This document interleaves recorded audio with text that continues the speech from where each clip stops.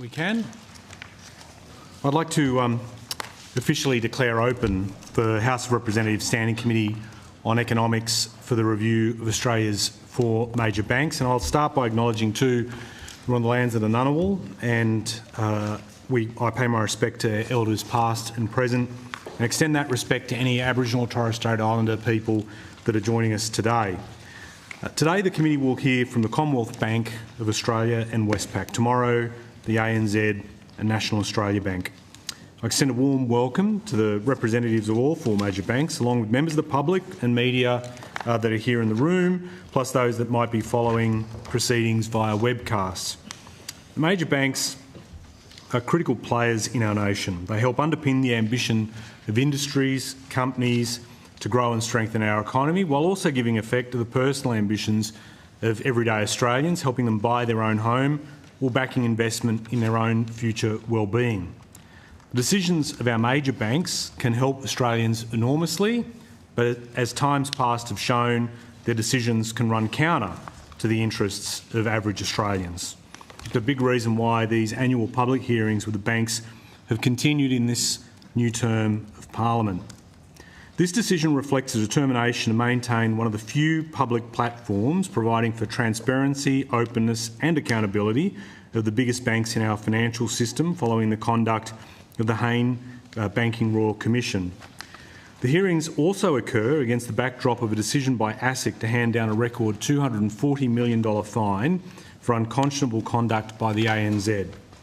And that conduct impacted on the government and nearly 65,000 banking customers. The fact that this conduct occurred but a few years after the conclusion of the Banking Royal Commission is deeply disturbing.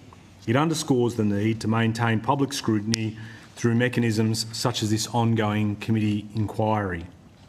The terms of reference also bring into scope contemporary developments that might impact on the way banks work and the way that bank decisions affect customers and communities. Notably, there will be a particular focus on the way banks use pervasive technologies such as artificial intelligence in their operations or emerging tech. In accordance with the committee's resolution of 31 July 2025, this hearing will be broadcast on the Parliament's website, and the proof and official transcripts of the proceedings will be published on the website. All those present at this hearing are reminded that these are parliamentary proceedings which must be conducted with decorum and respect. Those present are also advised that filming and recording by the media is permitted during the hearing, and I remind members of the media here with us today, or listening remotely, of the need to report the committee's proceedings fairly and accurately. Media present are also reminded to conduct themselves in a manner that doesn't interfere with proceedings, and they must not encroach in the committee's work area or film or photograph the documents or devices of committee members, witnesses or others.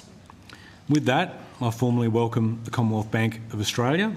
For the benefit of Hansard, can you please state your full name and the capacity that you appear before the committee, starting with you, Mr Common.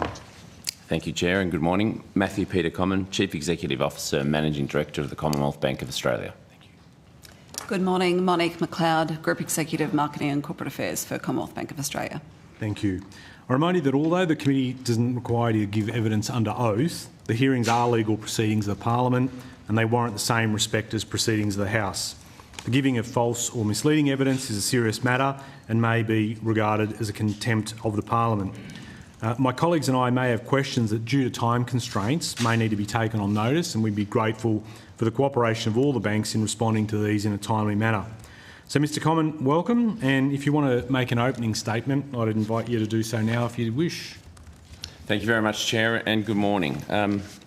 Ordinarily, I'd read the pre-prepared statement, but I thought I'm going to try and actually maybe overarching what are the key issues that are on our mind. Hopefully they may knit together and provide some continuity in terms of what may be on the committee's mind today.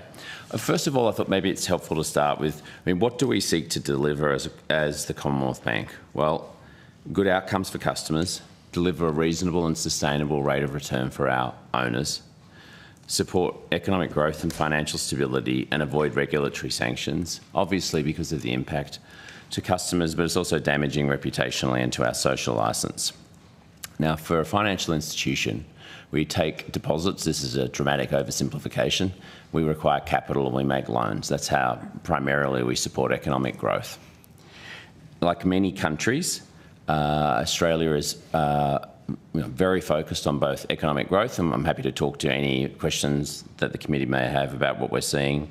I think the growth overall is still reasonably solid, and actually credit conditions and loss rates are very low, and perhaps I can return to that. We've attempted to, on behalf of the 16 million customers that we serve, contribute to the debate about how we may lift productivity. I think that's a very important issue. And against that sort of economic near-term backdrop, I think what is perhaps even more significant is at least our view that there are some fundamentally different structural forces at play over the medium and long term. And specifically what I'm referring to there is obviously the breakdown in trust in between countries, the changes in terms of trade and geopolitical tensions. And I think we're going to see that collide with a number of other structural forces, including the most significant changes in technology, certainly since the Industrial Revolution, decarbonisation, and if we look through the near-term challenges, this is going to be a long-term factor. We look at changes in terms of demographics, and I think how all of these forces actually combine are giving us a lot of thought and also consternation. And so what do I mean when I say that? What do I think that leads us to be very focused on as an individual institution, and I think a sector? Firstly, making sure there's a lot of financial resilience both in the Commonwealth Bank and in the banking system more broadly. This is supported by a very strong and renowned capital and liquidity framework. As I said, I think loss rates are very low in Australia, so perhaps we can come back to lending criteria and whether we've struck the right balance. Although always in a financial institution, when you leave it basically 20 times, there's a relatively small margin for error in terms of making sure you've got your risk appetite right. I think secondly, non-financial resilience. This is an incredibly important topic at any point in time, but particularly I think in the era that we're going into. I'm happy to talk to the many aspects that are involved within that. And perhaps inextricably linked to that is financial crime, scams, fraud, cyber. This is an area we will spend approximately $1 billion without any hesitation or reluctance. They are incredibly important and very difficult. And again, perhaps I can talk a little bit more to that. Now, beyond the financial and non-financial resilience, what do I think that sort of backdrop actually provides?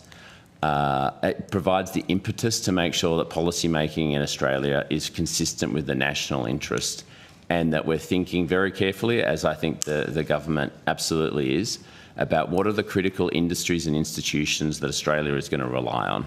What's the level of sovereign capability? Now, at least from our perspective, something like payments, we believe, is a sovereign capability. Happy to go into this in as much or as little detail as the committee would like. I think in essence, we support the removal of the surcharging ban. We think a reduction in interchange, I mean, no industry realistically votes for a mandated reduction in pricing, but I think we can certainly see that as support for a reduction in interchange. I think principally our challenge with the current consultation proposal, and we've had the opportunity to engage, I should stress that, is that we think the process has really been compressed. I think that's led to perhaps some wrong assumptions and conclusions. We would really question whether Australia needs to be substantially lower than any other market in the world in and around payments. And then lastly, the RBA have finally now have the powers they've been seeking for many years, which is to take a much broader view. And so at least it would occur to us that if you're going to try and transfer $1 billion of revenue from an industry, taking it solely from the domestic institutions in a way that favours international, I don't think is consistent with some of the things that I've touched on. Then perhaps, because I think there may well be, either today and I think in the years to come, questions about, what is happening, what is shaping the forces within banking, at least as it relates to customers. And there are many positive aspects to that. I think ongoing innovation, competition, which lowers prices. I think there's a couple of things that perhaps have occurred to us. One, this view that banking in and of itself is very concentrated has very high barriers to entry, and therefore there are super profits being earned, I think is a narrative that we've done a poor job of countering and has been largely left unchallenged for many decades. I mean, one of the reasons why profitability is so important versus profit is banking is different insofar as we don't just take deposits and make loans. Every time we make a loan, we have to have capital that we set aside for expected and unexpected losses. There's only two sources for that. You either have to be generating profit as an institution, or you have to ask your shareholders or investors for that money. To make it real, if we make a $500,000 home loan, we set aside approximately $15,000 of capital. We have to set that aside for that loan. If that loan was to fall behind due to whatever circumstances, it doesn't really matter. The amount of capital that we have to hold and set aside is $100,000. Now, I think why this matters is we've seen some very significant competitive shifts. And as I said, of course, those increasing competition and pressure around some of the near-term commercial outcomes in the industry is by and large good for consumers. Perhaps there's a question about whether there's an appropriately level playing field. Clearly that's not a question that the Commonwealth Bank can resolve. I would say, though, that the returns across many financial institutions are sub-cost of capital. That's, I mean, in a valuation perspective, that's the definition of value destructive. It's also very hard for banks when they are not earning their cost of capital to be able to lend, as I said. We have gone from a largely homogenous banking industry with 4 majors and a few smaller banks. We've seen a number of the global entrants come in and go out because the profitability isn't there. We have different structures. We have banks alongside non-banks. There are different, basis of competition. And then we look at some of the challenges with global players. This is not unique to the banking industry. We see this obviously in a number of other industries. I think in areas like, for example, access to the NFC within Apple, I think the people associated with that decision to not allow collective bargaining more than a decade ago would probably broadly conclude that that was the wrong decision. That's at least our view. 10 years later, it is extremely difficult. I mean, we're very supportive of what the ACCC is seeking to do, as an example, with ex-ante powers, the Digital Markets Consumer and Competition Act, but I use that as a small example. Then you've got to think very carefully about how is the market and the industry structure, not just in banking. There is no moat, no ocean that's large enough that's going to protect Australian industries from the technology shifts and the technology players. I think there are substantial questions about how that regulatory net will apply and why that's important. Now, how does that really manifest? Some of the competition at the moment is almost or entirely focused on acquiring affluent, urban or metropolitan customers. This is putting a lot of pressure in terms of how institutions are choosing to compete, and it's totally a choice. This is why there is pressure on remote, regional, branch services. This is why there's questions around the sustainability of cash, which absolutely will be available well beyond any of our natural lifetime. But the costs associated with that, the way that that's actually priced for and recovered is, is quite a challenge. And I think maybe perhaps conscious of not using too much of our time, I think we think about that in the context of, as an institution, our history and our wish is to continue to be the bank for all Australians. We serve a breadth of customers across a range of different aspects of Australia that is unmatched.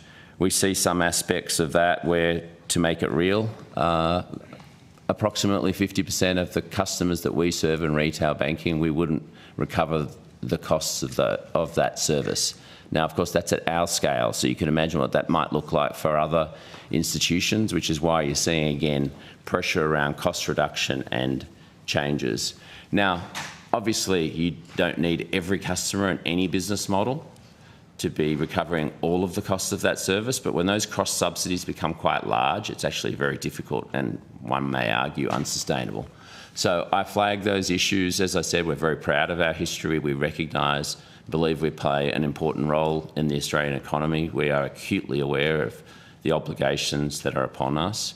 Perhaps some of those topics are of interest today. I suspect even if I'm here in 12 months' time or approximately this time next year, some of the things we may do, which you might be asking me about, I think I may be able to trace back to some of those comments. And with that, Chair, perhaps I'll hand over to you, and of course happy to answer the questions from the committee in whatever capacity we are able to. Tremendous, thank you, and thanks for the breadth of that opening statement as well. And I know that there'll be interest from members in pursuing different elements of what you started with. In terms of what I'd like to start with is one of the reasons that this inquiry exists, which is the Royal Commission, the Banking Royal Commission. I wanted to inquire about how CBA is ensuring that the intent of the Royal Commission is not only implemented but constantly and continually reviewed, so that the recommendations made nearly 7 years ago remain effective. So let me kick off with these two questions. First, the CBA last provided a formal update on your institution's implementation of the Royal Commission recommendations from memory, and if I'm wrong, please correct me, in October of 2019. So the two questions are, how frequently are you formally reviewing your implementation of the Royal Commission recommendations, and when will you provide another formal update publicly? And can I just emphasise too, if there are questions, again, that you want to take on notice, but please use that sparingly, I'm more than happy for you to do it, but there's an expectation about timely response. Sure. Sorry. No problem. I'll certainly seek to answer as many questions today as I can, or I'll try to restrict any that I take on notice. Look, I think maybe perhaps firstly, to answer the second part of the question, happy to provide a comprehensive update in writing at any point in time subsequent to this. I'd say we reasonably regularly review the Royal Commission recommendations implementation. I only say that because there is very little, if any, change to what we would have provided in that update. October 2019, maybe there was a few small items that are outstanding, maybe things like the compensation scheme of last resort. There's been changes, which I'm happy to talk to, around lender remuneration for our lenders. Of course, there were some recommendations that weren't implemented that are outside of our scope. But I think if you actually did the side-by-side, my sense is there'd be a very close matching between that update and very little change. Now, that's not to say that there aren't elements that we should be constantly and do monitor. You might recall in May of 2018 that APRA published a prudential inquiry. I revisit that document regularly, mainly because I think there are I think it's a very whilst it was damning, I think it's a very well written and very insightful document. I think there are some aspects within that are forever a challenge in a financial institution. I worry about what the impact may be for people that perhaps weren't seared by that experience. I think time certainly has the potential to erode the saliency of those sort of questions and issues. And of course, people change. There's many new people within the organisation. But also, Chair, one of the things that I would look at is, I've been in the Commonwealth Bank for 25 years, CEO for 7.5, and on the executive team for 13. I think the way, and I could list many examples, and I say this as a huge positive, obviously, the way that we manage customers, the variety and the breadth of different services and vulnerabilities that we support, the obligations not just on financial institutions about what's the contractual obligations, what's in a contract, how we must go beyond what's in that contract, and frankly enforcement, if it ever comes to that, is vastly different to banking of 10, 20, 30 years ago, and through many dimensions. I'd be happy to provide examples. And if I could just add, in addition to Matt reading the report, I can also offer that he asked his senior leaders to do it, his direct team. I asked my direct team to do that as well. So it is actually a document that we use in a living way in the organisation to really kind of reflect and continually think about, and as Matt said, to make sure that learning stays alive. Thank you. So one of the recommendations, 5.6 of the Royal Commission, required, quote, all financial services entities to assess as often as reasonably possible the entity's culture and governance, identify any problems, deal with them, and determine whether those changes have been effective. So following on from my last questions and just a couple of others, what have you done to determine whether the changes you've made to governance and culture have actually been effective? What metrics does your self-assessment framework involve? How frequently do you reassess that? And also, do committees of the board actively assess CBA's response management to the Royal Commission? And how often is it a feature of board and executive management business and discussions?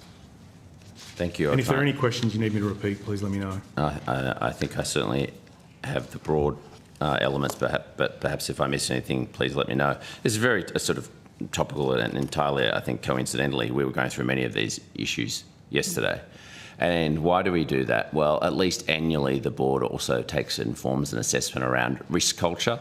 And perhaps without getting sort of like too technical, within banking and certainly within the executive level and with the board, we think about what is our culture. There are many, obviously, explanations, but for around culture, I personally like simplified ones which focus on things like how decisions are made, especially when they're difficult. What are the sort of processes, symbols, leadership, tone that would otherwise, influence and heavily shape that culture? There's a subset of that within risk culture. This is touched on in the Prudential Inquiry report. I think it's about page 82. There's about a dozen pages in there in culture. It's one of the best explanations I've read around culture and risk culture. We typically do surveys. We did a detailed survey a couple of months ago. We'll do a sort of sampling survey between now and February, and we'll do another full survey. Now, in that survey, we're looking at many questions and drivers, some of which relate specifically to engagement, employee engagement, because obviously it's a very high predictor of the sorts of engagement in the organisation and the outcomes we deliver for customers. Culture, which is a broader range of questions, and we've typically tended to focus on a set of questions that APRA provided in the Prudential Inquiry, and we've repeated, which is, I think, from memory, 8 or 9 specific questions, and we do sort of an aggregation of that in and around risk culture. We have at times seen fluctuations. There are always points of interest and focus for us. This is a topic of real importance to both the management team and the board, because obviously these things have to be interwoven, I think need to be carefully curated and considered over a period of time. And when examining each of those sort of questions, obviously people can answer those questions with multiple lenses on them. I know specifically as it relates to risk culture, because this is a topic of interest for me. There's approximately 4,900 verbatims in our last all-staff survey. And so it's quite interesting. There's some consistency, there's some real inconsistency, and it's sort of our job to make sure that there's an adequate focus on risk management. I'm happy to touch on a couple of the other topics that I think are really important inside an organisation, that information flows up and down very carefully. There's a very well-resourced and well-understood accountability and clarity over risk management, that anyone inside the organisation feels that they can appropriately, constructively challenge. That challenge is received well and encouraged by managers and leaders. These things sound easy. They're actually harder than they may sound, but they're very important, and therefore perhaps that's why it's relatively easy for me to speak in some detail about this topic. So just on those 4 questions I've asked, and because there's a lot to canvass, can you also take those on notice and respond, if that's okay? Yeah. Moving on to financial hardship. So my next questions relate to service delivery, particularly in respect to customers who face financial hardship. And ASIC identified between 2019 and 2024, CBA charged $270 million in excess account keeping and overdraw fees for about 2.2 million low-income customers who shouldn't have been charged those fees. And it's by far the most of any bank. So your institution, unlike other major banks involved and against ASIC's stated position, didn't issue a bulk refund to that cohort of eligible customers, and instead you're making what I understand are, quote, goodwill adjustments where appropriate. So I do have a series of questions in respect of that. One is, why did the bank make that decision instead of just issuing a bulk refund? Why is it up to individual customers who are financially vulnerable at that? Why do they have to call the CBA to get a refund for fees that shouldn't have been charged in the first place? What would you say? I'll just do 3 questions first. What would you say to an average customer who might think that if the roles were reversed and they owed money to the bank, that the correction process would be far quicker and way less onerous? Well, there's many dimensions to that. Perhaps I'll answer it the way I'd answer it, and then maybe I'll try and translate it to how I might answer it to the customer as you expect, as you asked, Chair. Yep. So maybe let me just go back a step. I probably, ASIC's done reviews in terms of like hardship, that typically tends to where there's outstanding money owed on lending. So maybe we'll put that to one side. The origins of the review by ASIC were to look specifically at the Indigenous customers. We supported, obviously, all of that work. We refunded those fees for that cohort. I think the methodology and the amount that we paid is approximately $25 million. It's substantially more than any others. Perhaps our methodology was more comprehensive. There's no question, as to my opening comments as well, that we serve more Indigenous customers. Now, ASIC extended that review, and I'm not critical at all, of course, of the review. It's both their prerogative, and I can certainly understand why they would do so. They then extended to all concession holders. Now, I'm not suggesting there aren't concession holders that are of low income, but I also know that not all concession holders, because some you just qualify for by age, are therefore deemed to be, in my view, low income and socio-economic. This is a difficult issue. This is one of the few that I think we haven't been able to readily get to a quick resolution with ASIC, which gives us, of course, cause for concern and pause. Now, specifically to your question, there are multiple ways to think about it. And if I was you and I was talking to a number of consumer groups a week or two about that, about this topic, I'd be looking at me and thinking, well, you work for a financial institution. Your institution makes lots of money. Why don't you just give that money back?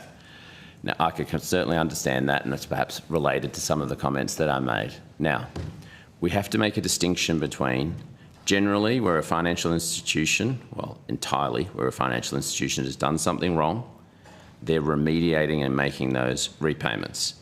In this particular instance, there is no instances of unlawful conduct. These are fees and charges that were associated with those products that operated in accordance with the terms and conditions. Now, there's a multitude of different fees. I wouldn't necessarily, we've made a number of changes going forward. There is very little practical difficulty in terms of changing the terms and conditions, changing which fees. I'm loath to interrupt, Mr. Common, but sorry, I'm not suggesting, I'm not stating that it was unlawful, but ASIC came up with a figure of 270 million that they reckon wasn't charged in the right way.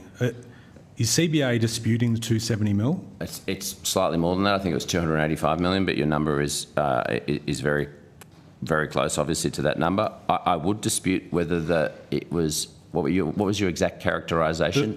Charged. That they weren't charged properly. I disagree with that. They were charged in accordance with the terms and conditions. Now, there are multiple different fees within that. We can debate with whether each of those fees and whether customers who tended to incur those fees more frequently, whether... Okay. Let's not pass it. Look, there was 285 mil that was excessive, and so there's amount that's owed back to those customers. Is that... Well, isn't that a fair characterisation? Well, logically, I'd probably make a slightly different characterisation, and I'm certainly not trying to be argumentative. I think those fees were charged. They were charged as published and in accordance with those terms and conditions. There was nothing improper about those charges. Now, do I think that every one of those $285 million that were charged to customers, the way that they were incurred, even though they may be lawful, is there an alternative test over and above that? And that's ultimately, we would say, yes, and that's why we're looking through what would be the appropriate level of compensation and to which customers. But generally speaking, when something is charged in accordance with the terms and conditions on a retroactive basis, it's not merely a question of just handing the money over. It's, of course, not my or our money. It's the money of our owners. And I think perhaps there's a sort of harsher interpretation of how a shareholder may think of that, which is, well, that's effectively appropriation of their property. Now, there's a balance between 0 and 285 million. We're trying to strike that 285 million. At some level, to be candid, I'm not necessarily moved as much by the different decisions that other institutions make. You can see within that report we serve more than I think it's either 2.2 or 2.4 million concession customers. No, I understand that, but We have to be able to serve them with some commercial model, and we've, as I said... No, I understand, but can I just... again, I'm just loath to interrupt, but just because time will be the enemy of us both. You're not... Can you just dissuade me that I'm not hearing this incorrectly? You're not challenging the figure that ASIC has identified as being excessive? I'm not challenging the figure. I think we may debate whether every dollar in that is excessive. I would say there's a threshold within that, i.e., I mean, this is perhaps a poor comparison to draw. There are many other things, obviously, that we charge for. In banking, obviously, there's many things that incur a cost that we don't charge for. There are other things like net interest income. When we make a loan, we charge interest. Some may argue over what threshold rate that interest repayment is excessive. If I'm paying 5% on my mortgage, but I could show you the net interest margin, I could show you all of the costs, and we may differ. I could show you the return profile within mortgages, and I think perhaps we'd form different views about what's the definition of excessive. Well, obviously, it's different from a corporation's perspective to the individual and average customer. Like, they'll feel it in different ways. Just going back to that question, though, the feedback that's coming out is that customers feel like they have to go through extraordinary hurdles to get that money back. How are you doing that? And just on notice, if you can take these questions, what's the process for a customer to obtain, quote, a goodwill adjustment? Does it involve automated responses? And also on notice, how many goodwill adjustments have been made and to what value? But coming back to my other point, why is it that it just seems like that there are hurdles in getting that money back? Yeah, so perhaps I could clarify that. So in the Indigenous customer cohort, as I spoke to, the $25 million was identified and fully reimbursed in an automated process. There is no requirement. Of course, it's possible, but I'm not aware of any instances, certainly with any level of materiality, where any customer was missed. There is nothing relying upon, and we're certainly not seeking to make adjustments on the basis of whether somebody asks for them. We're simply trying to identify that there's what that threshold will be. Clearly, there's some complexity and there's some judgment associated with that. Those considerations, I hope, but it would be premature for me to bring those to a conclusion here, but I'm certainly hoping that we can make a final decision and determination, which may or may not be entirely acceptable to ASIC, and we would then commence remediation, commence goodwill adjustments, not remediation, to those customers as quickly and as promptly as possible, which would take approximately 6 weeks. Right. Even though lenders are legally obliged to lend on these questions, before I hand over to the Deputy Chair, sure. I have some on artificial intelligence and emerging tech, but I'll do that later in the hearing because time's against me.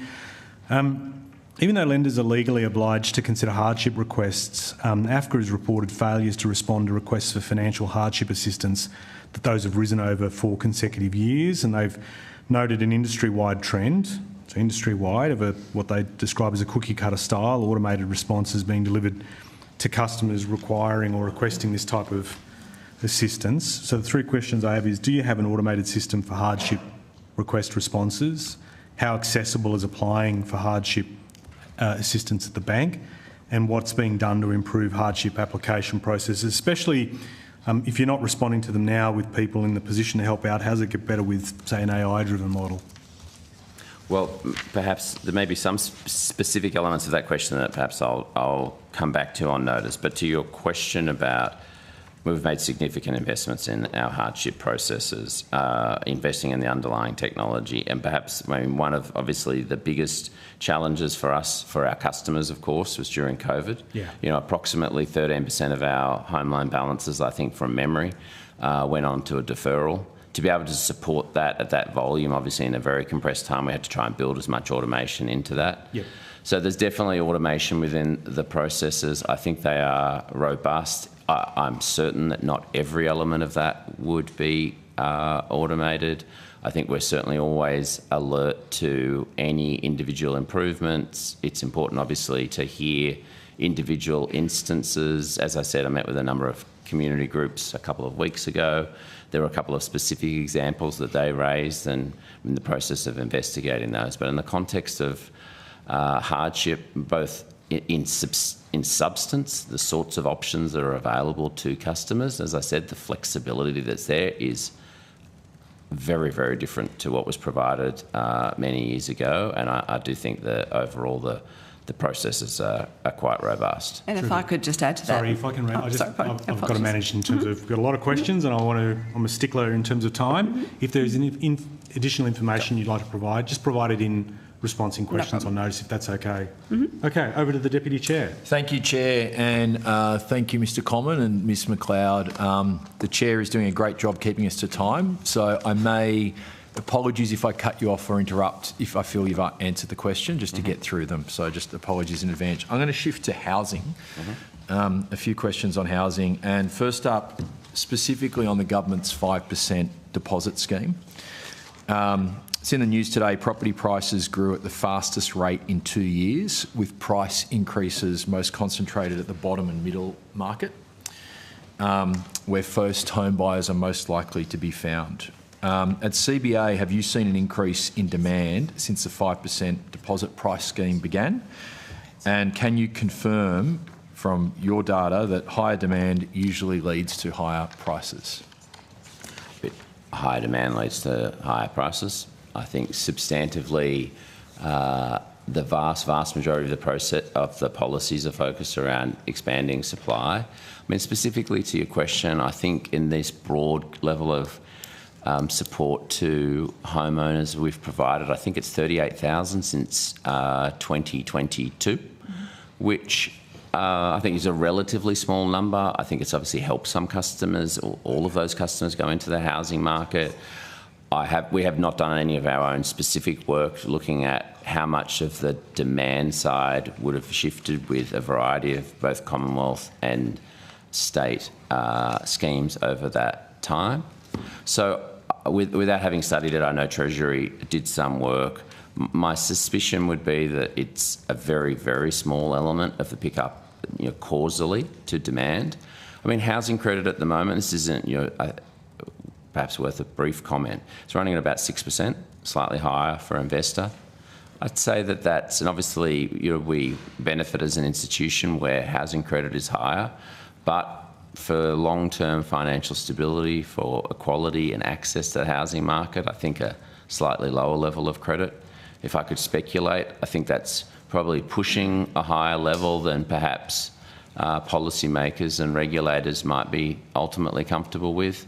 It will be interesting to see whether there's some moderation to the demand side of housing, given there is, I think with good reason, much less confidence that rates will be reducing in terms of interest rates anytime soon.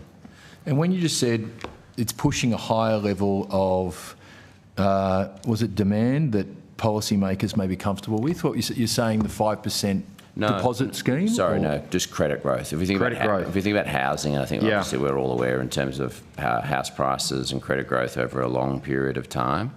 I'd say certainly our view would be that a more sustainable credit growth rate in housing would be slightly below the current level, and I just think that it's important. In times that have gone by.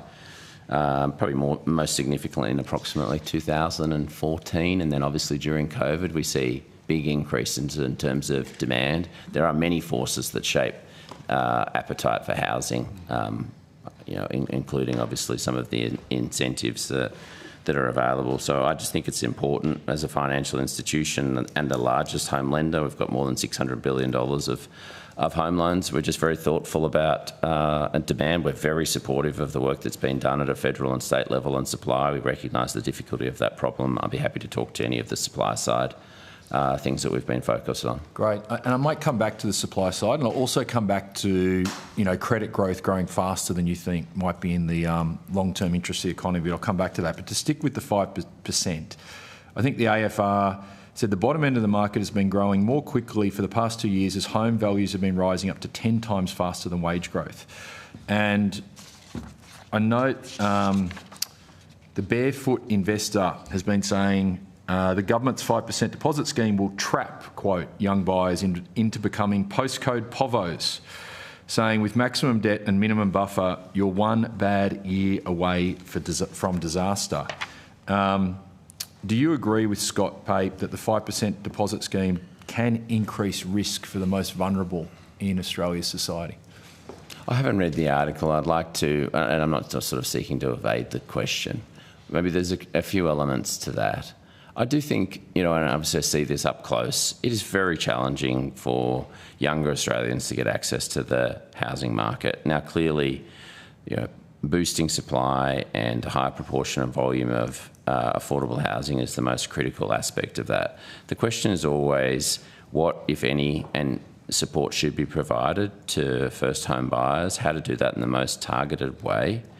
Now, housing has proved to be, which is of course no determinant in terms of future performance, a very good asset class for wealth creation over a long period of time. The simple reason why that has worked for generations of Australians is even though they may have been highly leveraged, taking on a lot of debt, their incomes have been able to grow. Just on the 5% deposit scheme, yeah. I get that. I get supply is important. I get housing's been an asset that's inflated. But my question specifically on the 5% deposit scheme and how that's affecting low-income people. And if it is, house prices in that are going up for the bottom. The past 2 years, they've been rising 10 times faster than wage growth. And the Barefoot investor talking about, he specifically says, not only does he talk about postcode povos or your 1 year, he does some analysis, which he says, look, if you take the median dwelling, about 850,000, on a 5% deposit, that would translate into about $841,930 of interest on a 30-year loan. Compared to a 20% deposit, that works out to a difference of $132,936 extra. So I'll ask the question again, but again with another fact. Do we agree that the most vulnerable are paying potentially hundreds of thousands of dollars more interest, given they've got this smaller deposit now than what they otherwise would have? And do we think this is increasing risk for those most vulnerable?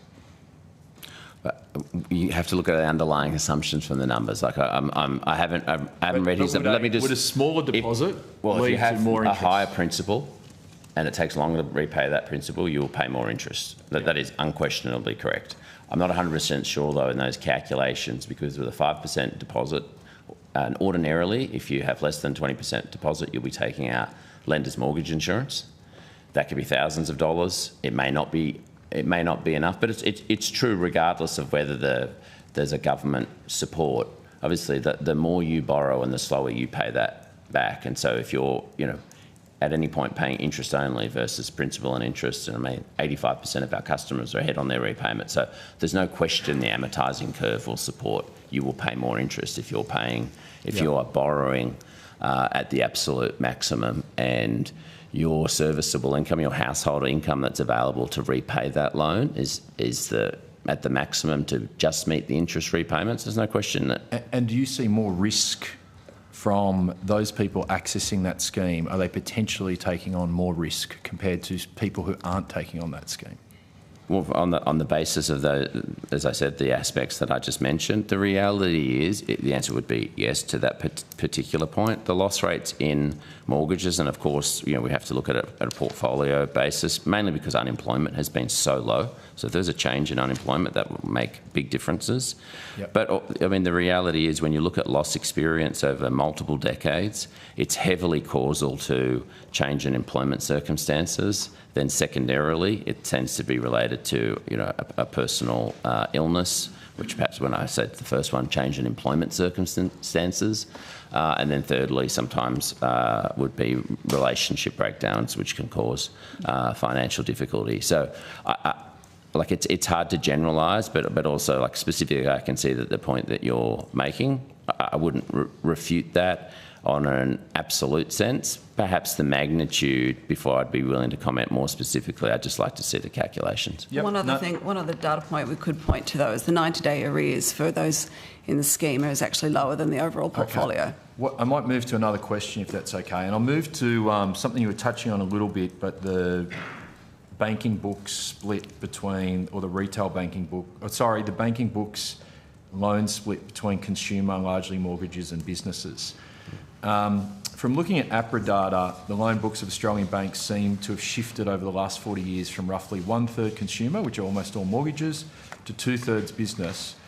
From 1/3 consumer and 2/3 business to 1/3 business and 2/3 consumer, largely mortgages. Is this reflected roughly in CBA's loan book? And if so, what's driven this transformation? So this is an interesting question. I'm happy to furnish any of this information. Maybe what I'd say, if you don't mind me, I'll just give you like a very quick historical arc. Non-retail, so non-housing borrowing in the banking system peaked, I think unsurprisingly to many here, in the late 80s and early 90s. We had a significant financial both recession as well as heavy losses of commercial real estate, which still remains to be probably the epicentre of many bank failures over the last 100 years. It was at that time sort of 2/3 non-retail, 1/3 housing. I think by 2004 it had reduced to about 1/3 non-retail and perhaps more the remainder, so 2/3 sort of housing.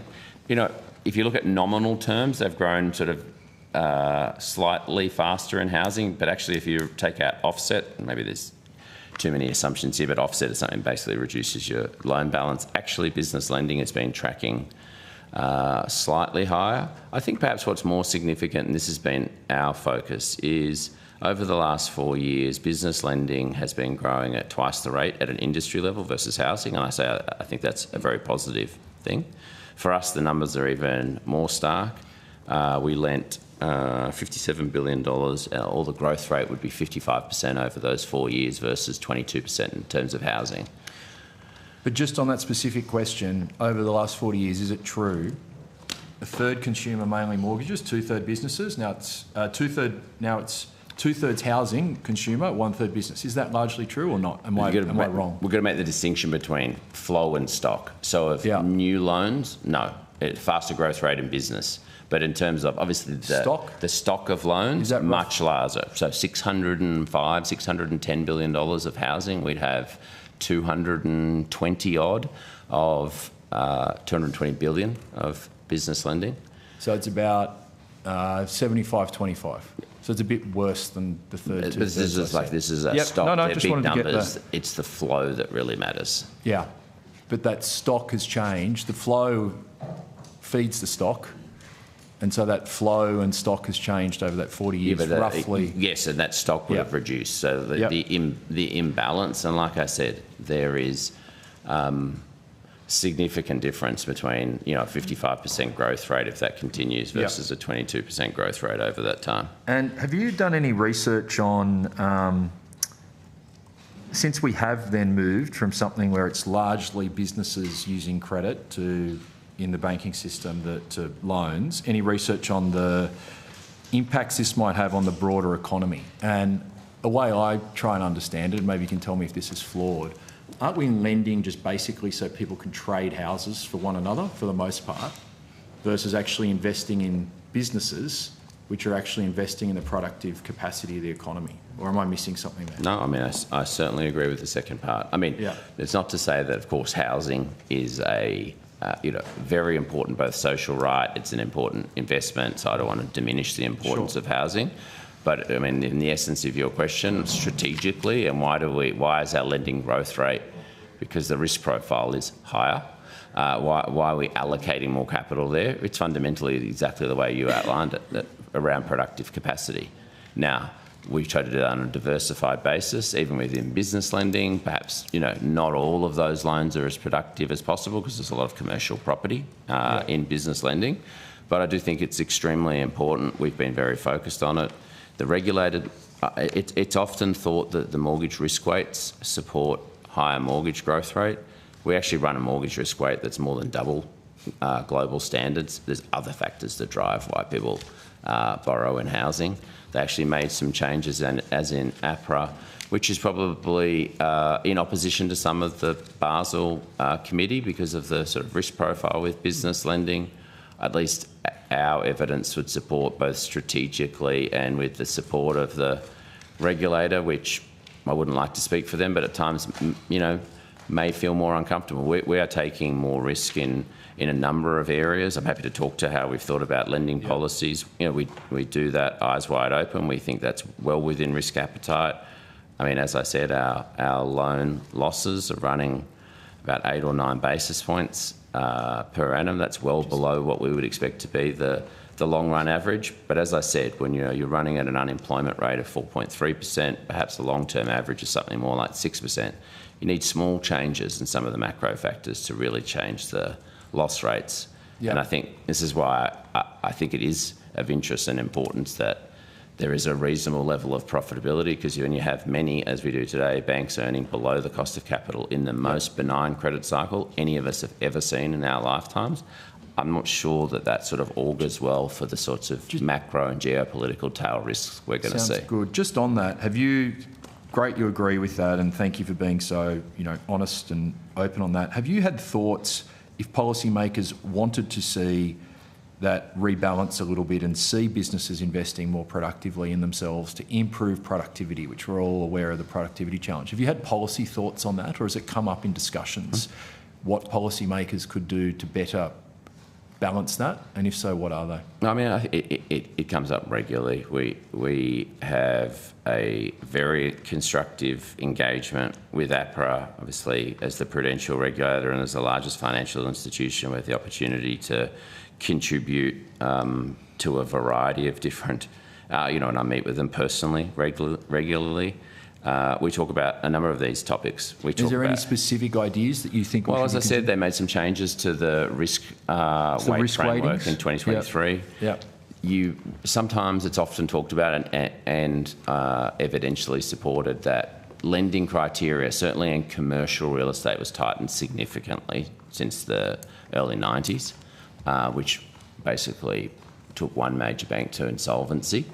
We have reduced certainly ease some of our lending criteria in some of those areas. So things like pre-sale requirements, loan to value, different sort of covenant ratios. These are risks that a financial institution needs to manage. It's our obligation both at a management and a board level.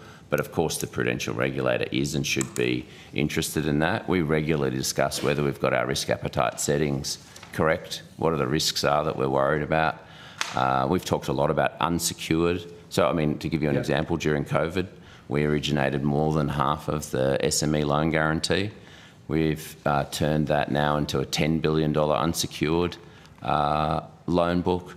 The process around that to get funding and financing is sub 15 minutes. We've expanded things like working capital.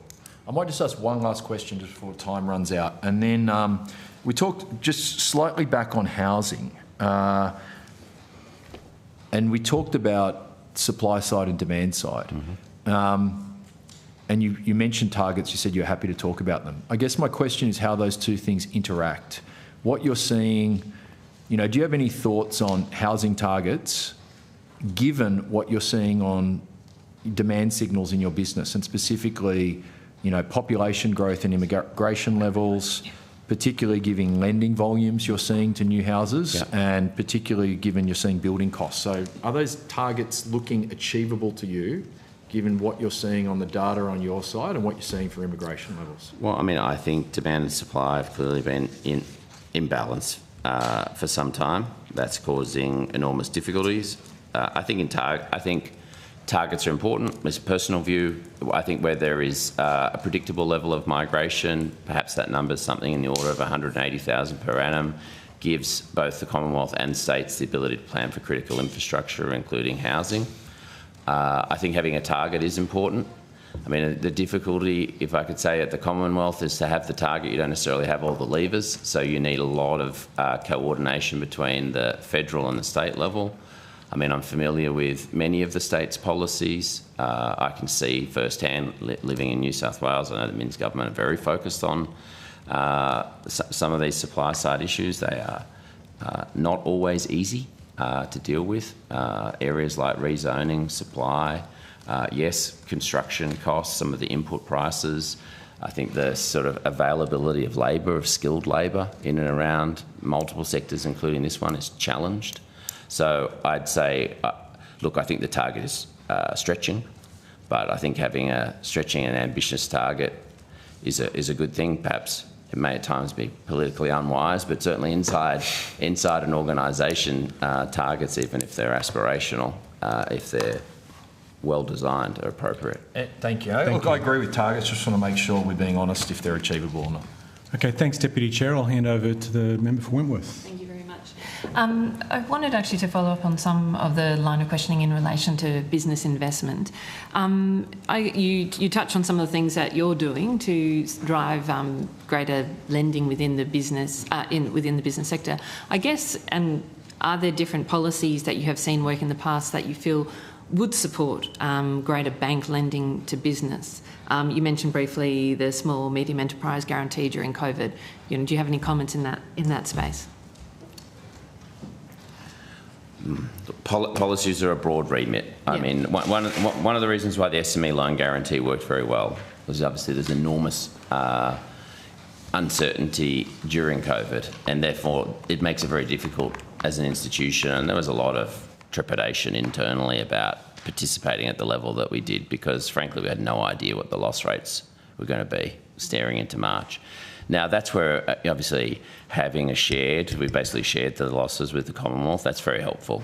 I mean, any bank is going to want support to lower their risk profile. So, but let's put that to one side, because I'm not suggesting that where I see it is appropriate. Where I see that work well, is probably more in terms of in emerging sectors, where there is a number of different vehicles that are available to support, and some of the sort of community housing side, where that's done to sort of crowd capital in. That's really helpful. I think it's less in many of these ways. I don't want to sort of abdicate responsibility to some policy setting. I think at times, I mean, I can give you an example. I was in Melbourne recently, and I was meeting with one of our clients, who's a very large home builder to both affordable housing, build to rent to buy. Why did that work for us? Well, actually, this is actually an example where industry super, and there's a couple of industry super funds, who I won't name only because I haven't sought their permission. They're the sponsor. That enables us to take a different view on the risks associated with it.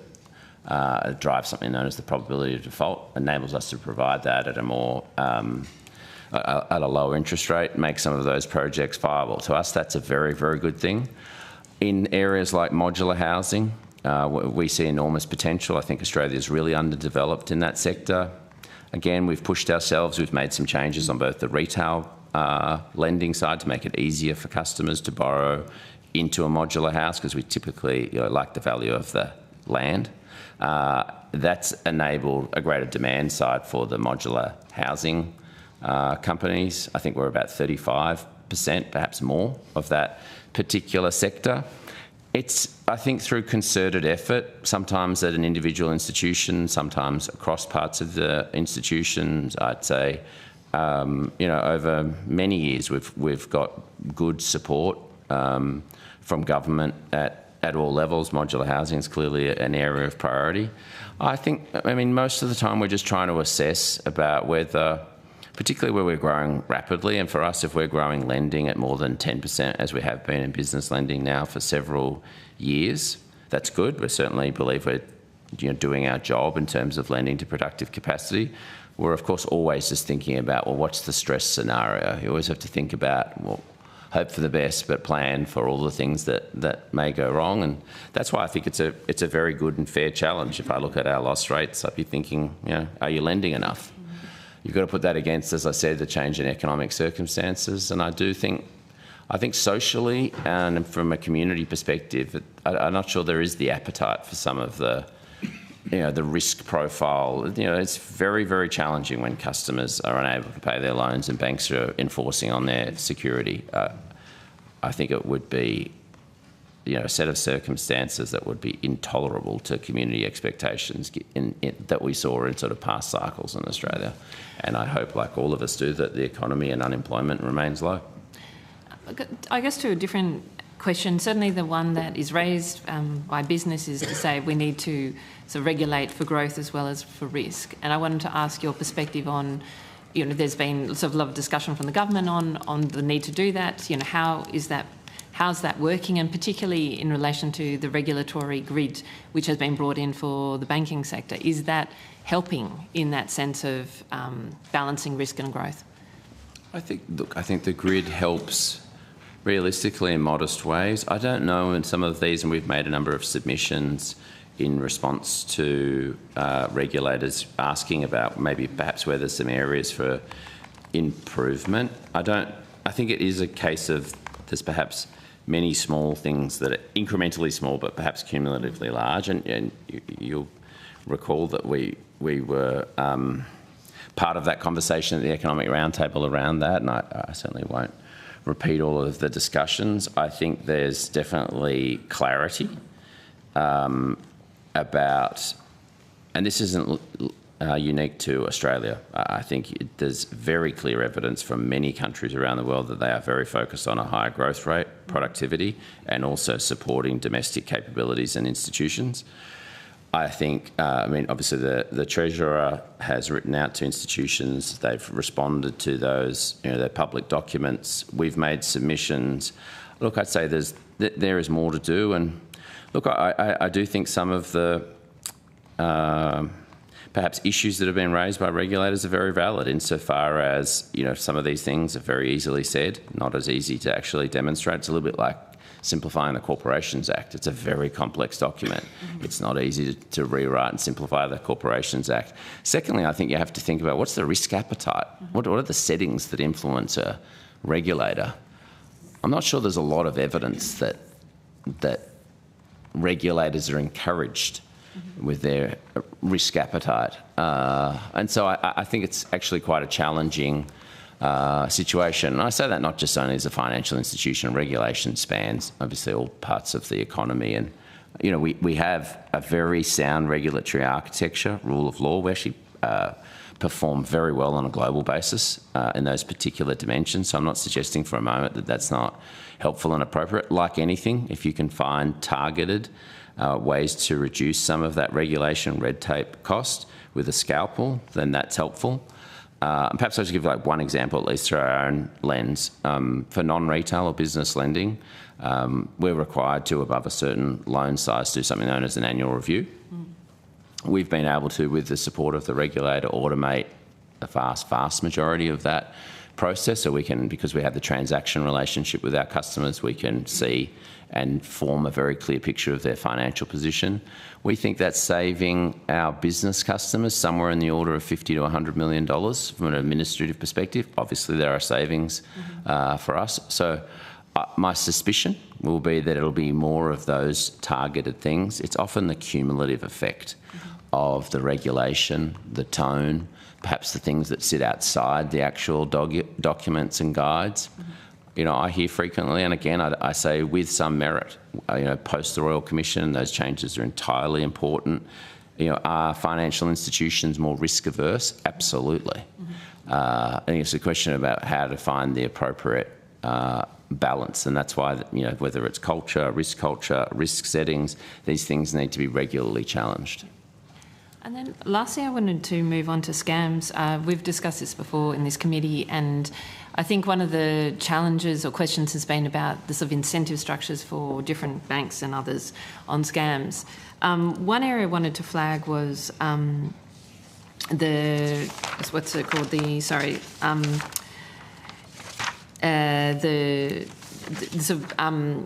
know your customer, sorry, not know your customer, but when the flags your customer when you're making a transfer. Sorry. Confirmation of payee. Yeah, confirmation of payee.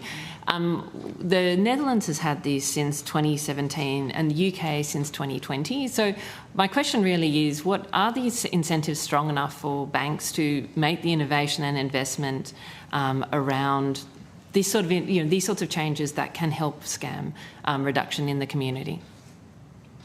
Oh, I definitely think so. And maybe why would I say that? Because, as I said, in the category of economic crime, we're spending $1 billion cash this financial year. Now, that includes financial crime, cyber, scams and fraud. Scams is a very difficult area and issue, and obviously I can talk a lot to the work that we've done, which we've, from at least the peak of scam losses, it's down 76%. there's a couple of particular scam types that are causing us some near-term concern. I mean, we're very supportive of the policies around the new scam protection framework. It may sound ironic, but they impose higher levels of obligations on us as an institution and of the industry. I think most importantly, and we should remember, the banks are never the scammers, but this imposes obligations on others in the ecosystem, telcos, tech companies. Working through points and areas of liability is really important. We wouldn't, notwithstanding, as I said, there are really significant near-term and long-term commercial and strategic pressures. We don't tie that into areas of funding like economic crime. But also, I think, Ms Pender, if the question is there more that the industry could or should be doing, I think it's very hard to ever answer it and say there isn't more that we could be doing. We're constantly pushing ourselves to think about what new technology we can bring in, what more can we be doing, and of course, like, how are we balancing some of the ways to really reduce scams is to create a lot of friction. And we've done that obviously by really limiting the amount of money that people can transfer into crypto, as an example. We've brought friction into some types of higher risk payments. Maybe an easy way just to explain it to me, every 24 hours, our customers ask us, require us, based on our terms and conditions, to process 21 million payments. And across those 21 million payments, or individual payments, we've basically tried to assess each and every one of those and predict whether they may be the subject of a scam, fraudulent, whether they look suspicious, which come with a number of other reporting obligations. So these are incredibly important, and it's still more than $100 million that our customers would lose in a 12-month period, and that's obviously just a scourge, and also very, very challenging individually. I'm happy to talk about liability. I'm happy to talk about how we're thinking about it retrospectively, what our observations and lessons are. I certainly feel like the incentives are large. I can't speak for everyone. Okay, thank you. And before I move on to the member for Bennelong, I think the moves in reshaping the mortgage products for modular are really important, and I think CBA's kicked off on that, so well done. Member for Bennelong. Thank you, Chair. Thanks, Mr Comyn, Ms McLeod, for coming. No cash or card today, Mr Comyn, it's okay, but I do have this nice little... I'm disappointed to hear that, Mr This nice little diagram here, which shows, this is courtesy of MasterCard, which shows the breakup of the 8 cents on that $5.08 coffee. Interchange fees and scheme fees at the top there. I wanted to ask a few questions about scheme fees. Might be testing my eyesight. No, so I'm happy to show it around, but I'm sure you know it inside out. Ask a few questions about scheme fees, if that's okay. In your submission to the RBA's merchant card payment costs and surcharging consultation paper, you modelled their draft plan, and you've got a quote in there that says, your model shows profitability for schemes and digital wallet providers are likely to further expand based on the RBA's draft plan, and that these fees operate without the scrutiny that interchange faces. Just touching on some of your comments in your opening statement, are you concerned that international schemes' profitability will grow at the expense of Australian payment innovators and providers? Yes, I am. Would you like me to expand a little on I would each like of you to those? expand on that, please, yeah. Well, because, and I think it's a matter of fact that interchange has been regulated. It is perhaps from the RBA's perspective much harder to regulate scheme fees. I think that's been a source of litigation in the past. I don't necessarily think that should be a deterrent from a regulatory perspective. I think over that period of time, from memory, whilst interchange has been continuing to come down, scheme fees have increased. Now, scheme fees, I'm talking about MasterCard and Visa, international global schemes, increased by about 8%. It's probably, certainly more than $100 million.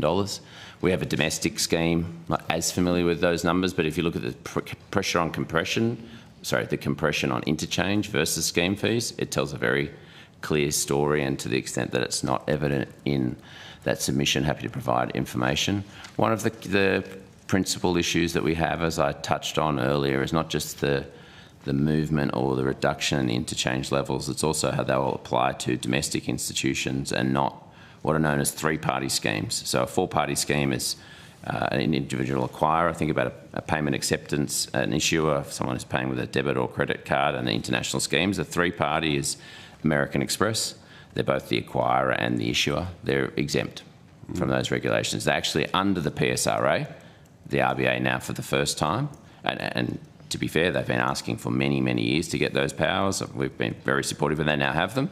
I think our question to them as part of the consultation process would be, why not design the totality of the changes in payment acceptance or the cost saving we're looking to deliver at a national level?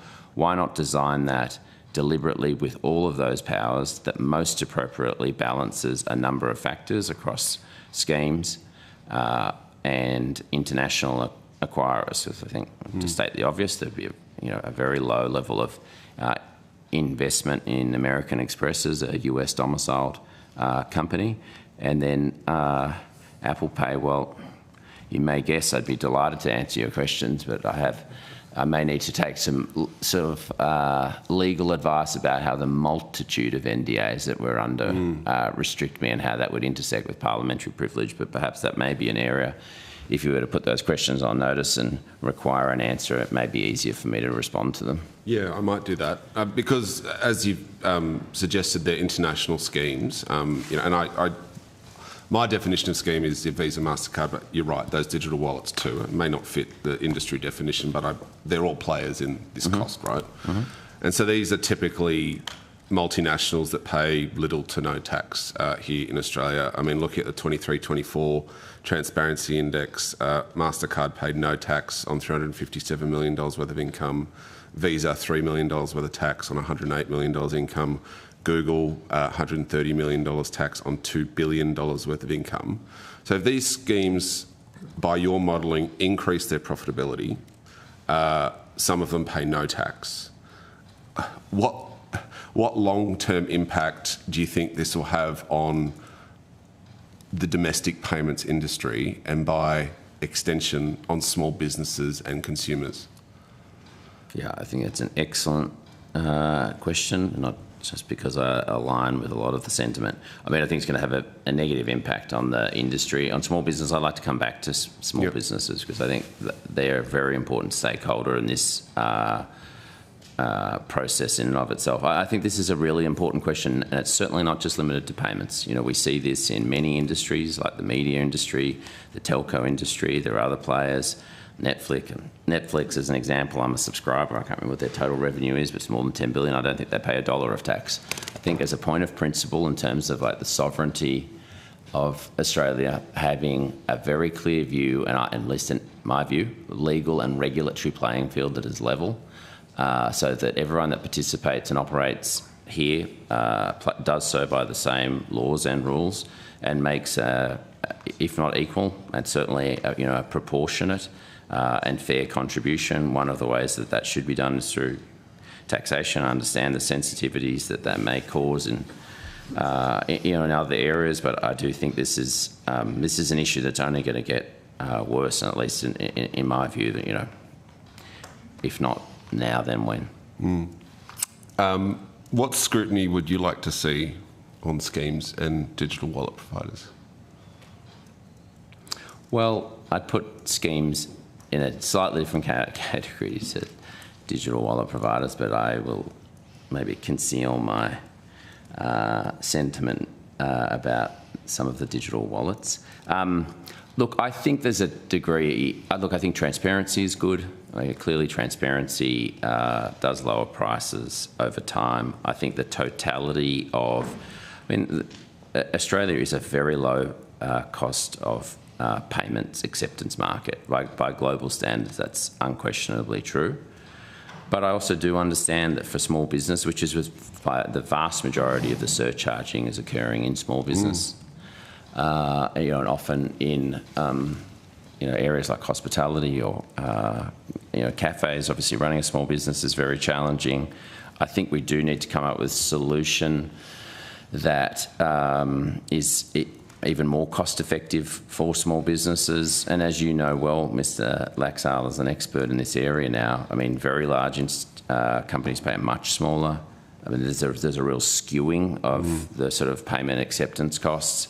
I think these are all important issues, but it's harder for the RBA, I suspect, to perhaps regulate them in the same way. I'll leave it to them to discuss that, but I certainly do think from a policy perspective, and obviously from the Commonwealth Bank's perspective, incorporating all of the players in the ecosystem and adequately considering those so that we're delivering optimal outcomes ultimately for Australian consumers and businesses. I'm no expert, mate. I'm just winging it half the time. Last question. Very last. You come here, front up, do this inquiry. Do you think that Visa, MasterCard, Apple and Google should as well? Sure. Thanks. Okay, thank you for that. We'll now cross to the member for Bowman, coming to us live from Brisbane. Over to you for your 10 minutes of questions, Henry. Thank you very much, Chair. You mentioned interest rates earlier, and I just wanted to dig into that a bit. Given the persistent domestic inflation pressures and the strong population growth, is there anything in the data that leads you to believe that the RBA will be in a position to cut rates next year? Basically, based on your economic forecast, do you expect that the cash rate is going to be lower at any point in the course of 2026 than it is today? Well, I mean, our economics team's forecast at the moment is that the cash rate will remain on hold for the foreseeable future. What does that practically mean? More likely than not through 2026. Now, of course, forecasting is a difficult game. And so I'm relying on all of the work that they've modelled. But perhaps, and I know the RBA has spoken about this quite a bit, I mean, I think clearly the more recent CPI data was higher than we were, and the RBA would have been expecting. The labour market remains strong. I mean, there was a slightly weaker jobs data, then slightly stronger. I think it's certainly unlikely that rates will move in the near term. And then we've just got to work through some of those issues to, ultimately determine, I think first and foremost, getting inflation back into the target band and what sort of capacity there is in the economy. Of course, lifting productivity is an important element of that. But to answer your question directly, no, I don't think a reduction in the cash rate is likely in 2026. And what do you think are the main components to domestic inflation at the moment? In your view, what's proving most difficult to bring inflation back down to the target? Well, I mean, obviously, if you'd asked me with the quarterly print before that, it was looking, it was obviously a very positive trajectory into the target band. I mean, there was a spike well above sort of what we or the RBA would have been modelling. I think they were modelling 0.6% trim mean, and it came in at about 1. Question always with these, and there's a lot of volatility in the monthly data. The quarterly data does tend to have a lot of signal in it. And then the question is, are those price pressures that we're seeing? So, I mean, one of those sectors which we've touched on already was in dwelling, housing costs, construction. We've seen a pickup and acceleration there. The real question is that a temporary price pressure? Is some of that going to alleviate into 2026 and moderate, or are there other, is demand stronger than we otherwise anticipated? There's not enough sort of spare capacity in the economy. I certainly from my perspective, and then there are, of course, much greater experts than I am. It's a little too early to tell, but I think there'd be a preference to make sure that inflation was back well and sustainably within the target band before there'd be an adjustment to the cash rate.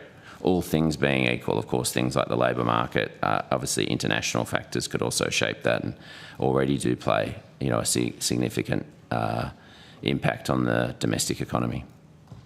What about energy costs? Would you say that energy costs are now a structural driver of inflation? I think energy costs, of course, increase or have been an increase on pricing for many years for many households and for businesses. I certainly don't think Australia's going to be immune to that, and understandably, I think there will be ongoing scrutiny around energy prices. Okay. I want to get your views on productivity. Has obviously been a key theme in the building you're in over the last few months. The RBA has obviously lowered its productivity growth assumption to 0.7% per annum Treasury's using an assumption of 1.2. What's your bank's house view on Australia's productivity trajectory, and how's that shaping your lending, risk settings and outlook for the wider economy? I couldn't tell, but I'm happy to take it on notice about specifically what our forecasts might be, but obviously I'd be very confident in the basis of which I would say that Australia, like many countries, has had sagging productivity growth now for some period of time. I think it is, of course, a very important determinant in terms of increases in real income and living standards. At times, it is a difficult problem. It requires a lot of focus. I think we've touched on a number of those areas. I think whatever productivity growth we can obviously create and generate within Australia is going to be a positive element. Clearly, some of the technology shifts that maybe I touched on very briefly earlier, and perhaps we can come back to, they will hopefully bring some productivity support. But there are, of course, with any technologies, I'm both optimistic about the opportunities, but also thoughtful about some of the broader risks. So, I do think it's going to take a concerted effort to increase productivity. I think it's going to need a lot of support, hopefully bipartisan support for a number of those policies, and to the extent if we can play a positive and a constructive role in either contributing to that debate and certainly supporting sensible policies that will deliver that, then we would very much like to do so on an ongoing basis. As to your lending criteria, look, I think strategically, as I touched on earlier, we're focused on trying to boost lending to productive parts of the economy, obviously within our risk appetite. We, perhaps more than any other company in Australia, are leveraged to the underlying performance of the Australian economy. So, quite simply, if Australia's economic growth were to pick up, supported by high productivity growth, that's a very clear positive for the Commonwealth Bank. Absolutely. I'm intrigued just to dig a little bit deeper on that one. What are you seeing across your books? Are your clients, are you observing a slowdown in investment in those sort of productivity enhancing assets or initiatives? What barriers are you seeing that are preventing businesses from investing in productivity improvements? I mean, look, it's clearly mixed across a number of sectors, but broadly, I mean, business lending growth, as I touched on earlier, and we're still running at double digits and have been for at least the last 4 years. So, I mean, that certainly would indicate that investment, or certainly appetite to borrow from a business perspective, has remained high. In some proportion of that is Australia, certainly by comparable standards, have had sort of lower levels of leverage in the corporate and business sector. Look, I think economic performance, I think our economic growth forecasts are, I think, somewhere between 1.6 and sort of 2%. Different parts of the country and the economy, I think trading conditions are okay. I think many businesses did extremely well during COVID. There's obviously a lot of stimulus. I mean, but in differing sectors, you certainly still hear, but nowhere near to the extent that we did. There are sort of capacity constraints, particularly as it relates to labour. Some input costs. I mean, I think some of the broader themes, of course, there's, if you speak to a business owner, small or large, support for, less red tape, regulation, administration, of course. And the question is, how do you do that in a targeted way? And I think that does vary across different sectors.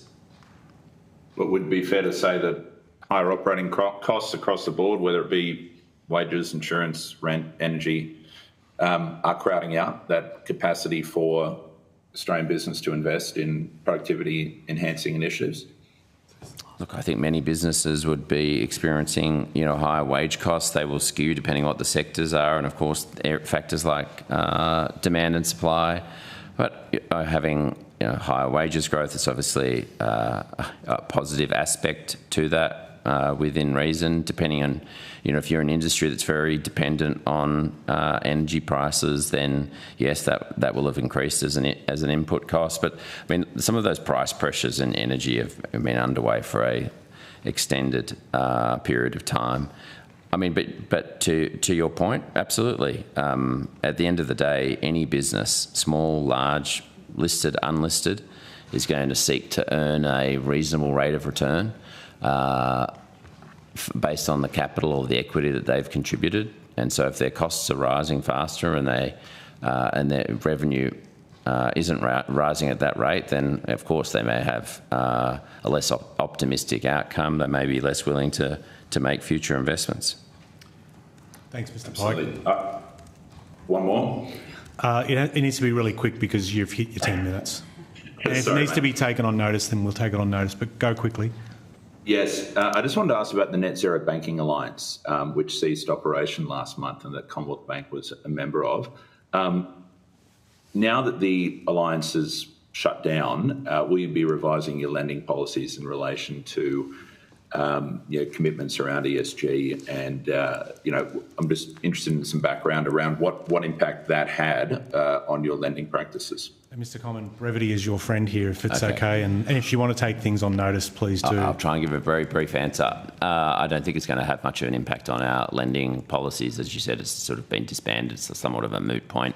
We're always trying to determine what we think our policies are that are consistent with our both risk appetite, but perhaps more importantly, the broader interests of Australia. Excellent. Thank you. Member for Reid, your 10 minutes. Thank you very much, Chair. And perhaps I might assist Mr. Pike in following up on some more questioning around clean energy financing. Where do you see some of the opportunities and some of the trends in this space with the people that you are wanting to invest in this area? I mean, look across the board, clearly in terms of the capacity that's required in terms of renewable. We have, I'd have to take on notice, I think maybe it was last year, somewhere in the order of 76 billion, but the way that number's sort of split between retail and non-retail, but we definitely have customers that we're, financing in terms of renewable capacity into areas like storage. I mean, our lending into renewable sectors is much larger. Over many years. There is, of course, a lot of liquidity, there's a lot of competition to be able to fund some of those assets. Obviously, I think it's a good thing by and large. We've been focused on trying to support our retail customers as well. We've experimented with a variety of different financing incentives. We've had support from bodies such as the CEFC to try to help customers overcome some of the capex burdens. We have an equity stake, and perhaps I'll just sort of declare that conflict in a company called Amber. I use them myself. If you can overcome the capital expenditure of solar panels and batteries, at least in my instance, with my teenage daughter's power consumption, I'm getting substantial daily savings. But you need to be able to overcome the initial capex. So I think we've tried to think about it a number of different ways, and perhaps there's some other sectors as well that we're supporting directly who want to think and understand about their emissions and how to most appropriately manage them over time. And what do you think is driving some of that interest in investing in these type of projects? Well, clearly there's an enormous amount of investment that's going to be required to support Australia's energy needs. In a significant sort of compositional and transitional basis. And it's not to say that there isn't and won't be focus, obviously, on pricing, on reliability. Of course, they loom large, but I do think that over the long term, decarbonisation and moving to renewable energy will still be extremely important. I think it will be certainly a bumpy transition, and we need to be prepared to, support customers and the broader capacity and storage rollout. And do you think the government's commitment to net zero has helped drive a lot of that investment as well? Look, I do think over an extended period of time where there isn't, in this area and certainly in any other area I can think of, business, large and small, and capital always seeks clarity and consistency. It obviously has a big impact on their sort of return profile and expectations. So yes, I do think, you know, a clarity around targets and policies, and not that any of those are easily set. I do think that they're important, and I'm certainly not seeking to wade into a political debate or discussion, but I think it's sort of irrefutably true that consistency and clarity are positives. So do you think then that when there isn't consistency and clarity around the direction that the country is heading towards, that jeopardises some of those investments? It may. I do also think that this is a very long-term transition that was always going to be uneven and challenging, particularly in the near term. I mean, I can't imagine that we won't be talking about the energy transition on a global basis, plus the consumption of energy is going to increase, I think, quite substantially. And hopefully some of the technologies that are going to be, making some productive contributions to the economy are also, we develop the capability to deliver some real breakthroughs, and in some of those newer technologies, frankly, it's going to be necessary. It's a very, very challenging task that needs to be very carefully balanced. And, I think Australia obviously has an important role to play, but also recognise that we're part of a global environment. And whilst there are some perhaps near-term shifts in sentiment, I think over the long term, I think this is still going to remain a very important and pressing issue and challenge. Yeah.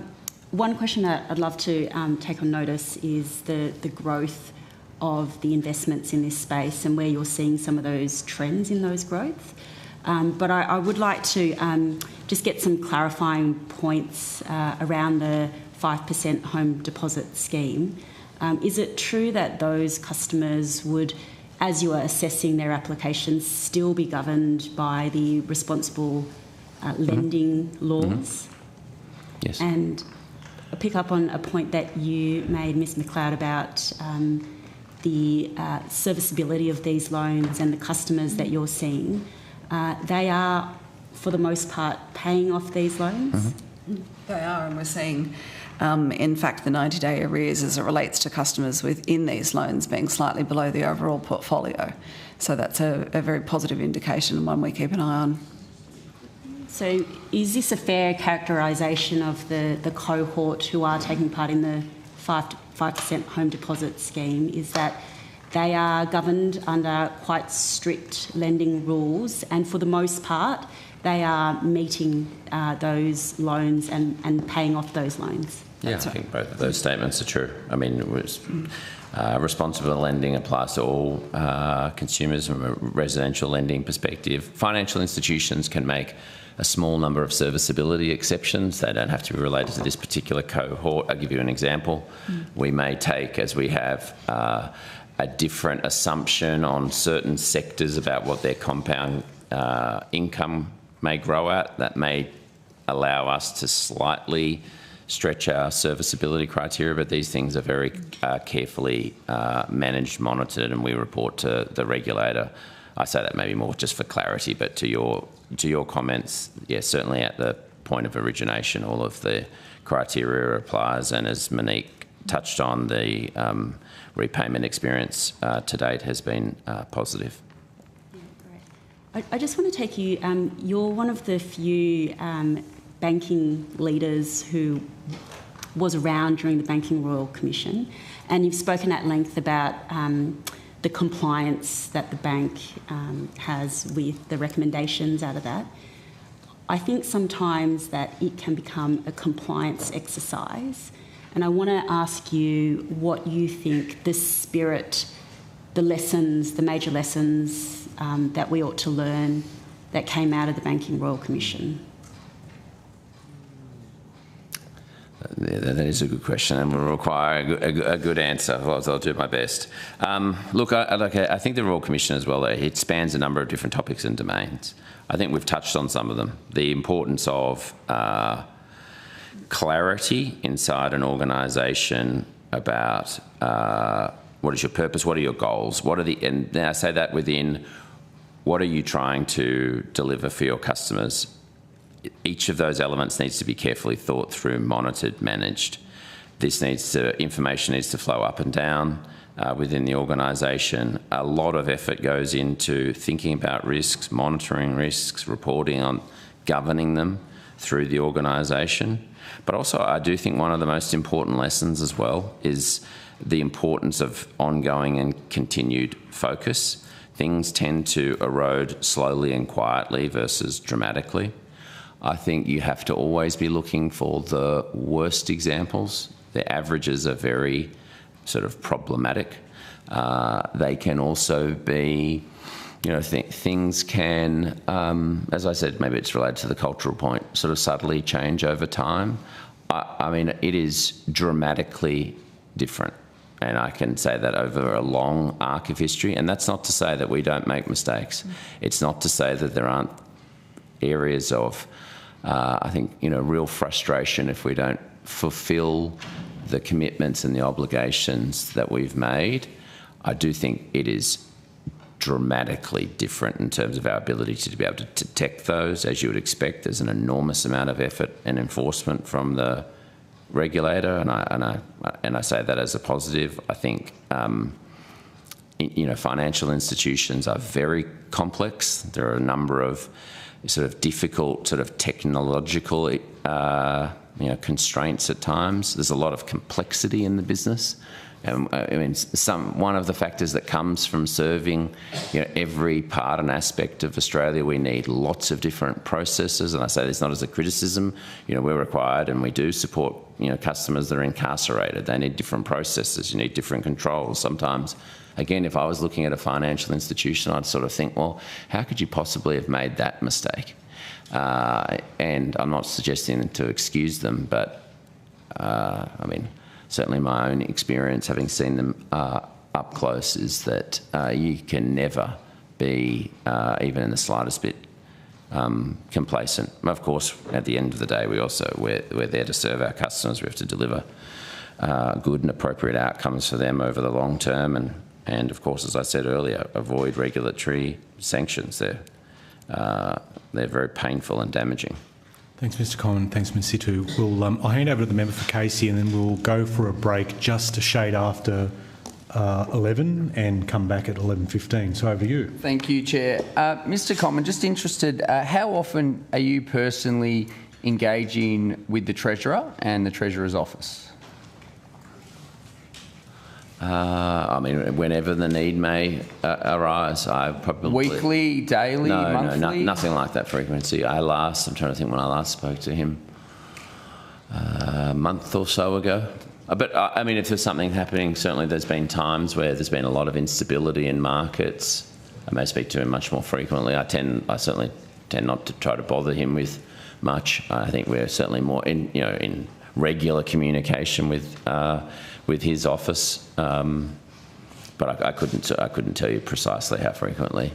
Roughly monthly sounds like could be, depending on the situation, I understand. So I'll move on. Just want to talk about hurdles for customers to earn interest on their deposits, and just referring, the ACCC inquiry recently found that 71% of bonus interest accounts did not receive the bonus interest rate on average each month over the first 6 months of 2023. So I've got some questions. Some could be technical. If you need to take those on notice, that is fine. Does your bank offer personal savings accounts that require customers to meet hurdles to gain interest? Yes, typically they come in the form of requiring a minimum balance growth, an increase of, in our instance, $1 on our GoalSaver product.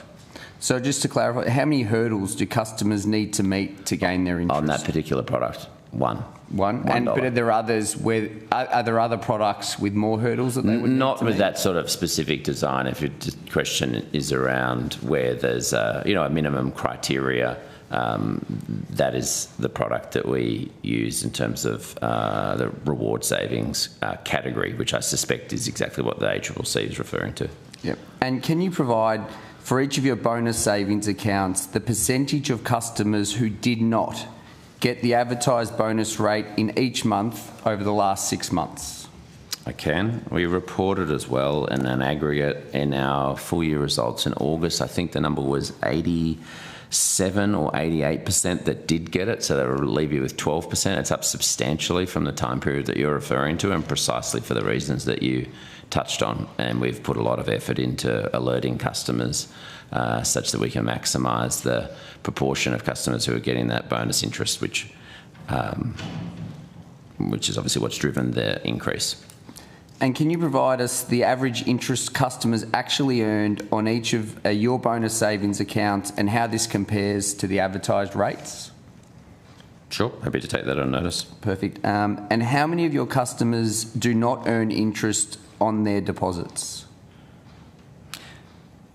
Well, I'd have to take that precise away, but maybe it would just help if I ask a clarifying question. Are you referring to customers in savings accounts? Or yes, so non-interest bearing retail deposits. Non-interest bearing, okay, in transactional deposits. Yep. I'd have to take the specific numbers away on notice. Yeah, and you've alluded to this in the numbers, but has your bank, and could you give a little bit of detail on what you've implemented in terms of transparency measures in response to the 2023 ACCC retail deposits inquiry? Yes, well, specifically, which is where I'm perhaps more familiar, is in the product like GoalSaver, which my understanding is a lot of alerting, both in email and I think potentially in-app, but I'd need to be able to check that. But I'm sort of much more familiar in terms of what the quantum that's shifted, which I think is I certainly know it's either 86 or 87%. That are qualifying as at August, and I think from memory that's up from something like 71%. 3 years in that time frame that you're referring to in the ACCC, but I'd very happily double check those numbers. Thank you. And do you think it should be easier for Australians to earn interest on their deposits? Well, I think I guess I would submit that based on those numbers, it is easy. And do you think hurdles to earn an interest floor, perhaps pegged to the RBA cash rate, should be banned? Sorry again? So do you think hurdles to earn an interest floor perhaps should be banned?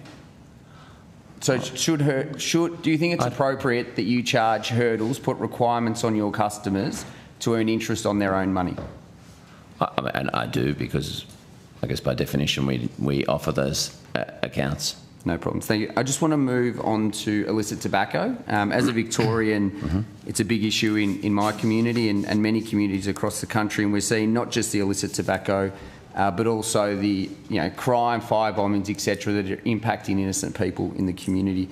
So interested in what steps your bank is taking to ensure that it is not providing merchant services to retailers of illegal goods.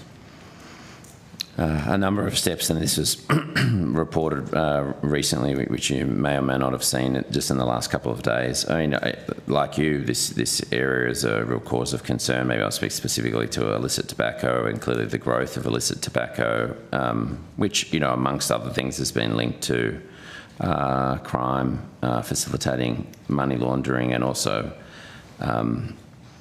denying the Commonwealth of billions of dollars in excise duty. So, I mean, look, we've made a decision that we're substantially going to reduce or restrict the services that we'll provide, both at a banking and a payments perspective. In the article, which is true at a substantive point, we've made the decision that strategically we're not comfortable with the risk profile. It is possible that as part of that engagement with customers and maybe some of the restrictions that we put in place, we may inadvertently identify customers that perhaps aren't engaged in that. But we obviously are creating a process where customers are able to engage with us. And I mean, if we make any decisions individually, then that would be a source of regret, and we'd be happy to apologise. But to your broader point, we've made a decision that we want to substantially reduce the banking and payment services to this sector for the reasons that you touched on. And obviously AUSTRAC had their recent statement on illicit tobacco and cash-based laundering risks. Has AUSTRAC contacted your bank in relation to this issue since releasing its statement or prior to it? I believe they did. I haven't personally. I think it was perhaps earlier this month, but I could double check the exact area. But I mean, similar to one of my answers, where we have regular engagement with our regulators, including AUSTRAC at all levels of the organisation. So I've no doubt that there's a good and effective working relationship and understanding on this particular topic. There's no question that this would be a cause of concern for them, as it would be, I assume, for law enforcement. And I think last one, Chair. Has your bank identified any operational concerns arising from AUSTRAC's warning about illicit tobacco cash flows? And if they have, what are those concerns?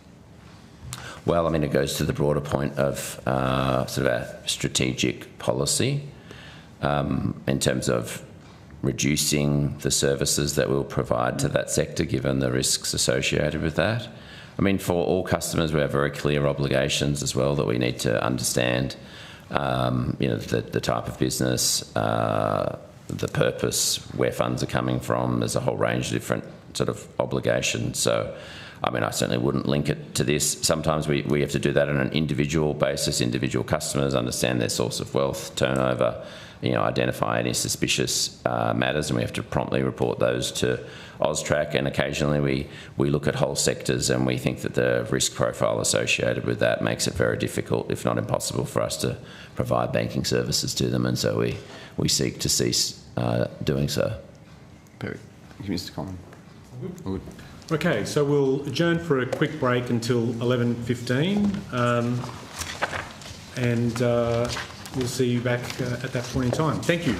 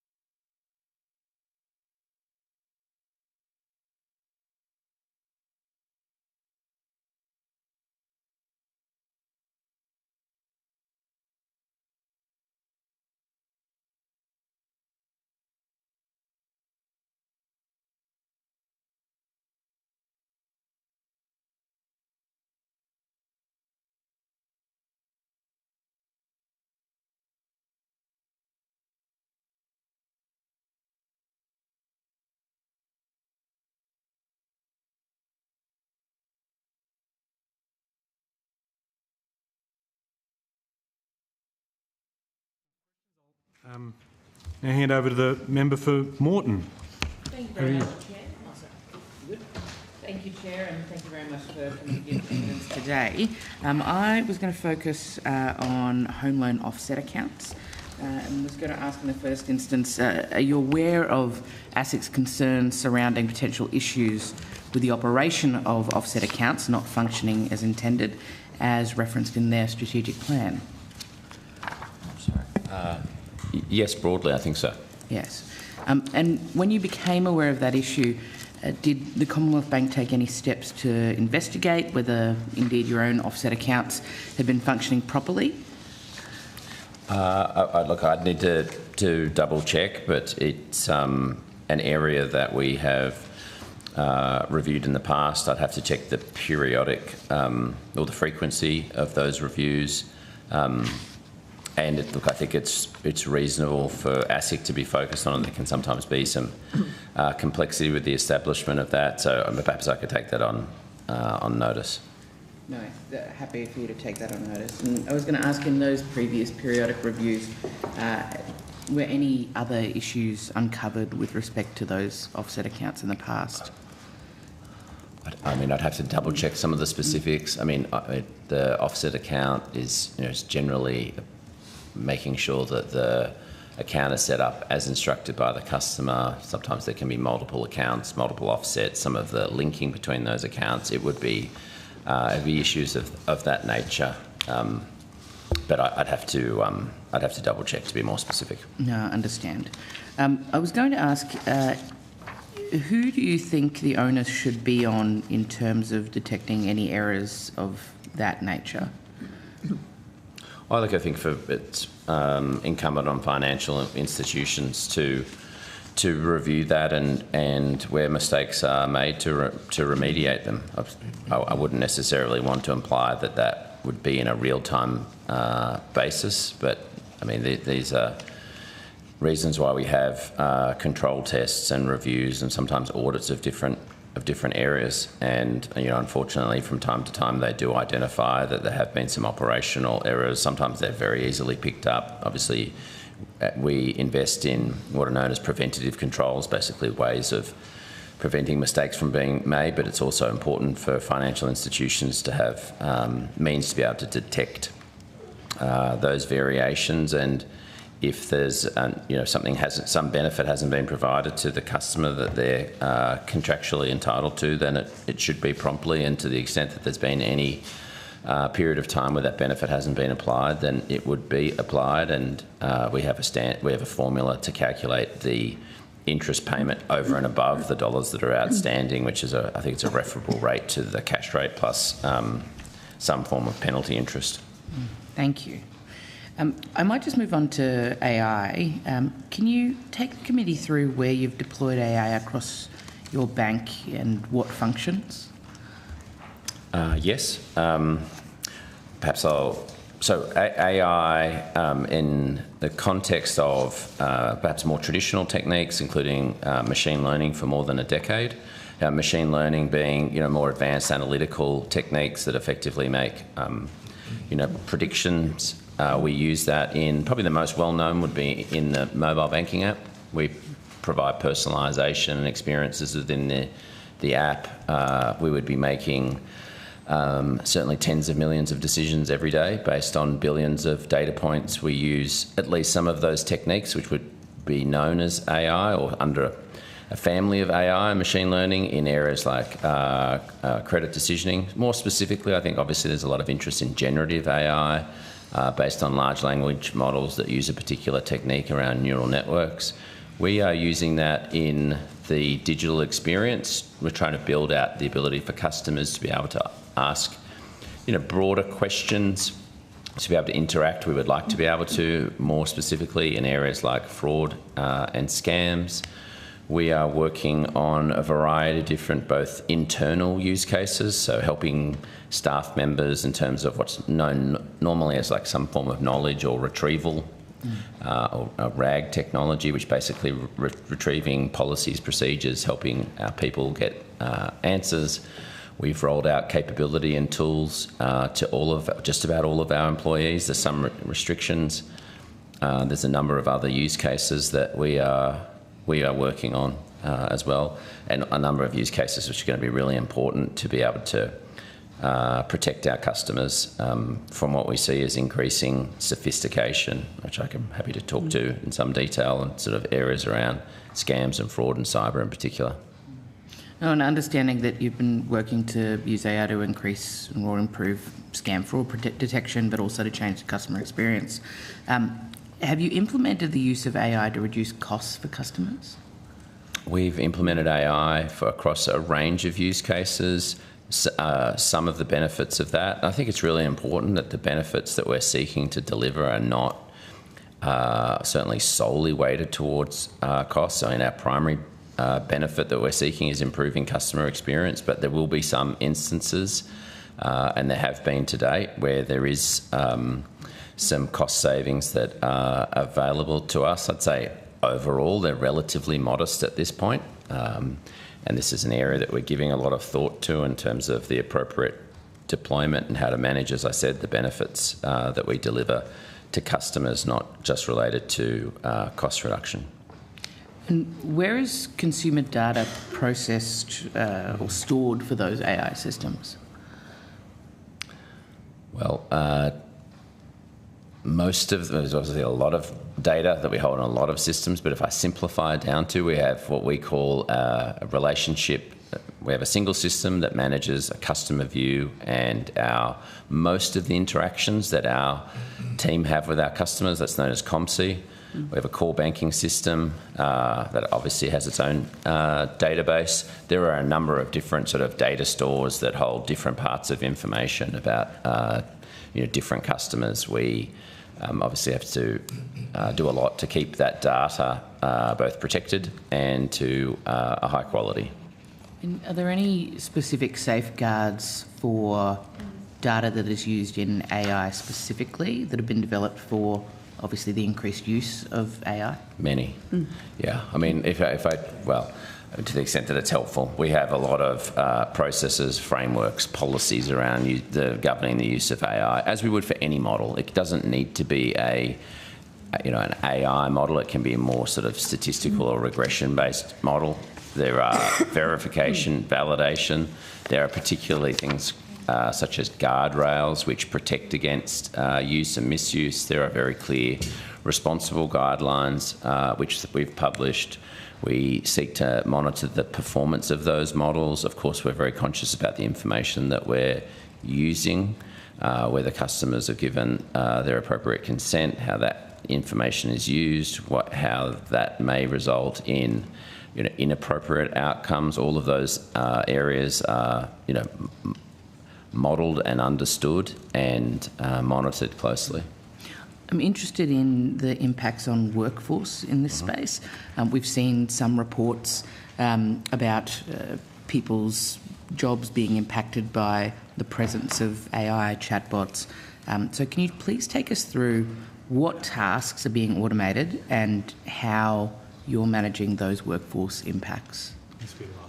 Yeah, I mean, look, there'd be categories of tasks. I do think maybe a couple of things. One, I think the impact on individual, the totality of employees at this stage is small.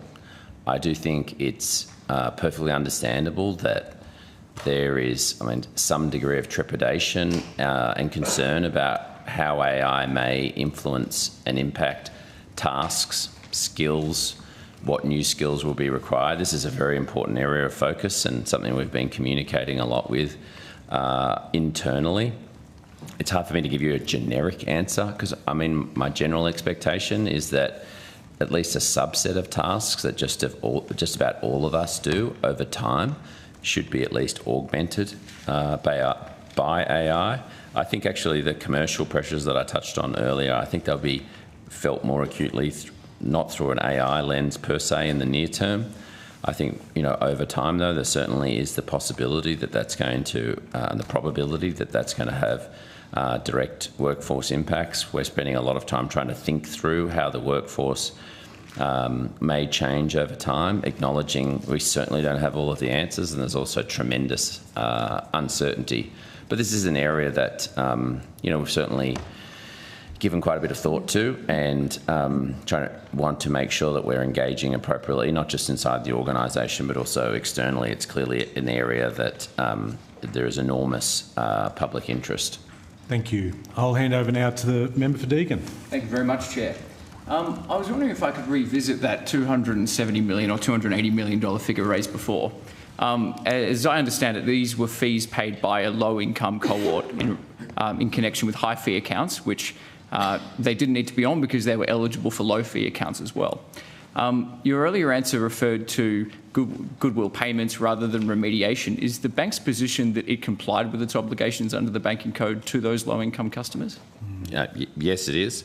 And I guess, I'd make the distinction that I think it's perhaps more of a generalisation to say all of those customers are by definition low income. I don't think there certainly are low income customers that are concession customers, but definitively not all of them. Those fees were charged, as I said, in accordance with the terms and conditions. It's not to say because if I could interrupt, these are the terms and conditions of the high fee account that they're placed on. The question really goes to, were they informed of their right to go onto a low fee account? Well, as your question touches on, there are a variety of different accounts. The more basic low fee or zero fee account is available to customers. Obviously, it has perhaps more restrictions or certainly less features. Was the availability duly disclosed to those cohorts that you were required to disclose it to under the code? Well, I believe it was disclosed. We may have differing views about the adequacy of that disclosure, and to be candid, I'd have to take on notice exactly what steps were taken beyond sort of broad generalities. So would it be fair to suggest that in cases where it was found that the bank had not fully disclosed as required by the banking code, and that a person found themselves in a higher fee account and therefore incurred higher fees, that they would be entitled to remission? I think there's a number of sort of leaps in the premise of that question, which I feel free to fill them. I wouldn't be prepared to accept. I mean, I do think it's reasonable, and this is also a topic that I know is in for consultation with the ACCC about whether the specificity and the level of efforts that are taken to migrate customers, and there's certainly a preference from some stakeholders to automatically move customers from one account to another. There's a spectrum here of perhaps, and I think individual preferences would differ. Some people would find it, they certainly wouldn't appreciate being moved from one account to the other, even I think in circumstances where perhaps there may be lower fees.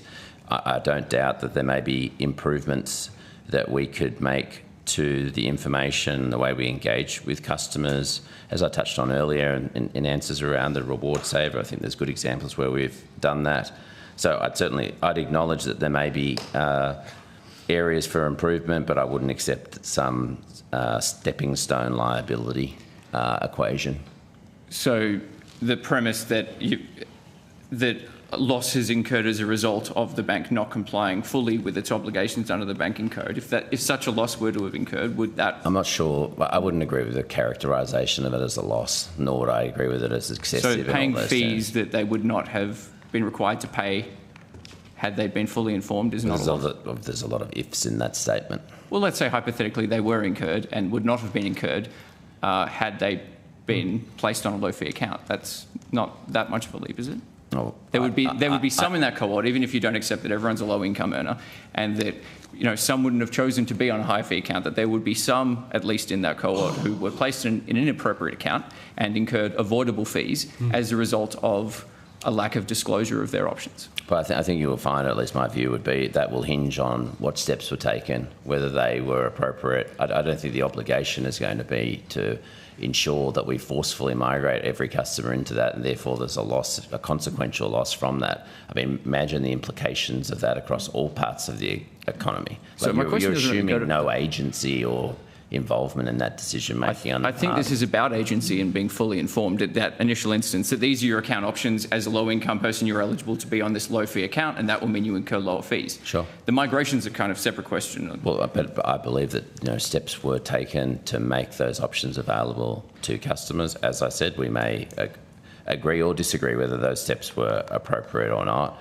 I think then the leap to imply that somehow those fees were either unlawful and deserve remediation, I just don't think is correct.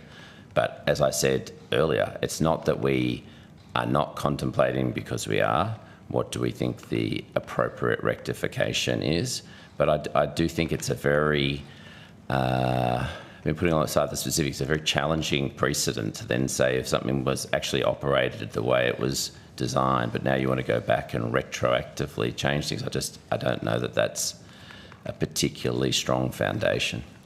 So would there be a process, and I don't know if it's been developed yet, for the bank to review whether someone has, whether the bank was, discharging its obligations in full on a case-by-case basis, understanding that, every interaction is its own, for that to be revisited in a simple enough process for people to have their case looked at?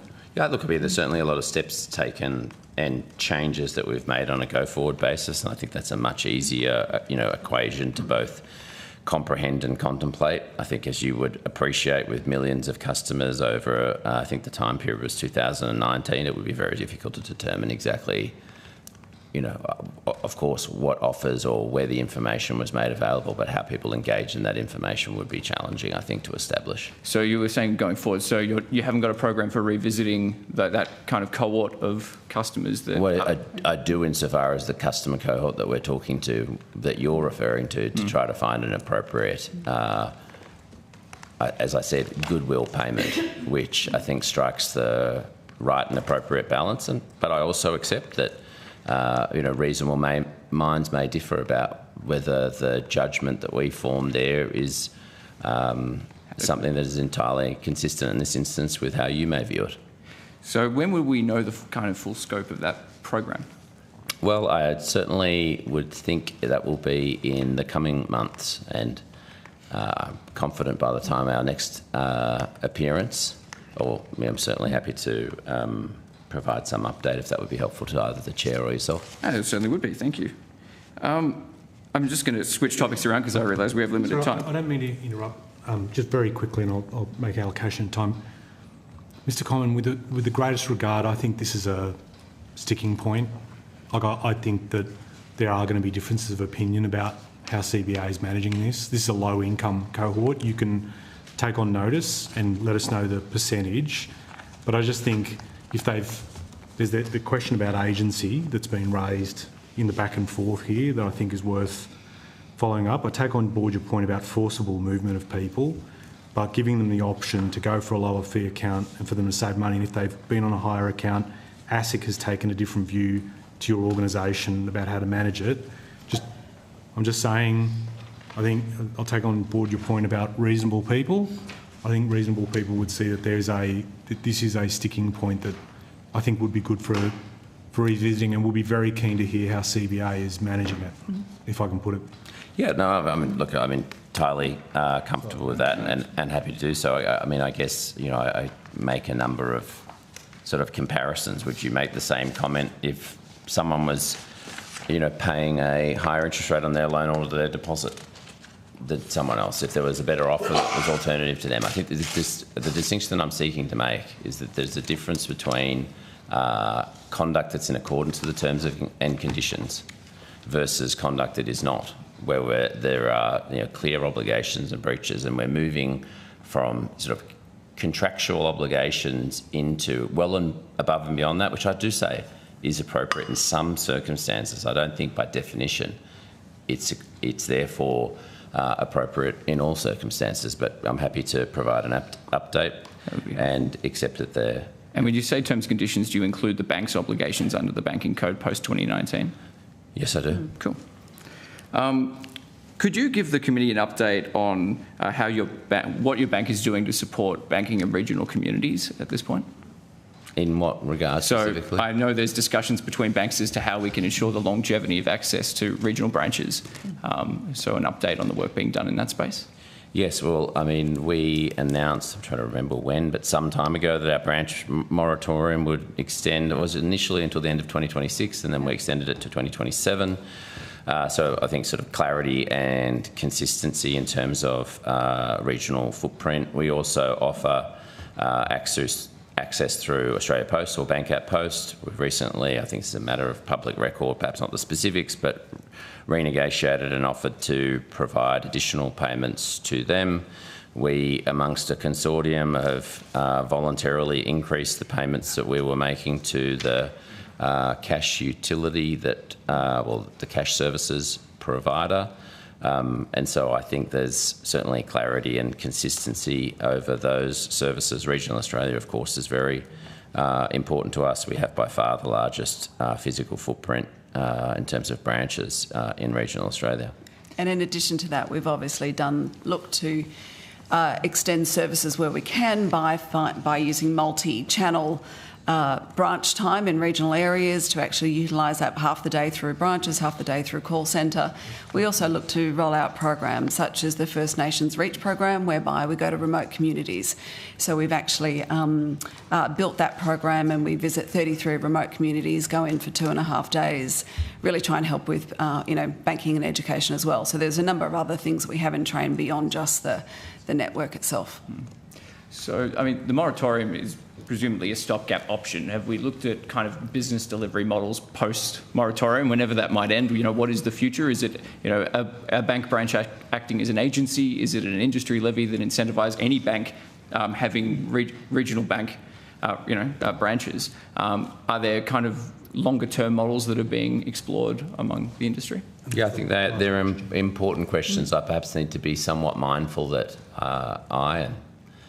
despite media reporting, and others are under sort of NDA as it relates to some aspects of that, but perhaps we'll sort of make a broad generalisation. Mm-hmm. I think you could even conclude from those that I'm sort of broadly supportive of something that would require financial institutions, large and small, to at least make a modest contribution. And any reasonable expectation we would have that we would be making the most significant. But this goes back to this point around the way the market is reshaping, and we may have differing views about. There's a lot of focus and intensity on competition in and around wealthy urban customers. It is expensive and hard to service regional Australia. It is also critical, and so getting some appropriate commercial balance we think is important. There's a number of different ways that could be done. Certainly, we have the intention and wish to provide those services well into the future. Okay, one quick question from Mr. Violi and then over to Ms. Jarrett. I thank Ms. Jarrett for indulgence. Just on that regional banks questions from the member for Deakin, following up, I know Westpac announced that they were going to extend their moratorium from 2027 to 2030. They announced that this week. Is that something Commonwealth Bank is now actively considering as well? It's something that we're regularly thinking about. It's not something I'm going to give any, specific conclusion to at this point in time. As I said, the moratorium already extends into 2027. I think we've got 281 regional branches. I think that's approximately 54% more than Westpac does. I mean, obviously, any institution's free to make whatever decisions they would seek to. We certainly intend to have, a significant presence in regional Australia and support all parts of the country, and that's will continue to be our focus. Thank you. The award for greatest indulgence goes to the member for Brisbane for indulging the extra time. You've got 10 minutes. Starts now. Over to you, my friend. Thank you, and thanks for your evidence today. I'm going to cover off on scams and a couple of other things, but let's start with scams. We've got the National Anti-Scam Centre saying there's approximately $2 billion in losses affecting almost 500,000 people. The government's spending hundreds of millions of dollars to fight scams.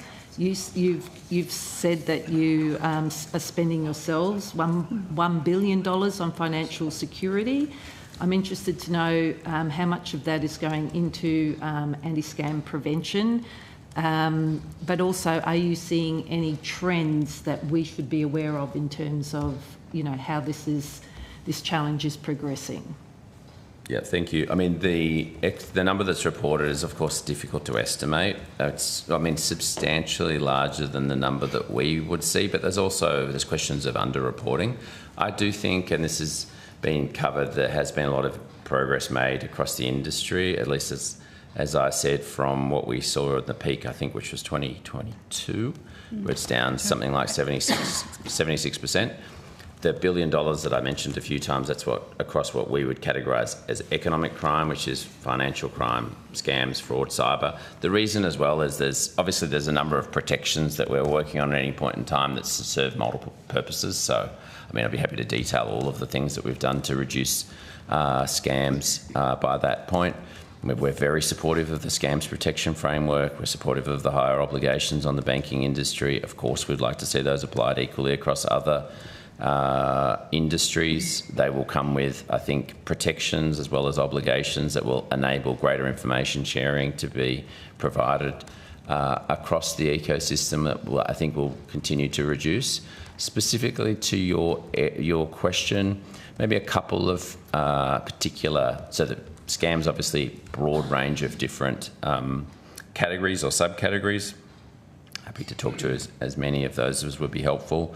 Two that we're perhaps focused on where we've seen pressure is in what's known as a business email compromise, whereas maybe the business is sort of via a cyber attack gets access to their information infrastructure, may seek to, amongst other things, modify their bank details that they're putting on their invoices, and so a business customer may unwittingly send that to one of their customers. The customer makes that payment. Of course, we're obliged to make that payment on behalf of the customer. That's where things like confirmation of payee are so important.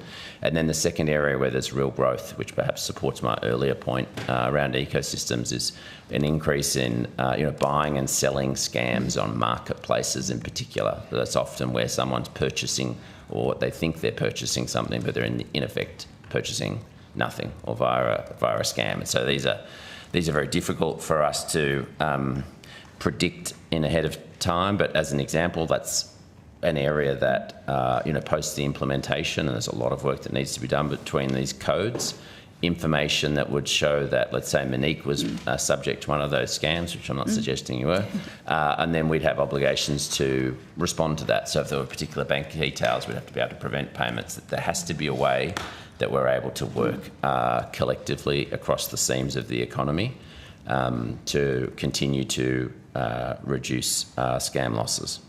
It's a very high priority for us. To your question about how much specifically in scams, I'll probably get into difficulties around splitting which is which, but I'm confident it's above $100 million. And it's good to hear that the scam prevention framework is being perceived, I guess, positively. How are you going in terms of implementing it, or getting ready to implement is probably a better way to say it? I think it certainly needs a lot of focus. I think the former member, Stephen Jones, who took that through, I think it is genuinely a leading piece of global legislation. The understanding, or certainly the expectation, was that we would do everything we can to support that. The overarching legislation is created. What needs to happen and is underway, and obviously Treasury are drafting, is these industry codes need to intersect. There'll be some other elements that will need to be updated, things like the e-payments code, which didn't specifically contemplate some of the details within scams. ASIC's got some work to do there, and I'm sure that well across, obviously the ACCC plays a role in that. Then we've got to get clear on liability. How's that going to work? We've got to make it simple enough for customers to be able to navigate, because consumer groups quite rightly would have an expectation that I've got a front door or as few doors as I need to engage with. Imagine the tedious nature of trying to work out whether it was where you go within Meta. There might be multiple financial institutions. Yeah. So there's a lot of really important detail. I think, speaking to a member of my team that's leading all of this work, I think and hope we're getting close from a bank perspective. This is a key topic at the next ABA meeting in a couple of weeks, hopefully, to get as much alignment as we possibly can. And then, of course, we need the support and encouragement. I think it's fair to say that the tech sector will be reluctant participants. I don't think that's too much of a stretch, perhaps not all equally. So they may need more than encouragement. But I do think if implemented, notwithstanding, there will come costs to us. This is a much better system. This is going to deliver real benefits to Australians. And one thing is evidently clear over the last few years. Organised crime do not have a productivity or an innovation problem. Yes. Yeah.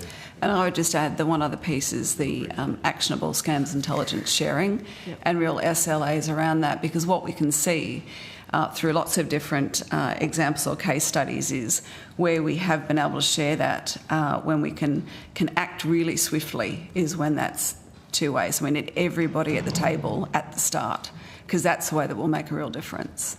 That ecosystem approach is very important, Absolutely. I think. Yeah.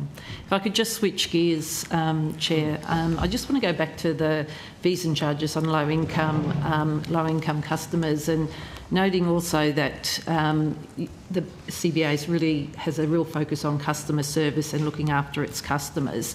And I appreciate that you're challenging the 270 or 285, and to the extent that some of that is overcharging, some of it may not be. But I think you also sort of said some of that has obviously been done within the terms and conditions at the time. But given CBA has a licence, social licence to operate, and you mentioned that yourself, Mr. Comyn, at the start. How do you reconcile that, right? How do you reconcile charging, knowing that you're overcharging customers or have? You're prepared to do some goodwill payments at this point, but I can tell you there's a lot of people in my electorate on job seeker and other allowances that would have been hit by this. Yeah, look, thank you. Perhaps maybe what I'd say, without going back down, because I'm not sure I have a lot more to add on the specifics, but maybe let me go up more broadly. We are acutely aware and focused on our social licence. We, as I said, have a breadth and depth of services that we provide to customers. One aspect of this as well is we have to both, contemplate, and we already do, not only our obligations, but also like generalised expectations over and above those. I would at least categorise this as a level above that. Then I would sort of look to, there needs to be sort of the sustainability of being able to provide those services, and perhaps I'll sort of return to that. And this is an overarching element, and I know this can easily be misinterpreted as the banker sitting here.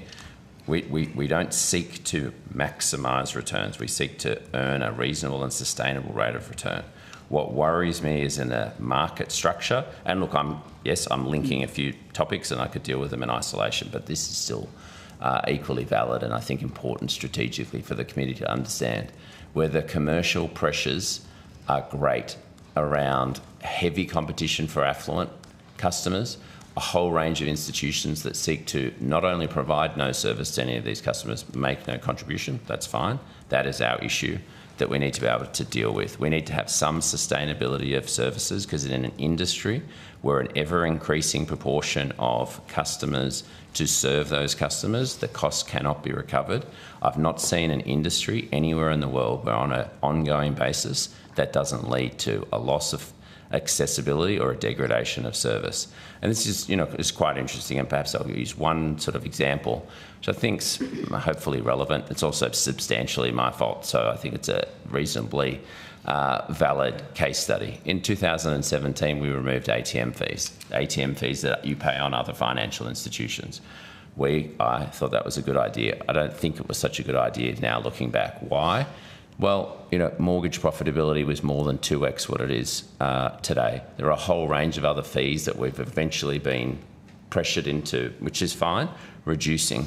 Now, ultimately, what's happened, which we didn't contemplate at the time, financial institutions have sought to, at scale, offload their ATM networks. Why? Because there's no commercial model around that. Who charges the fees? Third-party fees, third-party companies that are not subjected to the same social licence obligations. I'm not even suggesting they should be. So I've sort of defrayed and moved one cost to another. It's just an example of this sort of like pernicious slope. And it's the slippery slope that we're seeking to avoid. We're trying to come at this issue with a set of principles. I think we probably broadly align with those set of principles, but we may, I suspect, not entirely align with the application of those principles. And I'm simply seeking to underscore we're trying to strike the right balance between what we think is appropriate, fair, consistent with all of those, and consistent with our broader obligations, or certainly my obligations to the owners.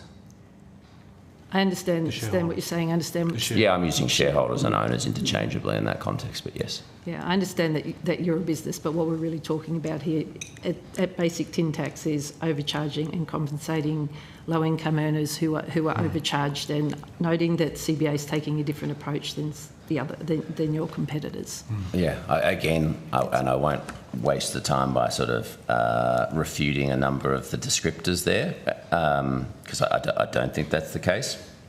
And yes, we are taking a different approach, as I think we took a different and more generous approach to the Indigenous customer cohort.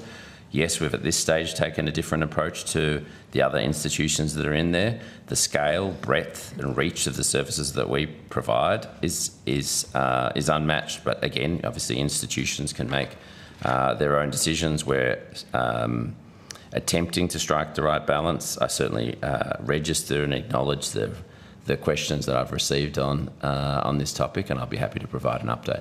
Thank you. Thanks for that.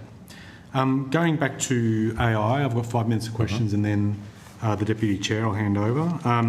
Some I'll take on notice in terms of how much you're investing AI, I'd like you to take on notice, I should say, how much you're investing in AI and growth-focused tech and in what areas. But I would like to ask quickly 3 questions in a general term. How you disclose AI use to your customers, including when they're interacting with AI agents or when AI influences decisions.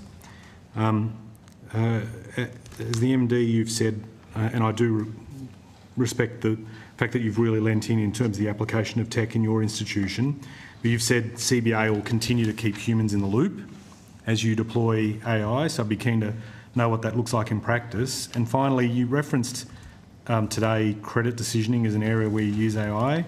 So how do you test for discrimination bias in automated decision making, especially for low income or vulnerable customers? So those 3 questions about disclosure, humans in the loop and discrimination bias. Certainly, let's start with the last one. How we manage around a whole range of different sort of biases, or we'd say unintended negative effects, happy to provide detail on that. There's some comprehensive processes around that. Yes, broadly to humans in the loop. I mean, we've also had some observations about that as well, insofar as depending on the quality of the model, even having the human in the loop, people over time perhaps don't have the same sort of rigour. It's different, but analogous that, if I was self-driving for 10 years, my car required me to take over in an emergency, I dare say my skills may have eroded. So we've got to try and strike the right balance. There's a lot of, interesting learning for us. Broadly, what I would say to influencing, where we use statistic, and this is a spectrum of where what could be known as AI, but I've sort of certainly put machine learning underneath that. We basically cover that in the context of our terms and conditions on individual products. Obviously, there are restrictions to how we could use that data. I can't recall specifically what the terms, but there are tests against the privacy obligations, but I'm sure there's a reasonableness test. At least where a customer is interacting with AI, we have all sorts of different, and this is a very small aspect of what we're doing today, but I think an important one going forward. We tell the customer, we give them the option to opt into that process. I think more than 2/3 of customers are now sort of opting into that process. This is really an important area, which I'm sure is behind your question, Chair. There is enormous capability with these models. The ability to perhaps what is known as hallucinate is sometimes misunderstood. It's more of a feature, not a bug. It's very hard to entirely control for that, but it's also extremely capable of providing high quality information. We're trying to work out how to intersect between the expectations we would have in ourselves, how I think the law will apply, how those obligations will be perhaps enforced on others that would currently be sort of outside of the regulatory net. I think these are going to be important things to be tested in the coming years. But I mean, there's certainly parts of our service model that we can identify that would augment and improve the customer experience, and if we can do that safely and reliably, then we'd seek to do so, and we expect and anticipate, as we should, to be subjected to a great deal of scrutiny and we'd be happy to respond to any questions in that area. Thank you. Thinking about the fact that you've moved your core banking system into data centres managed by AWS, I was contemplating that as you were answering the questions to the member for Morton around onshoring and offshoring of data. The other way to rephrase that question is, what are the expectations that CBA places on, say, AWS about where the data is stored? Mm-hmm. I mean, a range of obligations specifically in that area. Onshore, they have multiple domestic data centres, which are effectively part of a cloud-based operation. Most of I think all of the significant players in Australia have data centres that are effectively all onshore. Right. We have very strict restrictions about what sort of data would be permissible at all on an offshore basis. And I notice people are keeping tabs on how rising technology and cloud service costs are feeding into your cost base. How are you tracking that risk? Mm-hmm. Yes. How are you tracking it? By seeing it in the P&L every month. It's up substantially. There's clearly a trade-off. Often your costs actually of compute and storage go up. And so it's sometimes misunderstood. You're generally paying more money to be in a cloud environment. Maybe it's going to depend on your workloads, but what you're getting is a greater sort of resilience and capability and security and monitoring that's very difficult to replicate. I mean, we still have some what's known as on-premise applications that run in our own data centres, but they are running over AWS or, frankly, some of the other cloud providers. I mean, 6, 8 sometimes data centres. They're just at a level of sort of scale and capability, but it's not to say that they can't, as recent events have demonstrated, ever have any instances. So, look, we expect to provide still some on-premise data workloads. There are advantages, at least in the near term. They're not necessarily financially driven to move into the cloud, but there's a number of other technical capabilities that you can take advantage of when you're in that environment. Yeah. I've got some questions on the strategic partnership with OpenAI, but I'm going to put those on notice if I may. Sure. The last one I did want to ask, look, just within this room, I have a complicated relationship with chatbots. I'm not a fan, so I'm just confessing that to you, if you don't mind. But I think agentic AI offers something... What's that, sorry? They don't like you either. I can tell by the way they deal with me. Agentic AI, though, there's a lot of focus on how that'll help guide customer experiences and customer applications. How do you see that? Is the Commonwealth Bank contemplating the role of agentic AI in its customer offering? Yes, we are. How are you? Is there anything that you see where this will play a particular benefit for customers? And that's my last question. Well, I mean, I think effectively, what does agentic AI provide? Well, I mean, the models provide intelligence. What agentic, or what's broadly referred to as agentic, enables you for those individual agents to have access to that intelligence, to have access to tools that can come in lots of different, and it enables you to sequence or manage or orchestrate work. It's very early days, but are we experimenting with those technologies? Do we see? And you can go from a very simple agentic use case, you can go to a more complex, anything that's longer running, anything that requires more comprehensive orchestration is by definition going to be more challenging. The technology is still nascent. I mean, I think this will be clearly an area of focus over the next couple of years, and it would rely on the trajectory of model improvements continuing at a very rapid rate before you could, I think, undertake very, very high sort of accuracy workloads. But we're definitely experimenting with these technologies in a number of different ways, including some of the really challenging areas, including economic crime that I touched on. Okay.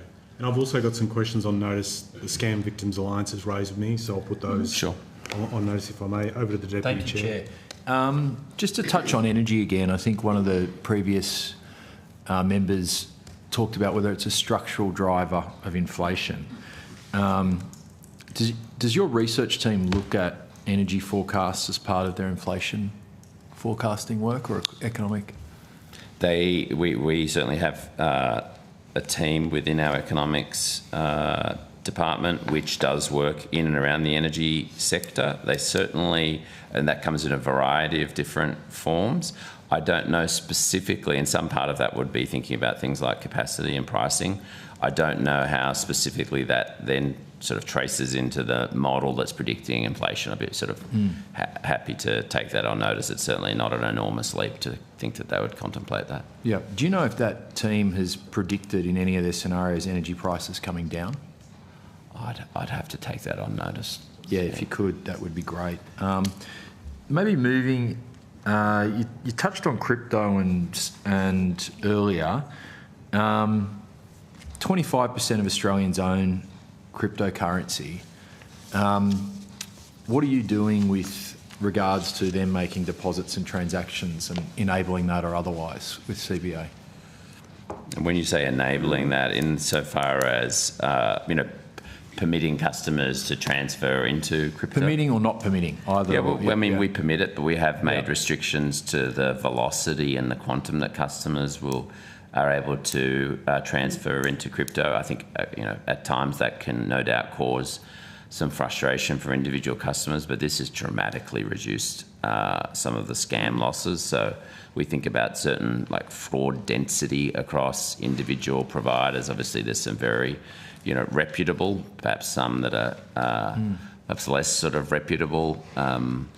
There's interest from an investment perspective, as you've touched on. I mean, globally, there's been some pretty significant shifts in, I think, an adjacent area that you're well aware of in terms of stablecoin and sort of tokenisation. We're doing work with the Reserve Bank, amongst others in that particular area. We're certainly not planning on launching anything in the near term around retail, but this is an area of both strategic and customer interest. Yep. And just Treasury's got laws at the moment out for comment to sort of regulate crypto firms with AFSLs and others. As they roll out, do you see tiering how you deal with these firms differently, and are you tiering them now where reputable, regulated firms are subject to very different regulations to those who are not? We do have some tiering. I think from memory, I think we've made contributions to that sort of consultation process. I do think in and around, there's a couple of different dimensions to that, but having clear regulatory requirements, obligations that will give customers increased confidence in the reliability of those individual participants. That may be through sort of AFSLs, obviously aspects of the Corporations Act, like efficiently, honestly, fairly applying to those providers. I think providing that regulatory certainty and capability will be good for the industry broadly defined. Yep. And two very quick questions. One, given there's about 15 billion in crypto platforms, I'm told a lot of those platforms are struggling to bank with different Australian providers, and they're being funneled into maybe one or two banks in all of Australia, very small banks. Do you have any views on the risk of this to the Australian market and system, in that larger banks are not banking these platforms at all? My information may be slightly out of date. It's been some time since I've looked at that. I don't think it's the case, obviously, in its entirety. I'm certain there would be different risk factors. I'd be happy to sort of look into specifically, what our policies are. I've no doubt that we would be supporting some of those, but there no doubt will be some restrictions from a risk appetite perspective on our behalf. My information is that the Big Four aren't. Maybe that's wrong, so maybe you can come back to us on notice with that. I just worry about it from a global, an Australia-wide risk perspective for the banking system. And then the last question, stable coins. Also, some of those providers are being banked and are not being banked. Any concerns you have about how banks could play a role in actually picking winners in that way, or investing in picking winners? How should we, as policymakers, be thinking about that so we're actually having a market that works for this? Yeah, no, and I wouldn't say that we are trying to pick winners. We may be having a view around sort of risk appetite. And stablecoins is clearly, I think the numbers are something like 300 billion on a global basis, up 60% since the change in the US administration. I think that there are particular use cases. So stablecoins are often to support emerging markets who want to have access to the US dollar peg. There can also be on and off ramps for decentralised finance. So, I mean, I don't think we're seeing the same sort of scale of demand in Australia, but I do think it's an important area. Inevitably, there'll be growth in volume. I'd be happy to look at some of the specifics in terms of what we currently will and won't support. I suspect some elements of that will be judgmental, but I do think this sector will continue to mature. I think regulatory clarity and consistency, no doubt will be, a positive for lifting standards and confidence across the sector. So if you just take that on notice, maybe with the blockchain one, on how you're actually banking the sector and how you're playing consistent policies across all of those. Thank you. Thank you. Member for Brisbane, and then we'll go to the member for Deakin. Thank you. Just moving on to operations, actually. I understand that the net profit of the bank in this last fiscal year was about $10 billion. Am I right with that? Yes. Great. And that's significantly bigger than the other banks, so well done. But obviously profits do get distributed to shareholders, but how much are workers actually benefiting, your workforce benefiting from the increased profitability of the bank? I don't know if you can give an average salary increase, executive, non-executive. If not, I would actually be interested on notice, question on notice, Chair, as to what the salary increases might be at executive, senior manager, analyst, whatever the main levels are that you structure your remuneration around. So that's one question. Fine. I'm happy. There's a variety of different ways we could categorise that. I'm sure we can provide an appropriate detail. The only thing I would add to your question is, yes, we make a larger profit than the other financial institutions. We're also substantially larger. Yes. We've got a $1.3 trillion balance sheet. If we weren't earning a larger profit, there'd be a problem. Fair. The other question is gender pay gap. Across the banks, it's about 24%. Can you give me an indication what it might be at your bank? And I'd also like to understand what you think, at least looking at your own shop, what the drivers of that are and what more can be done to close that gap. Yeah, on the specifics, it's in that order for us. I would have said in the mid-20s, but I'd have to double-check that for you. I think we've made some improvements in the last reporting period. I think, from memory, a couple of percentage points improvement. I would acknowledge that there is certainly more work to do. I think there's a variety of different initiatives, and we were going through this recently, and what are we tracking it, understanding it. Clearly, there's some sort of compositional areas where we're weaker. Some of our more entry-level roles and branch network tend to be have more female participation. We're trying to sort of counter that in some specific areas. There's also in technology actually made some significant improvements in terms of gender balance and at more senior levels. I don't know that, at least from what we've seen, there's a singular factor, but it's certainly something that we need to continue to make progress on an ongoing basis and be able to narrow that from where it is today. And are you seeing, just an extension of that, are you seeing a movement of women out of your ranks, going from that sort of manager to senior manager level? And have you got really targeted programs there? Because I'm hearing that not just your business, but across the corporate sector, that's a bit of an issue. Look, I think it's important with a target, particularly at an aggregate level. You'd need to de-aggregate it, and so we do at an individual. Certainly for my direct reports, obviously I have an important role to play there, and then there's the specific areas. I mean, in marketing and corporate affairs, that would be a much more balance. I can't remember what your specific gap is, but let's say technology, that would have been a larger gap. We've actually increased at senior levels. Quite substantially, which is a positive area. So it tends to be in those areas where perhaps we just haven't made as much progress in focusing on there. And I think, like any sort of target or goal, breaking that down and setting an expectation and tracking that is important. And then when you think about specific programs, we do have internal programs set up where we are trying to encourage and make sure that we're keeping women at those levels. So I, for example, host an internal network called We Can, which is about gender diversity. So we're making sure we're driving connection. We also are a member of Chief Executive Women.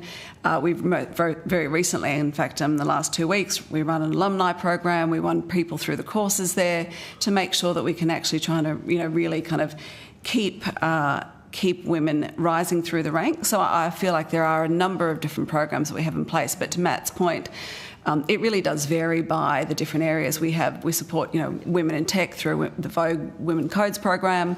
So it's tailored, but certainly with the intention of making sure that we're continuing to improve. And you have clear targets, gender targets in those. Okay, thank you. Good. Okay, over to the member for Deakin. Do you have a net zero policy, and why is having a net zero policy important to your business and your customers?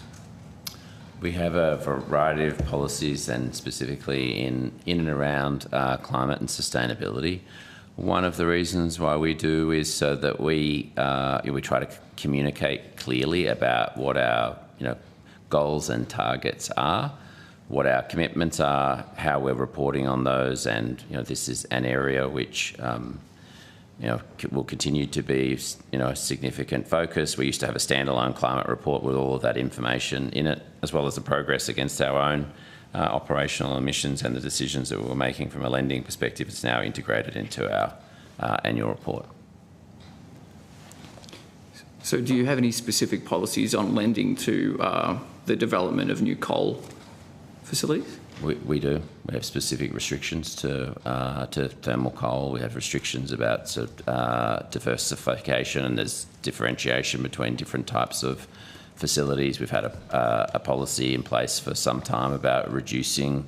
I should say at the outset, our overall exposure now 3, 5 or 10 years ago is very small relative to the size of our balance sheet. Well less than half of 1%. But yes, we via a variety of different policy updates, which we typically do every 2 years, we set out some clear expectations about our exposure to, and make the distinction between thermal coal versus metallurgical coal, and they're all set out in our annual report.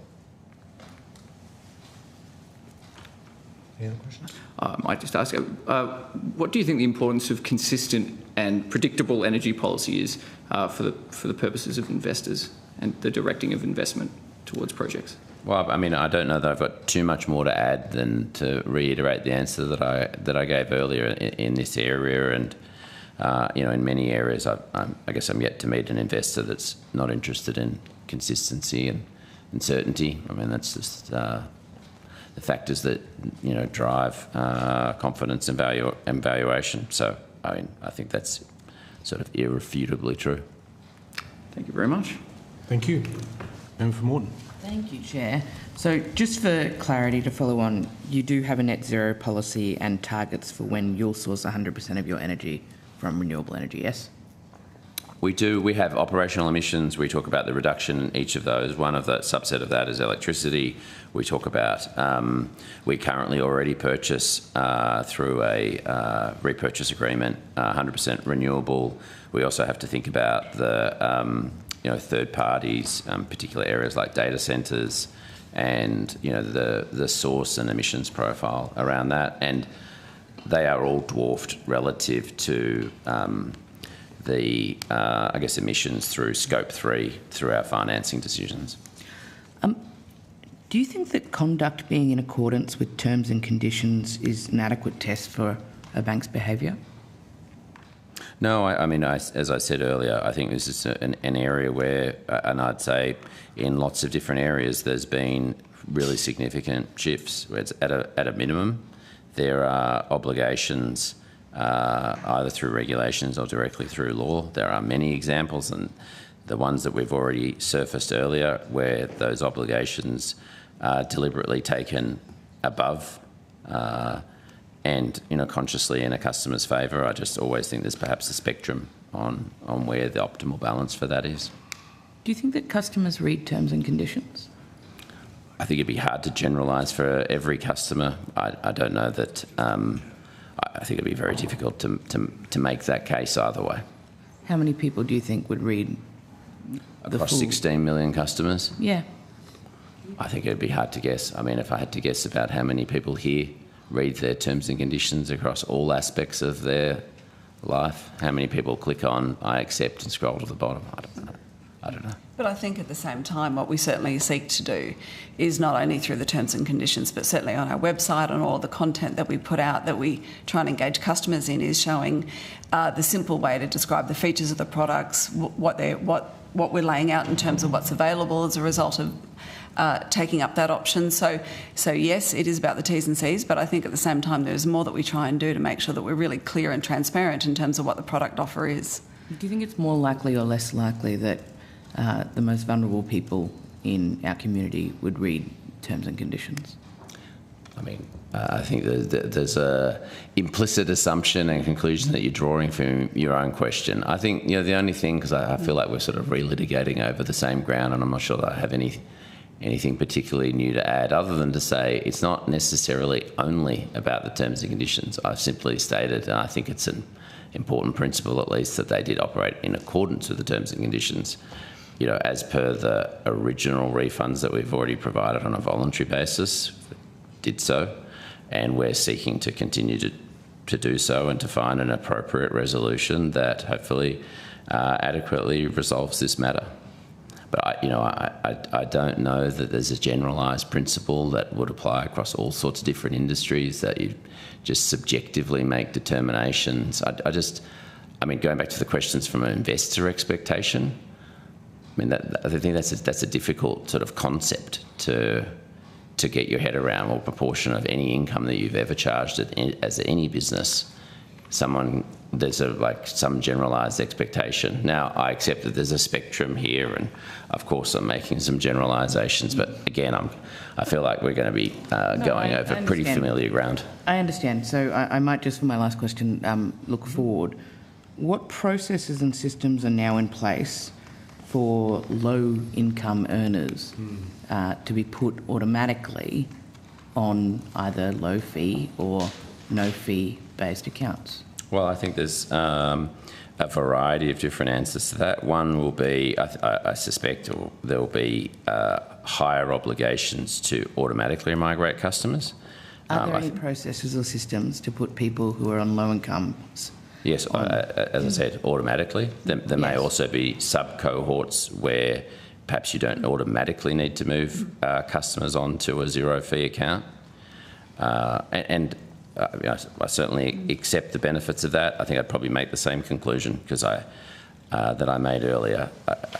I think time and again in any industry I've ever seen, where there is no commercial model, I'd be stunned if over the long term there isn't a reduction and degradation of services, and simply at some point... Do you have confidence that this won't happen in the future? Confidence that which won't happen in the future? That low-income earners who are eligible for low or no-fee accounts won't be put into accounts that don't fit that criteria in the future? I certainly will have confidence that there will be additional steps that were taken. I think it's not entirely correct to say that they were put into that account. In many instances, they put themselves into that account. I certainly accept that there is obligations and information that we should take steps to ensure that customers are making the best decisions. But, frankly, I think there's a few sort of leaps in the logic which don't necessarily support that. But to the substance of your question, do I think there are improvements already and underway? Yes, I do. Thank you. Okay. Member for Member for Bowman, do you have any questions for 5 minutes? Thank you, Chair. I am the member for Bowman, but on the beautiful Moreton Bay, so you went far off. Just building off what the member for Deakin was asking around coal investments, I'm just wondering, with gas and critical minerals clearly going to play a big role in the transition, do you feel that your ESG rules are constraining lending to projects operating in those sectors? Are you referring specifically to gas? Or yes, and critical minerals. I don't know. I'm certainly not aware of anything specifically in critical minerals. I think perhaps there's we certainly see the importance of that sector. Some subsectors within that are perhaps harder to finance through debt, given certainty of cash flows. Obviously, some of the policy steps, really help to support that industry and help to make debt financing available. Look, I do think there are a number of aspects of our lending policies, not limited to this particular area, that need to be constantly challenged, as you said, and I agree. Gas will play an important role in Australia's transition under any scenario. I think we should continue to test ourselves to make sure that we've got the right settings to, that's appropriately responsive to the national interest and the policies that are consistent with the government of the day. Would I be right in characterising your commitment to 2050, to achieving net zero by 2050, as trying to achieve assessed emissions in your business lending portfolio down to 2050? Down to net zero by 2050. Is that a correct assessment? Well, we have, yes, net zero by 2050. There are sectoral pathways within each of those. I think they make an assumption on temperature ambition of well below 2 degrees. We then calculate an emissions intensity for each of those. There's a number of different assumptions. We set them out very clearly. We've expanded those glide paths, and we report against them. We have a realistic expectation that it will not be possible on all of those glide paths. I mean, I think one that's perhaps relevant and outside of some of the topics that are discussed is home lending. The emissions intensity of that glide path will be heavily subjected to or dependent on the electricity grid. How many sectors are you on track to achieve net zero by 2050? I'd have to take that on notice. There's certainly some that we aren't, and there would be some that we are. I think that I think maybe more than a dozen particular glide paths. We started out a few years ago with sort of 2 or 3. So I mean, would you say it's unlikely that the bank is going to achieve net zero by 2050 along those lines?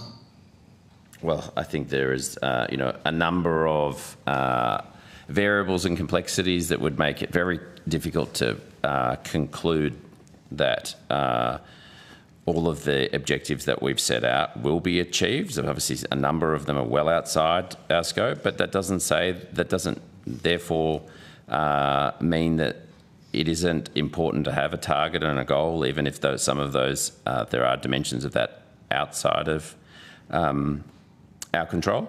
And as I said earlier, there's a very clear balance that needs to be struck between reducing emissions, pricing, reliability, economic factors. We think about all of these. I'm sure everyone here does, and we recognise that this is a very long-term and important challenge. I don't think it's one that's going to be resolved conclusively in the near term by any stretch. Do you think Australia's on track to achieve net zero? Perhaps I'd sort of defer to the experts that report on that. I think. Well, you're an expert. You do run Australia's largest company. Well, I can assure you I am not an expert. I try to have some expertise about all aspects of the Commonwealth Bank's operations. We set out how we're performing and tracking against all of those. I think, clearly this is a global challenge that's going to rely on a lot of long-term coordination. I touched on earlier, a lot of new technologies are going to need to be developed and play an effective role. I think there's a number of assumptions that have changed probably even in the last 5 years. There's no question this is going to be a challenging and bumpy path. We're also talking about 2050. I mean, certainly the context that we're operating in, and just more broadly, I've never seen a rate of change that comes close to what we're observing with some of the technological shifts that are currently underway. So, I think there's a lot of potential outcomes, and not all of them as positive as each other. Can I just drill down one more level on that, Chair? This is absolutely, you're over the 5 minutes, so if you can put it on notice would be helpful. Absolutely. Well, if I could just get Matt to put on notice that I'd just be keen to get your perspectives on what are those. You mentioned the assumptions that have changed in recent years and the factors that you're considering. I'd just be keen to understand what they are and what lessons you've taken out of those. Mm-hmm. Happy to take that on notice. Thanks, Henry, and thanks also as a Queenslander for pointing out a New South Welshman's geographic shortcomings with respect to your great state. Moving on to the member for Reid, and then we'll go the member for Bennelong and member for Wentworth. Thank you very much, Chair. And Mr. Common, I would like to draw on your banking expertise here and take you back to your response to the lessons out of the Banking Royal Commission. And correct me if I'm wrong, but if I may summarise what I think your answer was that there is now a greater focus on customers and customer outcomes. Yes. And I wonder if you might talk about how you are using that focus and that lens in helping to support customers during scams. And I know that there's been a great deal of work done on the prevention and education piece, and I applaud you on much of that work around payer confirmation. I'm thinking more around once they have been scammed, the restitution piece, what you are doing to help support customers during that phase. Mm-hmm. No, thank you. Look, there's obviously a number of different steps that we're taking, as you said, over and above the education and sort of scepticism that unfortunately we all need to have, given the sophistication that continues to increase over time. Look, I think some part of it as well is having very clear and consistent tracking, reporting, objectives, investments that we're making. We have a coordinated program of investment that we think is going to, prevention is clearly the most effective. Given what we're dealing with, which is largely when a customer is deceived or misled and often makes a transaction or instructs for a payment to be made, but perhaps not under the circumstances in which they did. I think, as I said, I think I've already touched on the code. I mean, we've looked across many different sort of scam types. We've sought to try to also sort of retroactively understand whether there's any decisions that maybe perhaps we might take a different view. There's a real sort of balance within that. There's some real complexity. I think this is good, and this is part of what I was touching on earlier. I think the sort of reflection and reviews to identify in some of those areas, I think we've tried to develop very clear policies and procedures. I think it's fair to say that our approach overall has matured over time. I'm sure it will continue to do so. In the creation of the scams framework, I think there was a real acknowledgement that we are dealing with a very sophisticated criminal element here. And like you said, their ability to be productive is unparalleled. Oftentimes in scams, there's a culture of victim blaming, and that seems to have shifted now, I think, in the right direction because of the understanding that it is a highly sophisticated environment. If that is the scenario that we are in, what are you doing as an institution to really help support and safeguard the most vulnerable customers who may not have an understanding of the education piece that you do, or even the technological friction points that you have? And I'm thinking maybe older Australians, those with English as a second language, the support that you are providing them in the preventative piece, but once they have been scammed, what support you're providing afterwards as well. Yeah, look, I mean, I think you've touched on a number of the elements in terms of education, prevention. Obviously, there's a number of maybe more sophisticated techniques that can try to seek to establish the identity, make sure someone's not performing transactions on someone's behalf. I maybe don't want to go into all of those details. I mean, specifically to your point, there's such a breadth of scam types, and you're quite right. Some of them are very sophisticated. Probably the biggest losses, unless something's changed recently, would be in investment scams. Some of those I think are reasonably easy to detect, some are not. It also assumes a reasonable basis or an equivalent basis of people's understanding of different, which of course isn't true. You know, we've had instances where we've intercepted and prevented in things like romance scams, and that's in some instances put our staff in quite a difficult situation. We try to have very clear processes to be able to deal with those. I think this is an important part of the scams accord, just increased clarity and expectations of what institutions will and won't do. But I also don't want to create a false expectation that an institution that receives an instruction from a customer to make a payment is somehow then going to assume full liability for all of those payments, irrespective of the circumstances. I'm not suggesting that you're putting that forward. And again, this would fall into a similar category. I can understand why people would look at me or any bank and say, well, hang on, why don't you just, if someone loses money, just give them their money back? I just don't think I think there has to be an understanding of what reasonable steps were, what could have been done, what should have been done. Obviously, there's lots of factors, and I'm not suggesting it's entirely a legal decision, but nor do I think that, financial institutions should assume 100% liability. I think that's one of the really positive aspects of the Scams Accord is that, I mean, why would you try and sheet home liability to a particular sector that can't possibly prevent it? Because, as I said earlier, in all of these circumstances that we're talking about, the bank is not the scammer, not involved in anything to do with it. We're just trying to prevent it, help as many customers reduce their losses, and there's, our approach to compensation we think about sort of very carefully, and that does not, even though the bank, unfortunately, in some of these circumstances, is not at fault. I see firsthand the difficulties that causes in individual circumstances. When things go bad in financial services, the impact is large, and I think that's clearly a very obvious lesson from the Royal Commission. And I would just add, though, specifically around your point about elderly or multicultural, different languages. We do have an extra care team as part of our hardship team. Obviously, they are dealing quite frequently with customers who have lost money through this exact process. So we do put a lot of effort into making sure that they're trained to deal with empathy and really kind of understanding and trying to help as much as possible. So everything Matt said, but at the same time, how we show up in that moment to help, we're very focused on, but obviously the prevention side is the most critical. Thank you. So, member for Bennelong, then member for Wentworth.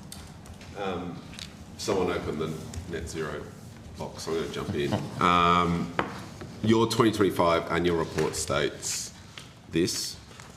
We believe affordable, reliable energy is critical for Australia's prosperity and future economy. We remain committed to supporting Australians' transitions to net zero by 2050. Is that still the case? Yes. Why is that? I think for all of the elements that are contained within it, and probably some of the text that's around it. We think it's, as I've touched on multiple times, I think it's a very, very challenging, but notwithstanding that, long term will be important. And as I've tried to avoid, but perhaps unsuccessfully, I'm not seeking to insert myself into the political debate. We certainly understand that reasonable minds will differ, particularly in the near. You don't want to do it in this place. Yeah, but I don't seek for you to. My questions revolve around your 2025 annual report. So certainly, I do think emissions and decarbonisation are important and complex structural issues that will need to be dealt with. Your commitments are there and are based on the need to align with 1.5 degree scenarios. That's in your report. You talk about the impact of climate change on infrastructure and natural disasters as well. These are things that the CBA are well aware of and are taking action to be part of their net zero commitments? I mean, unless I'm mistaken, the individual glide paths are well below 2 degrees, not to sort of get too much into the semantics. Sure. But on aggregate, obviously, if they're all below, let's say it's 1.8, then you can get sort of a weighted average of 1.5. But regardless. And clearly, some of the temperature ambitions are very challenged.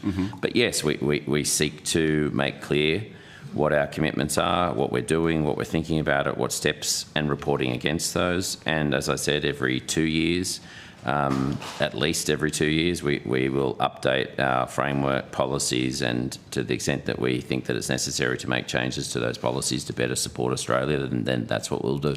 The government's recently set 2035 emissions reductions targets, and accompanied with that was Treasury analysis on those targets. Are you aware of that analysis? Or elements of it? Elements of it, yeah, yes. Sure. Basically, there are 5 conclusions from that analysis.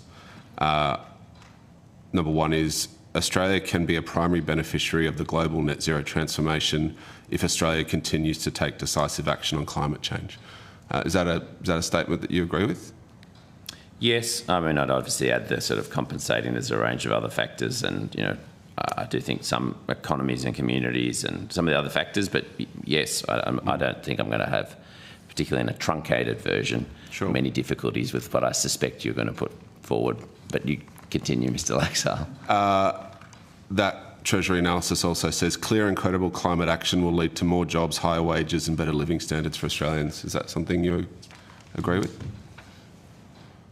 Look, I always want to see what the assumptions are that are driving that, but I certainly, like, as a point of principle, yes, I don't sort of seek to refute that, but I mean, that it's not our statement. I think broadly we would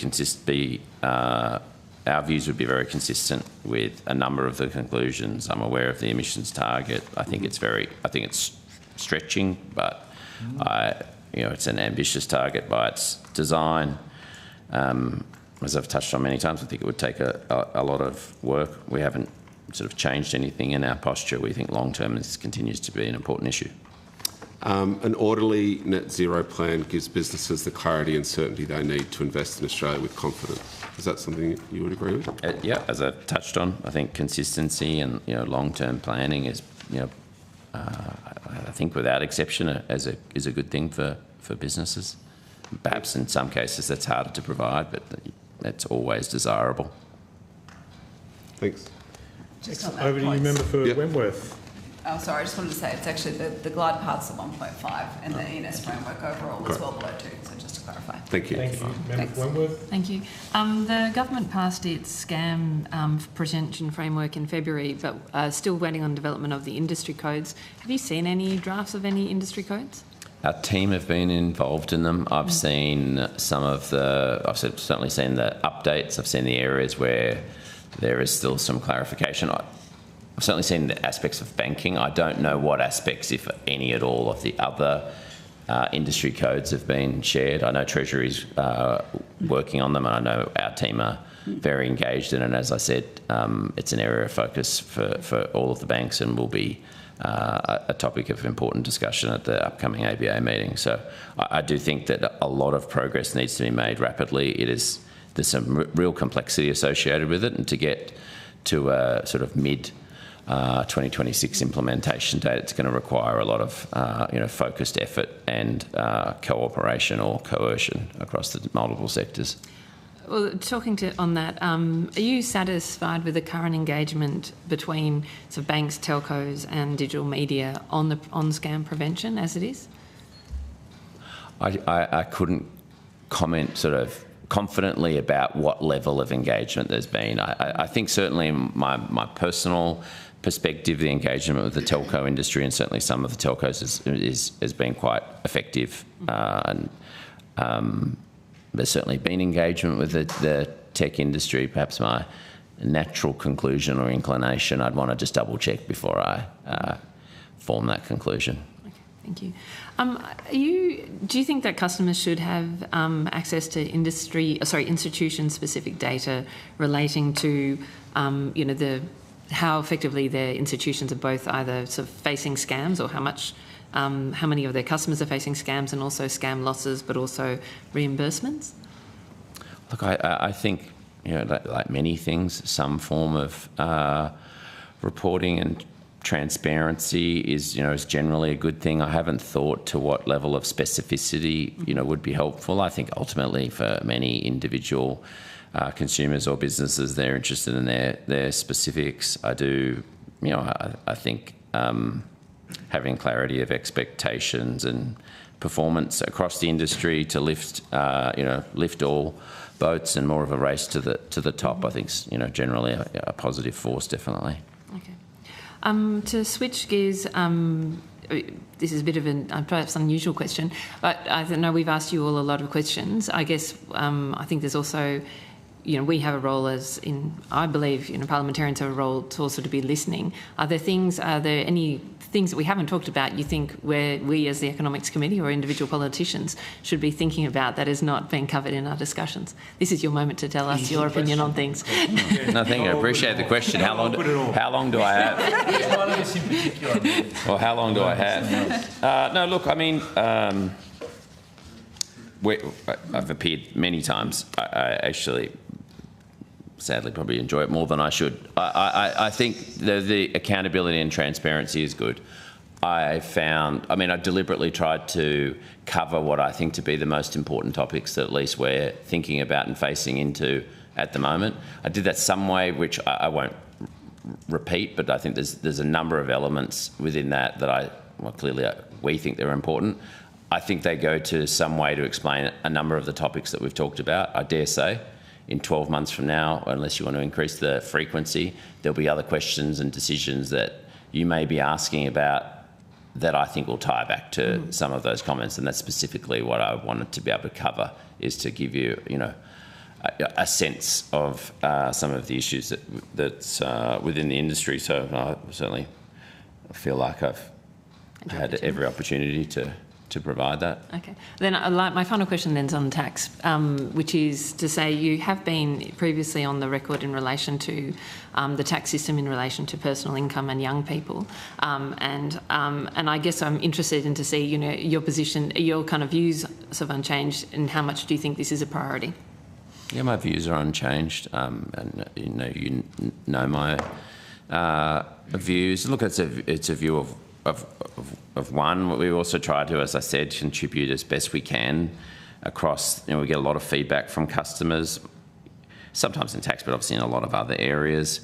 I do think there's a real challenge on younger Australians, workers, access to housing. Worry a lot and can see some of the the rising inequality. I think it's very difficult, and I think anyone who gets close enough to some of the politics can see the challenges around that. I do think that some broader package versus, which is of course very, very difficult, but where there are some gives and takes across multiple groups would be important. I'm sure like everyone else, I worry that the ability to sort of compromise and come up with an overall compact which makes Australia better, which hopefully if we can play any role in that, a constructive role, we certainly seek to do that. I think it is hard. There is a lot of focus always on perhaps the one person or the one group that will be disadvantaged, but I think there's a number of things in totality, and at least I appreciated the opportunity to be able to participate in the round table, and I think it's a good process to have a dialogue and a decision. And yes, if there's more that we could be doing to support that, certainly not diminishing the difficulties, then we'd be very happy to play our role. Thank you. Thank you. Now, because the member for Casey exceeded his 5 minutes, he's got one question on AI, and then we'll wrap up. Yep. Does Commonwealth Bank receive any taxpayer funding as part of your journey to net zero? Hang on, you said. Oh, go on. Yes. Sorry, chat. Yeah. My answer was going to be no. I'd have to check whether, in the context of anything with the Clean Energy Finance Corporation, I don't think we're receiving it, but I think perhaps there's some very small support. I think, by and large, there is. I'm not suggesting it should change. No contribution from the government to the banking system financially. Just to confirm, I'm happy to. Appreciate that. Thanks. Yeah. Righto. Well, thank you very much for appearing today. The committee secretariat will be in contact in relation to any matters arising out of today's hearing. Obviously, a lot of questions have been taken on notice. You'll be sent a copy of the transcript of your evidence, and I'll have the opportunity to request any corrections to transcript errors. And so with that, I'll again extend our thanks for your appearance to you both, and I'll suspend proceedings and we will resume at 1:30 p.m. Thank you.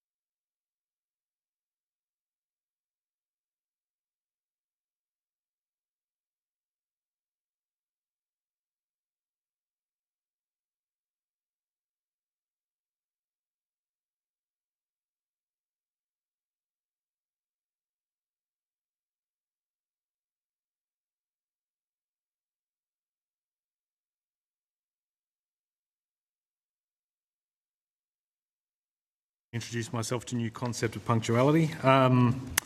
Welcome.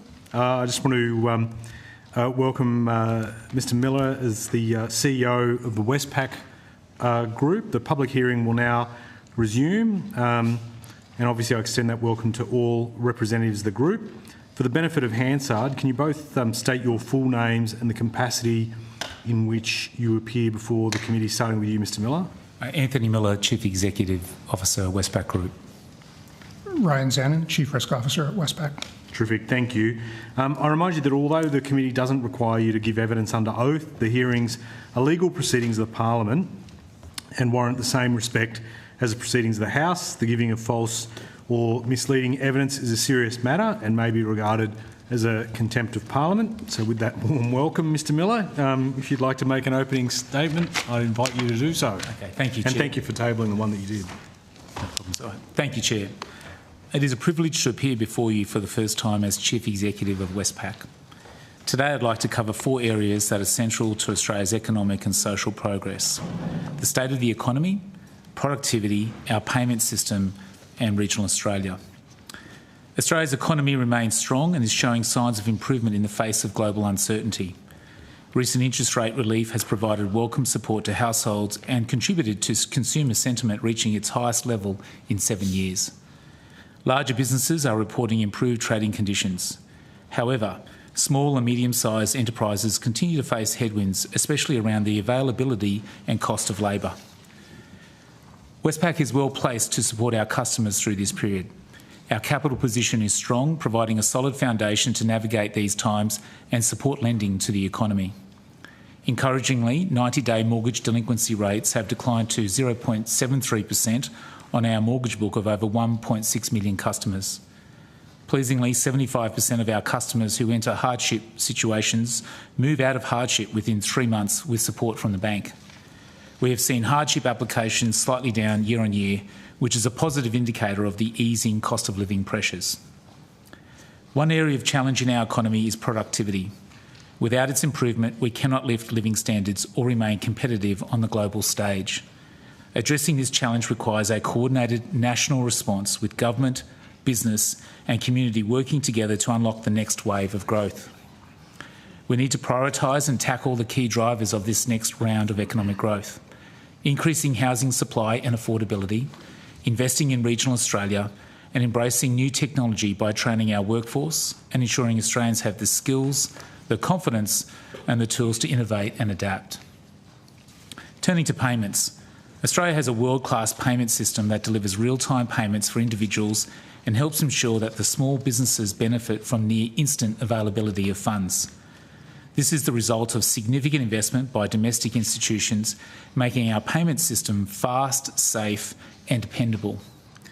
As we consider the future of payments regulation, it is essential that we take a holistic view, one that considers both domestic and international players. Our regulatory framework needs to create a level playing field for all participants so that value generated within our system continues to benefit Australian consumers and our economy. I would like to recognise and thank the Reserve Bank Governor's recent decision to extend the review of merchant payment costs and surcharging. We have publicly noted our concerns with the proposed reduction in interchange fees. The proposal only targets Australian payment service operators and provides a free pass to global giants participating in our system. This approach would simply send more payments, revenue and tax out of Australia. With the amendments to the Payment Systems Regulation Act now passed, the RBA has the opportunity to consider the full domestic and international payments ecosystem, and we look forward to working with them through the next phase of consultation. I expect payments will be a topical subject during these hearings, so along with this opening statement, I have tabled 2 slides on the payments ecosystem that I may refer to. In closing, I would like to update the committee on the regional banking announcement we've just made. Regional Australia is a national asset, home to 1/3 of our population and responsible for around 30% of GDP. Strong regional communities are vital for a strong Australia, and we want to make sure these areas have access to the banking services they need to prosper and grow. That is why we announced an extension of our regional branch closure moratorium through to 2030. This will give us more time to develop and improve the way we provide sustainable banking services in regional Australia. We are thinking differently about how to serve communities in an increasingly digital age, and while still providing people with someone to talk to when they need it. We aim to serve the customer where and how they want to be served, digitally, in person or virtually. We will be opening new banking service centres in regional Victoria and Tasmania, following the recent opening of our Moore East Service Centre. We will also be launching a new community banking service pilot. The pilot will see Westpac establish a part-time face-to-face banking service in 3 regional towns, with a banker working from a local government office or local community organisation. I am pleased to confirm that we have spoken with Dungog and Tamworth councils, and our trial will start in Dungog, Manila and Bulahdelah communities in New South Wales. This model has been successful for Services Australia and Services New South Wales, and we will trial it to provide banking services for communities without major bank branches. Assuming this model proves successful, we will roll it out to every state in Australia throughout 2026. It is important to note that success or otherwise of this trial will be driven by the community's take-up of our service. We cannot offer services where there is no customer demand or where there are other challenges such as employee availability and safety. We have made some mistakes in the past when it comes to closing regional branches without exploring other options to serve the community. We acknowledge that and we are fixing it. That said, I'm confident we have a good plan in place, and by partnering with local governments, we are well placed to build strong partnerships with these communities. Thank you. Ryan and I look forward to your questions. Terrific. Thank you for that. Just an administrative matter. Does any member object to these documents being received as exhibits? No. If not, we will, and we'll proceed to questions. Big focus. Obviously, this committee was set up at or about the same time as the Royal Commission into banking, and so my initial questions will focus on that, and I'll be focused on that with every bank that is appearing here. Westpac last provided a formal update on your institution's implementation of the Royal Commission recommendations in September of 2021. So how frequently are you formally reviewing your implementation of the Royal Commission recommendations, and when will you provide another formal update publicly? Thank you, Chair, for the question. We have completed the implementation of all the recommendations that have come out of the Royal Commission. It is something that we have spent a lot of time, money and effort on over the last 7 or 8 years to make sure that we did deliver on those commitments. I would say that the last time we gave an update was in September 21. I'm more than happy to provide a more public update going forward, or send to you materials to sort of, if you will, close that out. I would also say that, the lessons learnt in the Royal Commission, and in particular the lessons learnt for Westpac, as we obviously also dealt with issues that followed the Royal Commission, have been well and truly entrenched inside Westpac. We are very focused on making sure that we don't let the standards slip. We've worked very hard to ensure that the bank meets the standard that the community is entitled to expect from us, and we're working diligently to make sure that we maintain that standard as we go forward. And so, for example, all of those practices, policies and disciplines that were set up following the Royal Commission are very much embedded in how we think and operate and lead the company. Right. So a key recommendation from the Commission, recommendation 5.6, required, quote, all financial services entities to assess, as often as reasonably possible, the entity's culture and governance, identify any problems, deal with them and determine whether or not changes have been effective. Obviously there was a bit of breadth in terms of the Commission. It wasn't just looking at the Royal Commission just at customers, but also internal culture and employees. Now, I note last week that your institution signed an enforceable undertaking with the Fair Work Ombudsman after underpaying nearly 47,000 staff, and the Ombudsman stated that, quote, underpayments occurred over an 11-year period were primarily caused by failures in Westpac's systems, governance processes and compliance oversight.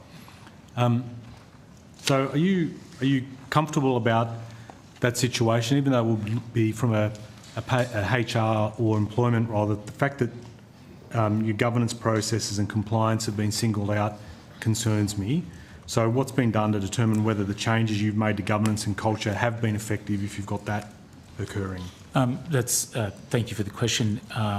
Those relate to events which occurred prior to 2020, and so the work over the last 5 years has been very much about making sure that we have in place those standards, those protocols, those policies and that governance to make sure that doesn't happen. Obviously, we got that wrong in relation to our employees, and we've addressed that. And we have, I think, lifted our policy, our process and our governance to make sure that doesn't happen again. I would also add that, we have over the last 5 years had to work very much on improving our entire operating cadence at Westpac to improve the way we run, the govern and operate the company. And pleasantly, I think that investment and that effort has been recognised with recently APRA removing the enforceable undertaking that had been imposed upon us in late 2020. That was removed 2 months ago. And I would say that that was a very significant program of work and a significant uplift that's occurred. And so therefore I do feel like we've resolved it. I would say though, Chair, that what is important from where I sit is that we are relentlessly focused on making sure we don't slip back, that we deliver on those commitments and we deliver on those standards that the community is entitled to expect. And I sort of share with you that there's not a leadership meeting that I don't host where we don't review the lessons learned from the past and go through with the team, what we need to make sure we do not fail going forward. And so it's part of what I think is the sort of unconditional commitment we have to set that standard through the company. And as I say, we take it very seriously. So taking on board that final point, the reference with respect to your leadership teams and the meetings and the reinforcement of some of those points, do committees of the board actively assess Westpac's response management to the Royal Commission, and how often is a feature of board and executive management business and discussions? I'll invite Ryan to add his additional thoughts on this, but certainly the whole program in which we've set up our governance around risk management within the bank and making sure that the commitments we made and the standards we've agreed to meet are met is all organised around making sure the accountability does follow through the company. And so, yes, the board risk committee through to the group risk committee and through all of the other divisional risk committees does focus on, are we meeting those standards? Are we delivering on those commitments that have been made? And then, of course, not just, if you will, sitting inside the risk committee governance, it's about how we run the company. And are we making sure that every person takes accountability for that standard that we need to meet in serving our customers and delivering them products and services to the standard they expect. And before you hand over to your colleague, can I just ask, are there metrics or KPIs to those expectations, and do you report on performance in either your annual report or to shareholders or to regulators? Certainly where we can metricate it and it makes sense to metricate it, we do. Yes, we do, and we review consistently where those metrics are. And you have things, for example, such as that's recognised as green because it is meeting the standard we want. There could be instances where we're not happy with what we've been delivering, and so it's recognised as amber. That means and catalyses that actions have to be undertaken. Who's accountable for those actions? Are they getting done? Are we making sure we're delivering them to the standard we need to be? And those are publicly available and accessible? There's certainly a plethora of material in our annual disclosure which reveals and shares how that is, if you will, pulled together. There's obviously a huge amount of source documents that sit inside the company that, if you will, layer up into that governance that I've just described. Chair, we have a formal program that we work across the company on risk culture. To Anthony's comments, we don't think the work on risk culture is ever done. It's something that we have to continue to prosecute. And that includes from the people who are at the coalface of talking to our customers and answering phones every single day, trying to help customers out, through the management team as well as to the board of directors. We have an active engagement program with our board of directors where they go out and they do culture assessments across our various teams around the company, and they bring back their own thoughts. We also provide the board with a metricated risk dashboard where we assess almost 20 metrics to give the board a sense of where our risk culture is going. Is that publicly available? It is not publicly available. It's part of the deliberations that the board takes under advisement as they discuss the advent of risk culture. Do you share it with regulators? It is available to our regulators. Thank you. Okay, moving on, we've had quite a bit of discussion today about the situation where a number of banks knowingly kept customers in high fee accounts despite qualifying for an account with minimal charges. And that's as a result of the ASIC work. And I'm just wondering if you can, I think from memory, your organisation committed to refunding a shade under 10 million back to customers. And ASIC provided participating banks with a range of recommendations to reduce that harm. Can you give us an update on the work done to refund those customers and how much has been refunded? And can you also outline the steps the bank's taken to implement the recommendations of the ASIC report? So we are in the process of refunding as per our commitment to ASIC.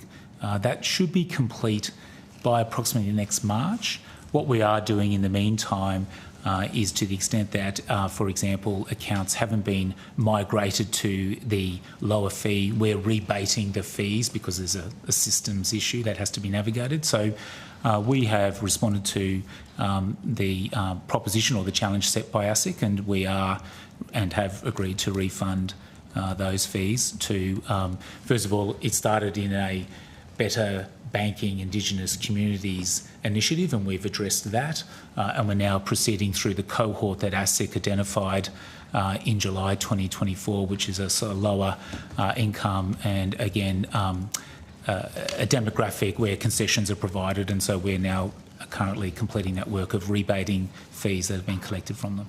So how much money has been refunded? And sorry, can you just remind me the steps taken to implement the recommendations? So I'll have to take on notice just the exact amount that has been refunded, but it is going to be in the order of $9.9 million. And I'll have to just confirm for you just exactly how far through that we are. But what we have done is identified all of those customers on concession where ASIC's view was that they should have had a different account. What we're now doing is also looking to migrate all of those customers to a lower fee, different form of account, but we provide them with an opt-out. Previously, the bias might have been to go and say, you might want to take this choice of moving to a lower fee setup. What we've done is we'll move them to the lower fee arrangement.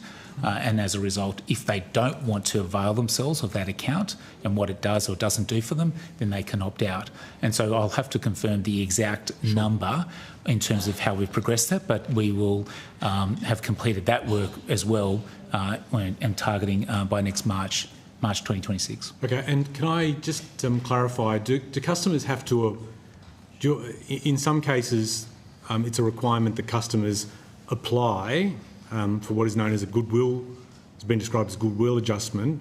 Are you just doing with the 10 million, are you just providing that without waiting for an application for that money to come back? Yes, well, our approach was to focus on that cohort of customers identified by ASIC and then proactively refund, or to ensure that they are rebated a fee that's incorrectly collected until we move them onto the new account. Right. And so that's that model I've described to you. And do you require customers to provide physical concession card evidence or attend a branch to get to access those low fee options? That's certainly one thing we would seek from our customers. Having said that, what we can and are able to do is to identify payments that are coming into their account and the source of those payments, which then gives us further confidence as to their position and, if you will, their status. And then as a result, we can proactively move them into a different account. But what we need to do is give them notice that we're doing that, and then give them the opportunity, if they so wish, to opt out. And so that was the approach we adopted here. So in providing that physical evidence or to attend a branch, how do they do that in an area where you may not have a branch presence in regional Australia or remote Australia? And so hence the, if you will, the timeline that we've employed to get that done correctly, because you're right to call out that we need to be very thoughtful about how we do that. We need to be sensitive about how we do that. And there will be customers that, for example, we can't connect with or haven't been able to connect with, and how do we make sure that they feel appropriately engaged with and given notice that we're doing this, and therefore given an opportunity to say, no, please don't opt, please don't move me across to that new account, I'd like to stay. And so that's why it's sort of a methodical, somewhat arduous process to get it all done, and our goal is to have it done by basically March 2026. Understood.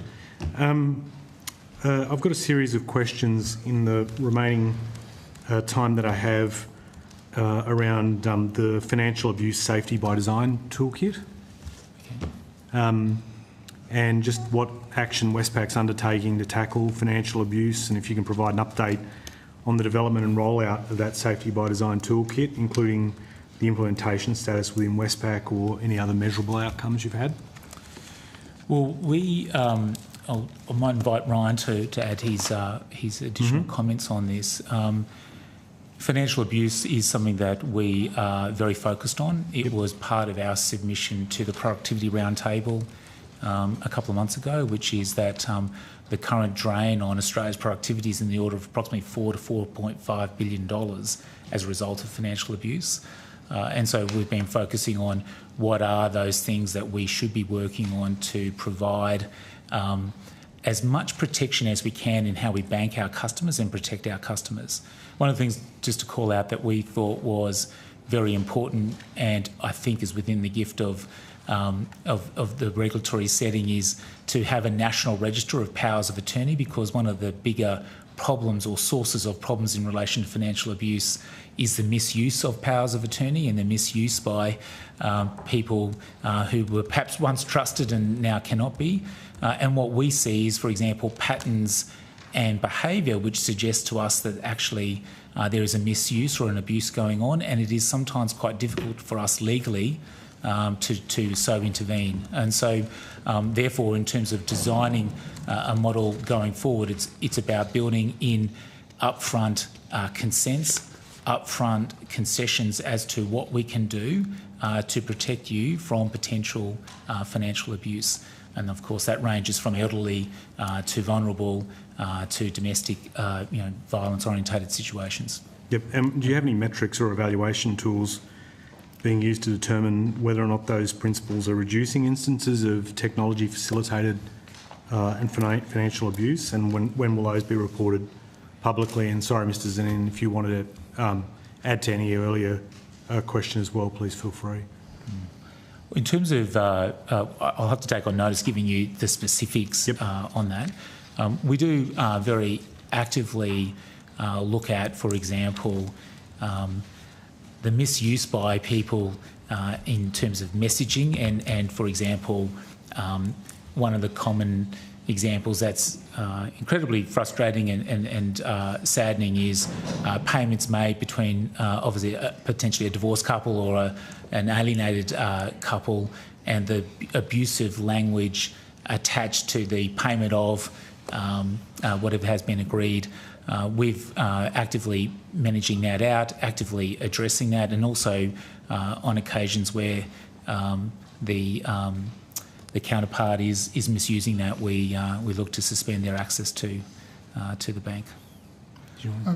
We were pleasingly part of the ABA's work and offered up the design of the toolkit through the ABA. We've also provided it to smaller banks to white label to assist with their customers. We kind of take a for our framework, recognizing vulnerability, responding in the moment, and recording circumstances of customer issues with their consent. And then we refer customers to specialist teams that we have in our customer relations teams to help them with moments of vulnerability. The team takes vulnerability, and particularly financial abuse, extraordinarily seriously, and we work with our customers to try and prevent and diminish that. Unfortunately, it tends to be an increasing trend in society, and that's why Westpac and other banks have to be continually vigilant to help our customers in those vulnerable moments.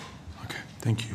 Look, I have some questions around artificial intelligence that I might ask later, because I think if we start now, we won't get a chance to finish them. So why don't we move to the Deputy Chair for the next 20 minutes, and then we'll come back to that issue later on. Great. And thank you very much, Mr. Miller and Mr. Zanin, for coming today. And we're on short time, so if I do interrupt you, just say that's fine. Let's move to the next question. I may do that, but firstly, on housing, I heard you talk about housing in your opening statement as being one of the big challenges under productivity and affordable housing. Following the launch of the government's 5% deposit scheme, property prices grew at the fastest rate in 2 years, with price increases most concentrated in the bottom of the middle market, where first home buyers were most likely to be found.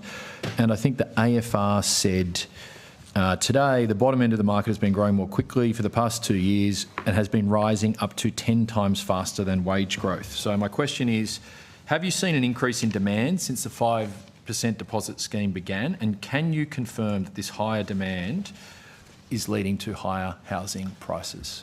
So we have 1.6 million customers who we've provided a mortgage to, and approximately 29,000 since the 5% deposit scheme effectively came in place. So that gives you some proportion in terms of the level of activity. I certainly think that in the context of looking at housing prices in Australia today, there's certainly an increase in prices that is sometimes worrying in terms of people getting access to property.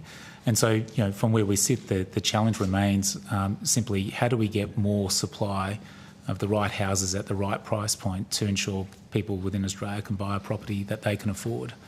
And so I don't think the home buyer scheme, first home buyer scheme, is the driver of housing prices. The simple proposition is that we have more demand than supply is the key driver there. What about, because it's got caps, Sydney's 1.5 million, I think Melbourne's 800,000, Perth 700,000, but what about under those caps? Of course, it's not driving all demand across the market, but I think particularly given it's expanded in October 1st, where it's available to everybody, it's no longer, I wasn't suggesting it would be driving all demand, but under those caps for those areas it's targeted to. And that's where they're seeing it in today's AFR article growing or I think it was like 1.2% for there and maybe under 1% for the rest of the market.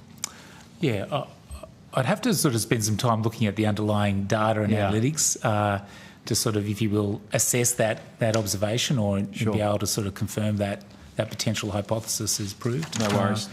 Elisa Owen from Coality said, economists have been saying for a very long time that the way to address housing affordability is not to increase money concessions or grants.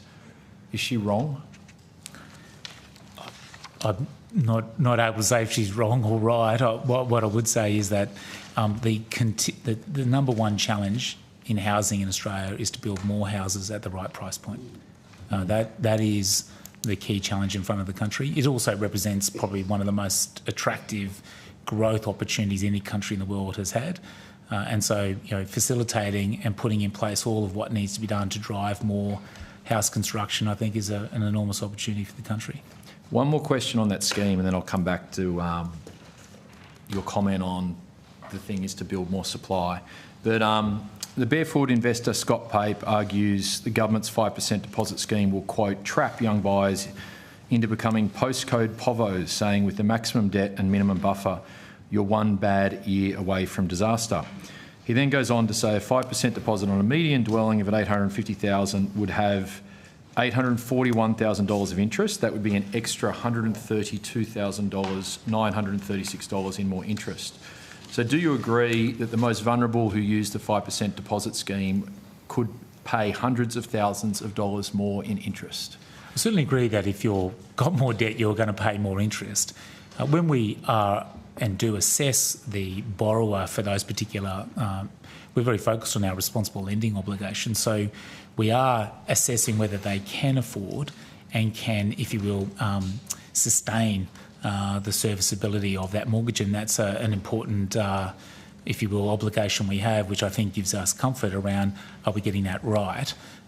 Certainly, anyone who's buying a house in Australia is pursuing that dream, which is you buy a house, you pay your house off. It's a fantastic savings vehicle. Everyone is buying a house with a view that the journey of the last 40 to 50 years, which is house prices continue over every 5 to 10 year period to go up, everyone is buying their property or buying a house with that if that goal in mind. So to the extent that they sit there and think about the amount of debt they've got, the amount of interest they're paying, and that over time, what does that look like? They're also weighing up the fact that they expect and are buying the property on the basis its value will increase over time as well. But those buyers having a lower risk buffer, saying they're one bad year away from disaster, is that a fair comment or not? I don't think I'd characterise it like that. What I would say is that we definitely assess whether they can afford to service the principal and interest on the property. What we've also noticed in particular is that the performance of that cohort over the last few years is where our average book performance is, and in fact potentially just a slightly better. So we're not seeing, if you will, underperformance or more challenges in that part of the book. But ultimately, the key observation I'd share with you around how we think about the risk that emerges in the book, the mortgage book, is simply unemployment. If unemployment, we've had a tremendously good run in this country for 30 years from effectively an unemployment level. If we continue to have these low levels of unemployment, then I think we can be very confident that you won't see any disaster or otherwise realised. But if unemployment spikes, what could happen? If unemployment spikes and stays quite high for a period of time, then that will introduce stress into the system. But I think we've seen over the last 30 years, and we can see the focus right across the community, political, regulatory and otherwise, around making sure the country is growing and jobs are being created. And over the last couple of years, do you feel housing affordability is improving or deteriorating in Australia? I think it's just as challenging as it ever has been to buy a property. I do think, though, there's a lot of initiatives that are helping. I would argue that we need to spend more time, more focus and more effort around building properties in that price point that are going to solve for the majority of Australians. And so we think more work around building properties in that $500,000 to $600,000 price range will solve the challenge for the majority of Australians. And we've heard over and over people saying, look, let's build more supply. I do want to come to demand, but just before I do that, and this isn't you, it's a banking system question. So my understanding is a retail bank makes a net interest margin, which is the profit you make before any operating costs of a loan of sort of 2.5%, something like that. Is that ballpark? It's so dependent upon the term of the loan. But of your retail book, of your whole retail book?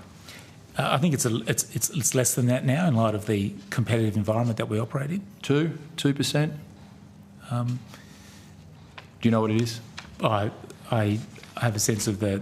I don't look at it that way. I'd look at a net interest margin that's much lower than that. So what I'll need to do is back out certain costs and other calculations you've added in there, or haven't added in there. Okay, but I think the point is for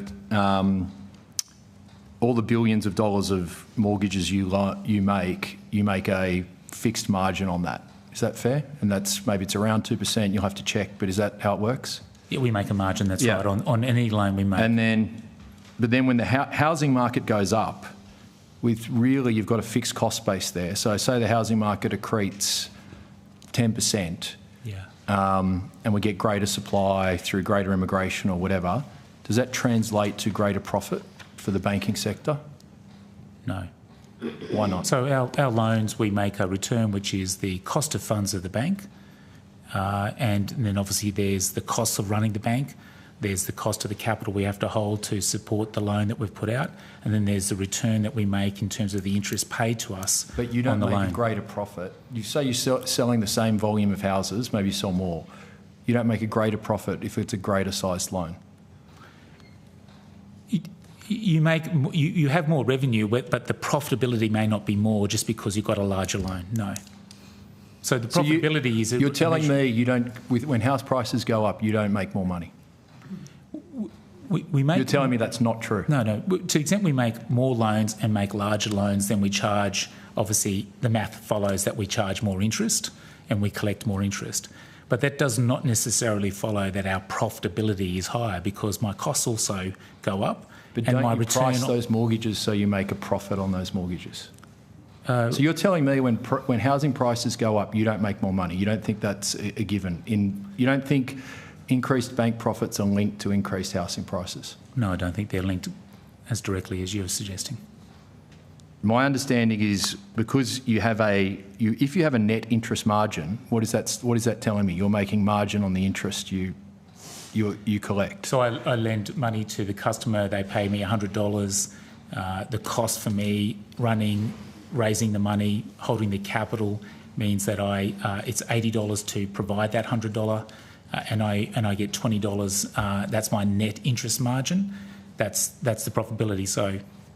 So you are making more money the greater interest you charge, the greater the loan size, the greater the house price. We make more money, but I suppose what I'm drawing to is we make more money as loan sizes go up and more interest is collected, but the profitability does not necessarily follow just because your balance sheet is larger or because your loans are larger. For sure, but are you cutting mortgages you're running losses on right now, retail mortgages? Are you issuing mortgages, retail mortgages, that you're losing money on right now?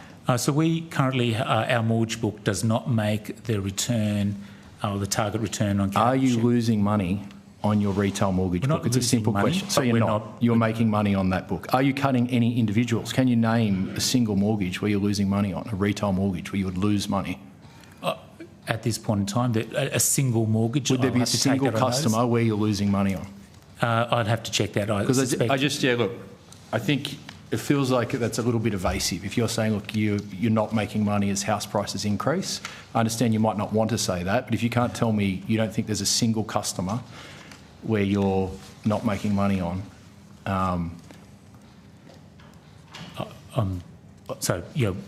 We lend money, we get paid money in relation to the loan. Yeah, and I think whether we make a profit on that or whether we make a return that our shareholder wants is sort of the second order question, which is the current return on our shareholder capital that we allocate to the mortgage book is below the target return for shareholder. So it might be below your target return, but it's still profitable. The point I'm making is the more mortgages you cut, the more money you make, the more houses that we sell, the more money you make, and the higher house prices go up, the more money you make.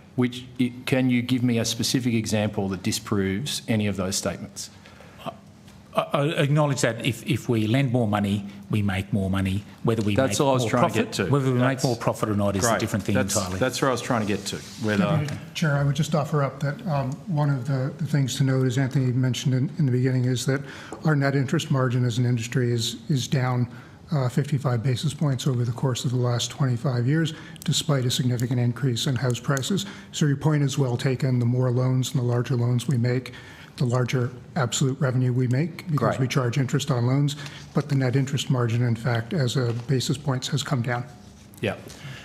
So that's why I just wanted to, and now I want to move to demand and supply, because I understand more supply will lead to more absolute revenue and more absolute profit if you're making money on that. But on demand, what's your view on immigration and or risk weightings or how much we're lending to mortgages into what's that doing to house prices?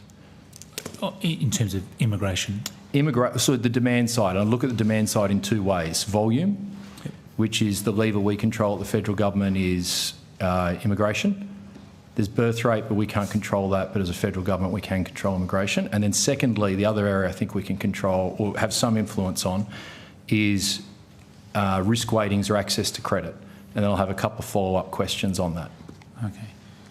Well, certainly immigration and so population growth, whether that be natural or immigration, to the extent that they want to have access to property or own property, does increase demand. And unless you solve by increased supply, then the outcome would be that would put pressure, as I understand your emphasis, would put pressure on prices.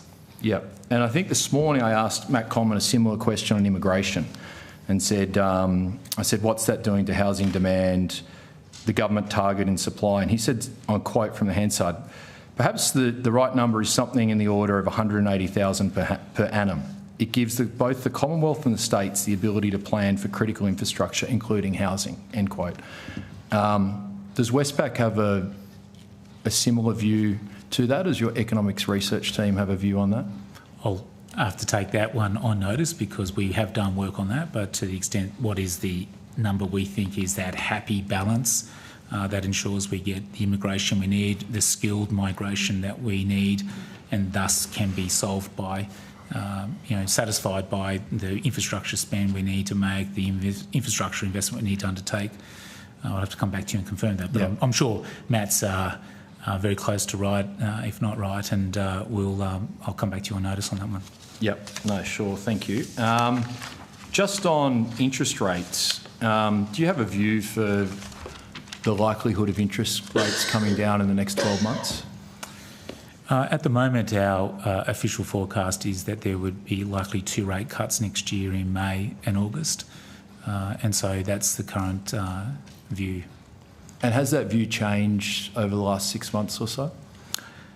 We certainly, no less than 2 months ago, thought there would be, and anticipated there might be a rate cut in the first week of November. So we thought there would be a rate cut in November and then one in May and then one in August next year. That was our forecast. But then obviously about a week or so before the November meeting of the Reserve Bank, certain inflation data was revealed, and that suggested actually it's still a reasonably buoyant and sort of inflationary setting, and so we anticipated at that point then the Reserve Bank would be more cautious and would hold any rate cut until it sees further improvement in effectively the trend mean inflation rate. Yeah. Just back on credit and how you issue credit. 30 years ago, the Australian banking sector was roughly 2/3 business loans, 1/3 retail, mainly mortgages. Today that's inverted, where it's 2/3 retail, mainly mortgages, 1/3 business. Any comment on how that's transpired? Well, certainly, if you look at the journey the Australian banking system has gone on in the 80s and 90s, commercial lending was the dominant business practice, and certainly at half at least, and often upwards of 3/4 of the balance sheet was on commercial business lending. With the stresses that the system went through, and Westpac in particular, in the early 90s, there was a recalibration of, if you will, risk and how to think about risk and the risks that follow from business and commercial style lending. And as a result, you saw a rebalance of portfolios, and we've seen the growth in mortgages as a proportion of balance sheet. It's been an inexorable growth on that over the course of the last 30 years. And so at this point in time, it's approximately 65 to 67% of our balance sheet is mortgages relative to commercial and business, which is a reversal of where we were perhaps in 1990. Economy-wide, do you have a worry that's having an effect on productivity? I certainly think getting and investing more and lending more into business to facilitate productivity improvements is a really good thing for the economy. And I certainly feel like there's an element of momentum around that particular agenda. Our business banking book grew 15% last year. Our institutional lending book grew 17%. Our mortgage book only grew 3%. Now, there's a very large number in the mortgage book, but nevertheless that highlights that there is a lot more growth and a lot more focus on investing in the private sector, and so that's a really important opportunity for us. What are the absolute sizes of your mortgage book versus your business loan book? The mortgage book we have today is approximately $518 billion of mortgages, and my business banking book and institutional lending book is approximately $235 billion. Yeah, so that'd be as of end of September 2025. And then do you have a view how SME lending's growing? You said total businesses, but what about at the smaller end of the market? So if we look at our business banking book, the SME, small to medium enterprise loan book grew 22% for us in financial year 25. It's a real area of focus for us. We've been really pleased with the growth there. Great. There's another segment which is called the small business, which is a much smaller revenue in that definition. That book pleasingly grew for the first time in 3 years in the last 12 months. So we're pleased to see and are starting to see some really positive developments in small business and SME in Australia at the moment. Great, and maybe just one on notice, because the data I have is small business lending is flat for the economy over the last 10 years, so maybe you could have a look at sort of, has that grown over 10 years? And compare that to mortgages and just give us that on notice, if that's okay. Thank you, Chair. Yep. Okay, over to you, Member for Wentworth, for 10 minutes. A question related to this. What are the barriers for banks when they're set to growing sort of business and particularly SME loans further, or investment in SMEs? What makes it harder to loan to business? Look, I think first and foremost is understanding the client's business and understanding the risks inherent in that business. And so one of the observations for Westpac and one of the priorities I've had since I took over is that we need more bankers who are speaking to businesses and spending more time with businesses to understand what that business is and what are the risks in that business. So really understanding the risks inherent in the business is one of the key thresholds. I think also one of the areas that we've been very focused on is if we're the transactional bank partner to the business, i.e. they use us to hold their liquidity, receive payments, make payments, etc., it means that we're in a very privileged position in understanding their cash flow and the various impacts on that cash flow over time. And that puts us in a very good position to be able to go and lend money to that customer. And one of the initiatives we've had over the last couple of years is to look at all of the SME and small business customers that we have where they have their transactional bank account with us, so we can understand their financial performance. And we've been able to, if you will, identify the amount of financing we can provide them. And so we've now got essentially 60% of all the business banking customers with Westpac. We've been able to predetermine that we have the appetite and the capacity to lend them a certain amount each, and we are engaging with all of them in making sure they understand that we have capacity and have appetite to support them. Are the responsible lending rules, or also the sort of capital demands, do those have an impact in terms of the amount of SME lending that you do? So the capital, yes, is always about the assessment of the risk of the borrower, and so for many businesses they'll have collateral which they will provide, which helps us assess the risk and obviously reduces the risk if there's collateral that backs that particular business. And then for many businesses that don't have that collateral, we assess the risk and look at how we would provide them with finance. And that's been one of the areas that we've spent more time and effort on over the last couple of years. We started a fund which is for female entrepreneurs, which is a startup scale-up fund. And we originally thought it would be $500 million, and we looked to see how that would go. We've increased that to $1 billion. We now have $800 million deployed on that. And the performance of the scale-up part of that portfolio has been absolutely very pleasing and really giving us more encouragement now to expand that program to support more startups, more scale-ups across the marketplace. Okay, cool. A question then sort of more onto scams in particular. There's obviously been the scam protection framework, which is the legislation's gone through Parliament in February this year, but the sort of codes of conduct or those codes haven't yet been developed. My question is, have you been engaged at all with the government in relation to sort of draft codes? Is that something that you've been engaged in? Yes, we have. We've worked very closely with government and want to acknowledge the fantastic efforts over the last couple of years in getting that scams legislation through Parliament. And we're now very actively working with the department in terms of the development of those codes.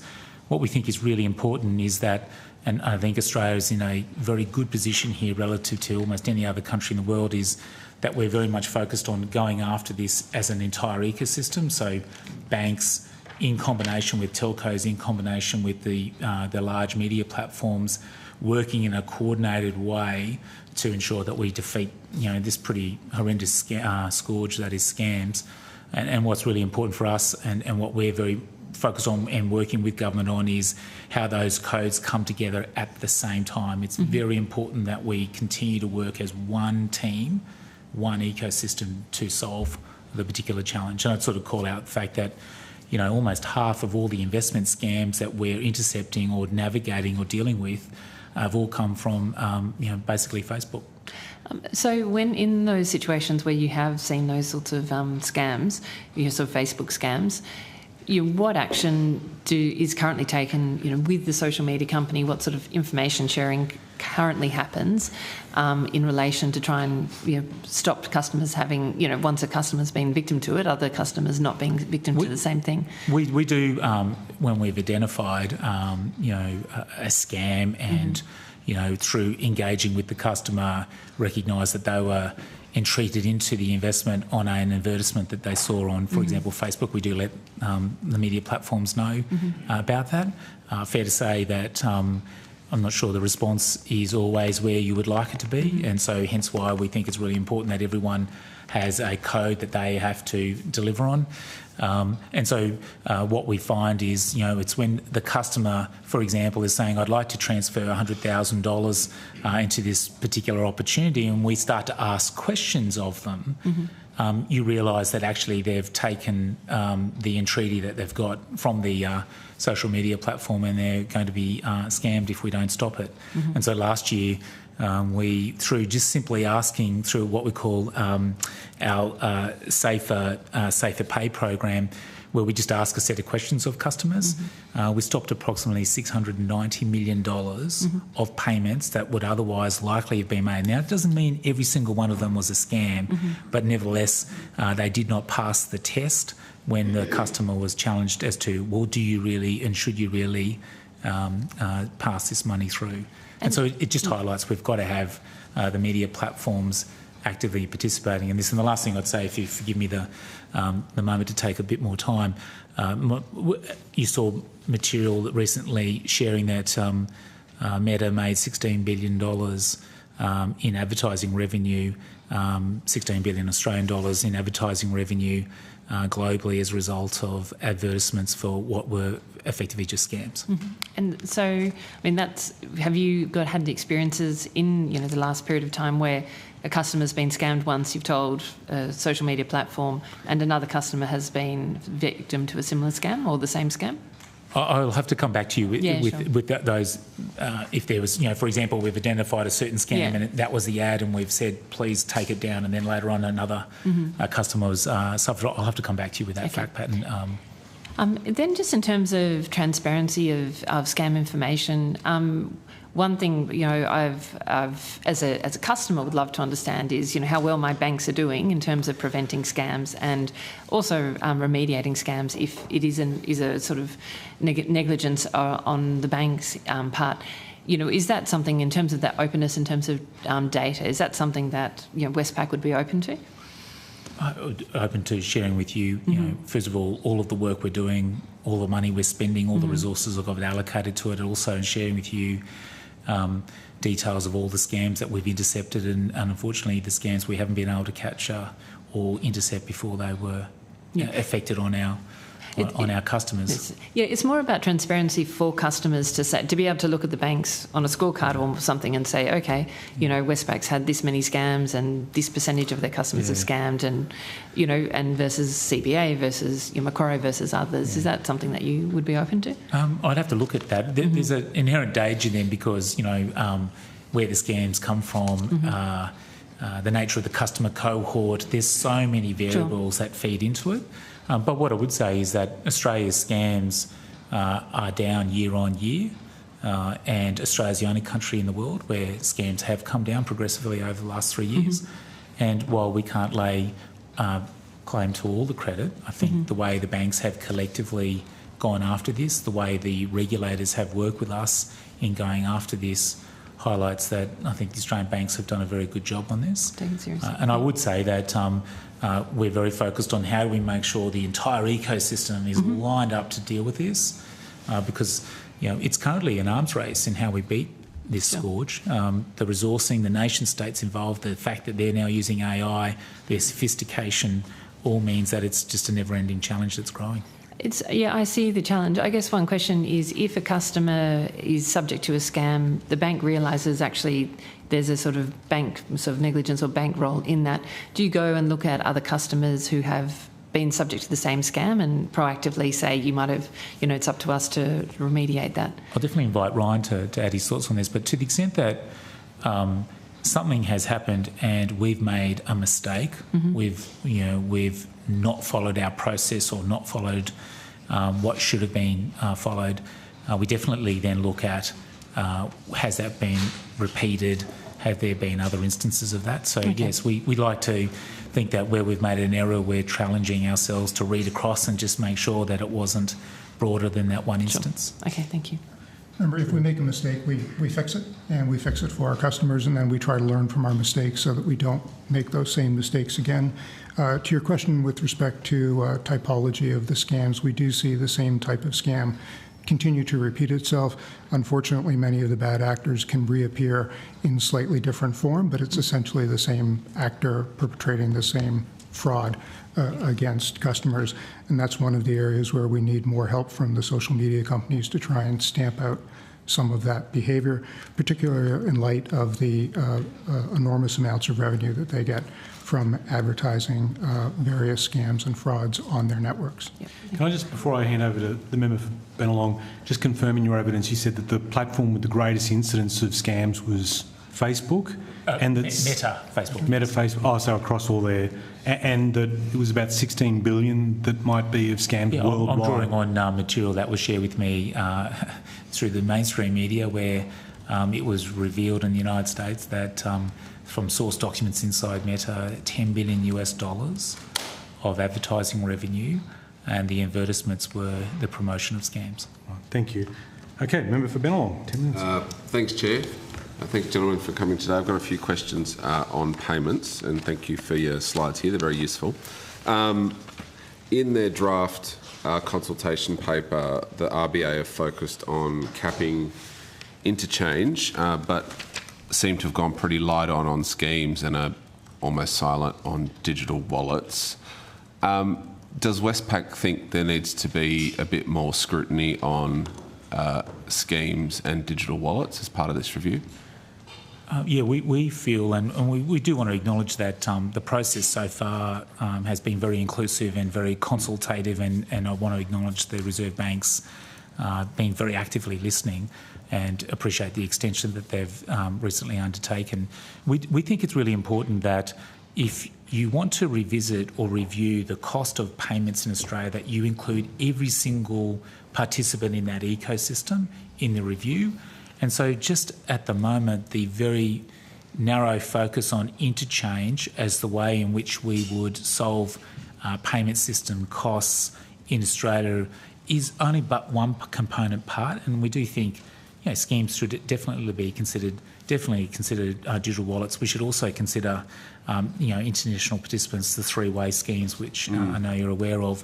And so it's really about looking at it in its entirety, end to end, and then saying to the extent that we want to reduce a cost or a burden that we think is inappropriate, and again, for you to set the exam question, how do we therefore go about it?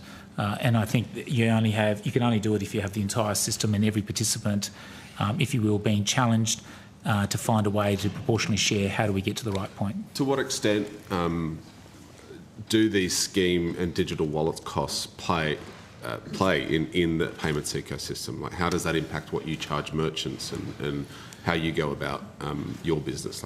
And so, well, they're all part of the costs of providing acceptance to merchants, for example. And so, to the extent that there's a cost to run the merchants offering that we provide our customers, it's a component part that's built into that. And if those costs were lower than you would expect, that should mean... Do you have a rough percentage of the cost of their impact on the end price? There's a complexity to that calculation, sure. So I don't want to sort of dumb it down, but I'd love to come back on notice on that one and just give you the calculation so you can see how it also depends on the type of card used. It depends on... because obviously interchange is... Happy to take that on note. Interchange is capped. But are scheme fees and digital wallet fees increasing, and have they increased over time? Those other fees are not capped, and certainly those are negotiated in a commercial in confidence format, and so to the extent that they have not been, if you will, as constrained or have not reduced as you have seen interchange fees over the last 10 years. And so has that put upward pressure on prices flowing through to merchants then, and therefore consumers? I think it hasn't. It certainly hasn't helped. Yes. Yeah. So. Have your scheme fees and digital wallet fees gone up? We've been very focused. Well, those are confidential negotiations and arrangements we have. They haven't gone down. If I can maybe, sorry to be flippant or trite on that, it's not intending to be, but those are confidential matters. But fair to say they haven't gone down. Whereas that same regulatory environment obviously doesn't exist for interchange, because there's a capped environment for that. There's a lot more scrutiny on it. I think that's a fair way to assess it, yes. Do you think that same type of treatment should apply to other cost pressures within the payments ecosystem, like scheme fees, like digital wallet? I think if we want to try and reduce the costs in the payment system, we also need to recognise that there's certain constraints in terms of how much lower costs can go, because there is a cost to run the payments platforms that we have. There is, and it's a reasonably significant cost in the context of Australia, given the reach and the infrastructure challenge. It's probably a little easier to be challenging for adjustments in, say, the UK, where it's a much more smaller market in geography, but a much denser population, and so there's a scale benefit there that we don't enjoy in this market. RBA data shows that average merchant fees are up 10% in a year. Now that's the average. Do you have a figure for your customers that you provide merchant facilities? So one thing that we just need to make sure we're talking apples with apples is fees will go up based on spending patterns, and so spending's up, then fees will go up naturally. In the context of the fee we charge our customers, we have not increased our fees. We've been very focused on providing as competitive fee as we possibly can alongside the package of services that we want to provide to our merchants. Right. The RBA have just proposed sort of transparency around scheme fees in their draft. Given you've basically got a duopoly there, do you think that'll help that is enough to put downward pressure on some of those fees? I think transparency is a good thing. Whether there's a causal link between that transparency and the outcome that people want to see, not proved, but nevertheless, I don't disagree that transparency is obviously a really important threshold to ensure that competition and ensure the outcomes that people want is realised. Right. You touched on in your opening statement and your latest submission that the RBA reform only targets Australian payment operators. I guess I just want to understand, if that reform were to go through as is, what would that mean? If only Australian operators were targeted, what would that mean for the industry? What would that mean for small businesses and consumers in terms of the costs that they have to incur? So if the reforms went through as we see them today, then I look at one precedent, which is the UK. There was no reduction in the cost of acceptance for small business merchants in the UK. And so that one of the stated desires or goals, which was to reduce the burden on small business and merchants, wasn't realised in that market, where they just simply lowered interchange fees. So I would expect that naturally would follow here. I think you'd also, and again, now that the Reserve Bank has the power under the Payment Systems Regulation Act to regulate some of the international participants, such as the digital wallet participants, such as the three-way schemes like American Express. The question is, if they do exercise, and if they don't exercise that regulation, then essentially a lot more will migrate to those particular participants, and that money will be collected. And I think I've heard and people describe the lack of tax paid by international participants in the marketplace here. That likely naturally follows. Just popping on your website, you seem to have all your cards are branded MasterCard, so you've got a commercial arrangement with them, I would imagine. But you provide other cards as well, or just? So we have a part of the banking portfolio we have is with MasterCard, yep, and part of it is with the Visa. So, okay, for example, some of our non-Westpac brands have Visa partnership. We also work with the Visa in our Pacific operations, okay, and so it's a little bit of a package of partnerships we have across both Visa and MasterCard. And when you reach certain turnover or cards issued or stuff like that, do you get paid a rebate on that? We all, it's an industry practice that level of spend, level of activity does drive improved economics for the bank, the issuing bank, okay, in that particular arrangement. And the costs you incur from the schemes, do you pass that on as charged or net of the rebate? I suppose the way we cost the business and how we deliver the service to our customers includes the rebate, and it just includes what is the cost for us to provide that card, okay, and provide that to our customer, and what is the return we get on that. Does factor in whether the cost we incur to run, yep, as well as any other financial incentive that attaches to the provision of that particular service to the customer. Okay. I've got no further questions, Chair. Tremendous. Well done.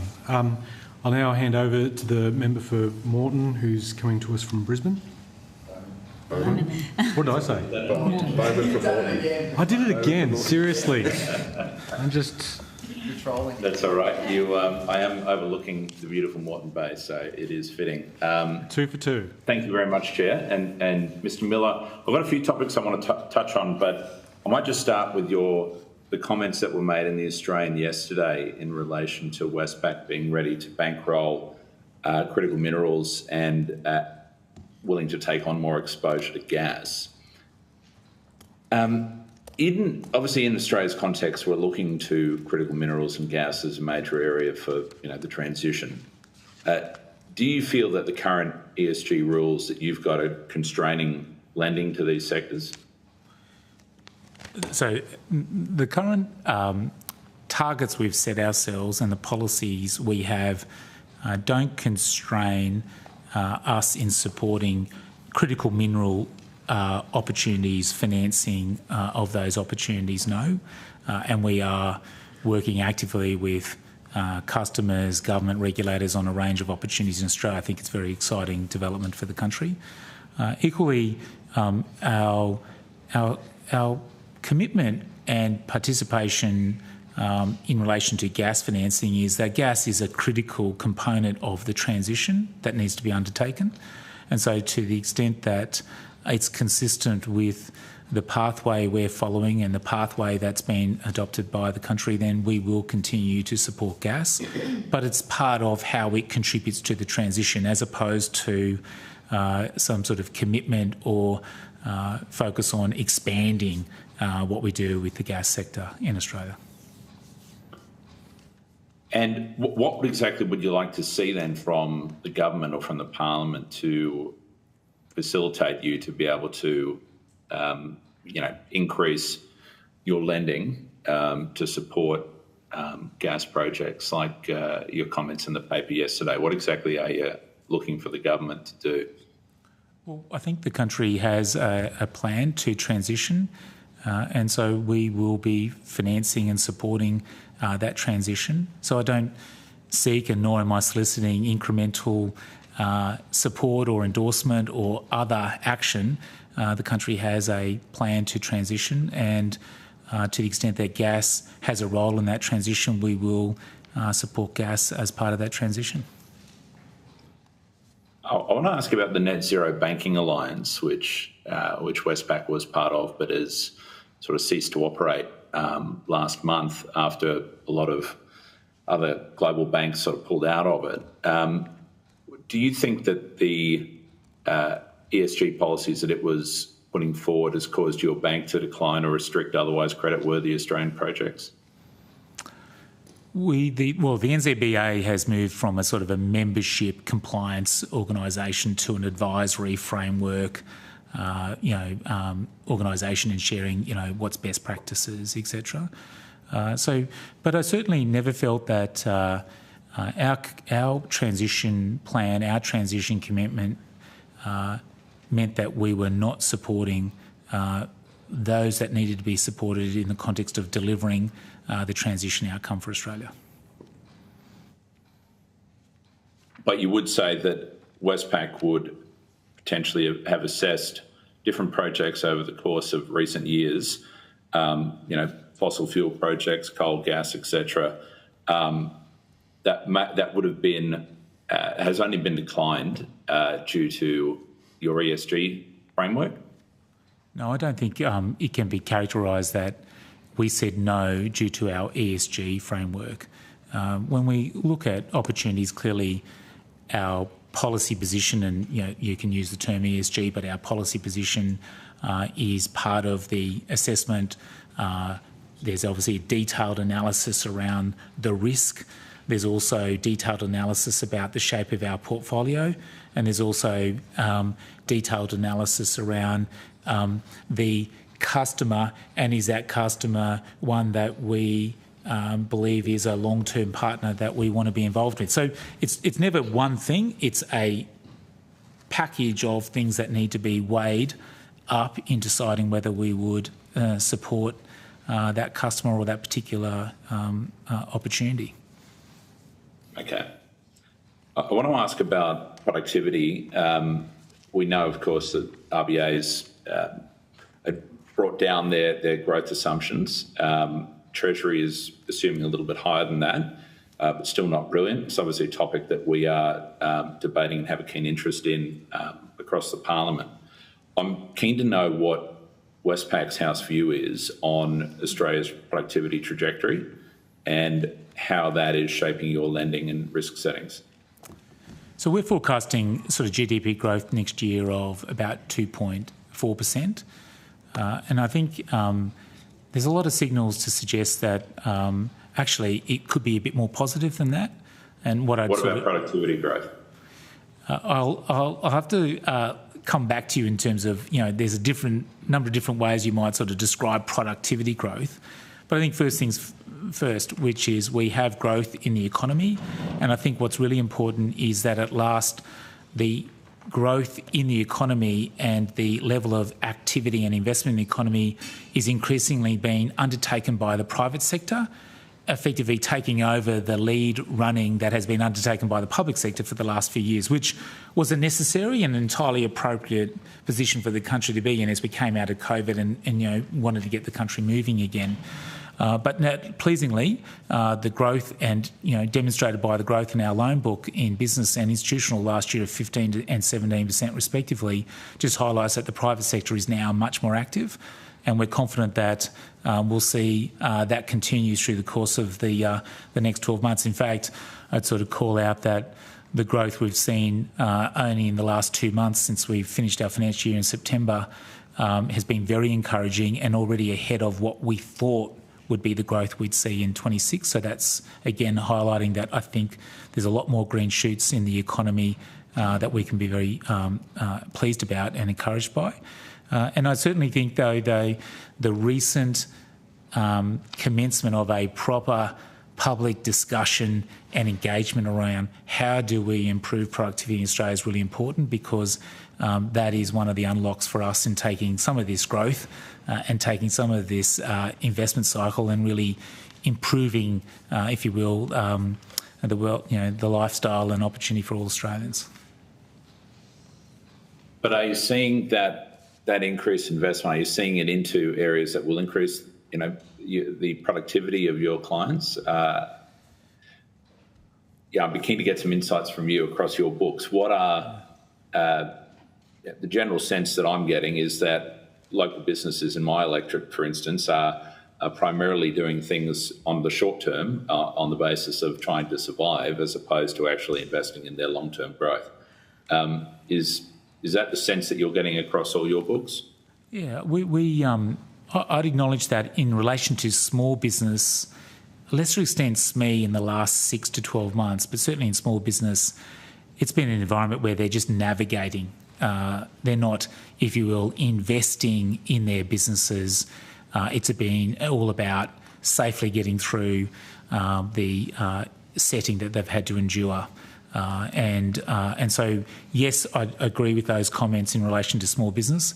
In the bigger end of our book in Business Bank, where we saw very significant lending growth in business banking of 15%, in the larger end of the small to medium enterprises, they are borrowing to invest in new equipment. They are borrowing to invest in new processes, and they are borrowing to invest in lifting the performance and productivity of their business. So we are encouraged by that.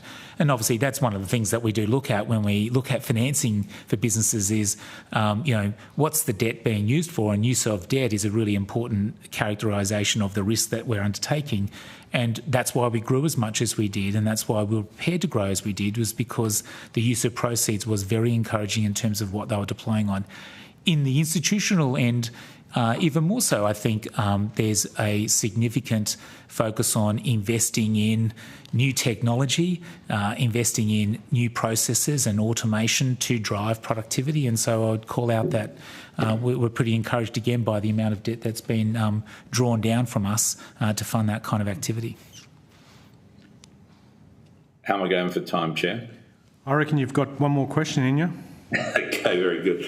Across your SME and commercial portfolios, have you recorded an increase in your customers who are seeking assistance or restructuring or hardship support specifically due to rising energy costs? We've certainly seen across the book over the course of the last 24 months a decline in stress levels, a decline in delinquencies, a decline in defaults.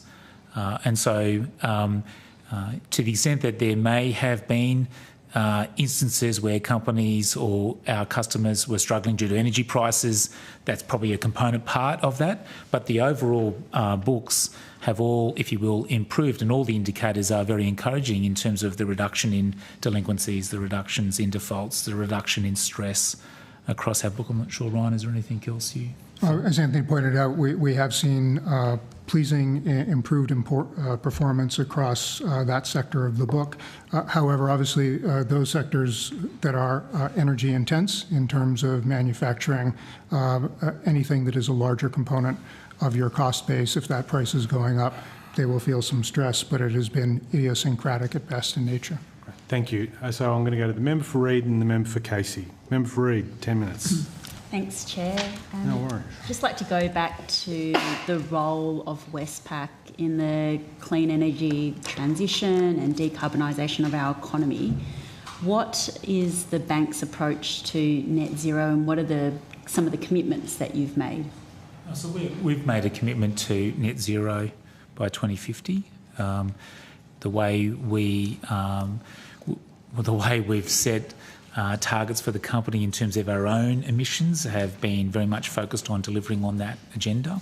And then in terms of our support for the transition is focusing on how do we finance businesses in Australia on their own commitments to deliver to net zero 2050. And so we're very actively making sure that in our day in, day out operations we are making our own contribution and importantly providing finance and support to our customers who are also very focused on delivering on their transition. And various customers are at various stages of success on that and various levels of sophistication. We continue to challenge ourselves to we've got to stick by people. We've got to try to work with everyone to get to where we need to get to on the transition. And so there are instances where I think people would say, gee, are they making enough progress? And we'd say we need them to make more progress, but we've got to stick by them. We've got to continue to challenge them and make sure we help our customers get to where they need to get to on the transition. And if I could ask you a question on notice around the growth that you are seeing in investments in clean energy projects and some of the trends that you're seeing as well. But more directly, what's your stance on providing financing for new coal-fired power plants? So we, let me just back that up a little bit. And so first of all, we now have no exposure to thermal coal mining in Australia, or anywhere for that matter. We are actively working with those customers who have coal-powered power stations, working actively with them in terms of the transition. 89% of all the money that we lend to power generation in Australia goes to renewables. And so we're the largest renewable financier in the marketplace. And so we're working with our customers and can reflect on senior executives at our customers who have some of those assets, and their focus on continuing to work to replace those coal-powered stations with the right combination of renewable, battery and other solutions to ensure that they transition. And so we're very committed to supporting them on that journey. What has led to that 89% investment in renewables? What was it that drove that investment? Well, I think the commitment of the country, the commitment of businesses, and the economy itself around transition gives you the confidence that that particular project will stand up, will survive, and has the necessary commercial, meets the commercial parameters. And so we felt that it was an attractive and important business opportunity, as well as being very aligned with the overall ambitions for the country. Do you think there is anything that jeopardises that confidence in investment in renewables? Does that require a bipartisan whole-of-parliament approach? I think the regulatory environment in which we're operating has given people a lot of confidence for a considerable period of time. I think one of the things that we need to definitely take ownership of as a community, banking system, the renewable power, energy, and frankly everybody, is that some of the processes for approval are taking longer than might be healthy, and that's obviously getting in the way of the transition and the pace at which the current settings are in terms of the pace at which we want to transition are somewhat at risk if we don't see faster approvals and more projects moving to deliver and ensure the country gets to its target state. Do you get a sense of the scale of the investment in the renewable space? What is it that some of the projects that most excites you that you are now financing and backing? Look, we're very supportive of some of the initiatives the New South Wales government has undertaken in terms of special regions, renewable energy regions, which you've got a designated area where the renewable resources will be based, and then it's about making sure the grid is appropriately upgraded so that the power's then, if you will, delivered back to where it's used, which is in the cities. I think that's really encouraging because that's very thoughtful, detailed, long-range planning that gives you the confidence to invest, and investors are actively participating, and then obviously for us to finance. I would say that in many ways, the discussion around the transition is one that sometimes seems to be consumed by negativity and dogma and worries, whereas in many ways, the transition is one of those potentially significant moments for the country. If we can transition and reach a certain emissions responsible power generation capacity, provided it's reliable and dependable, and provided it's cost effective. If we look at it, that is a wonderful opportunity for the country.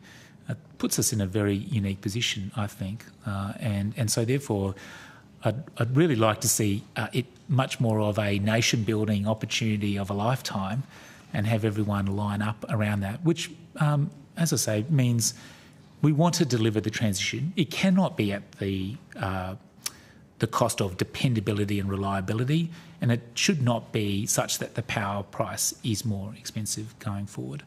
And I think that's well within reach for the country if we go for it.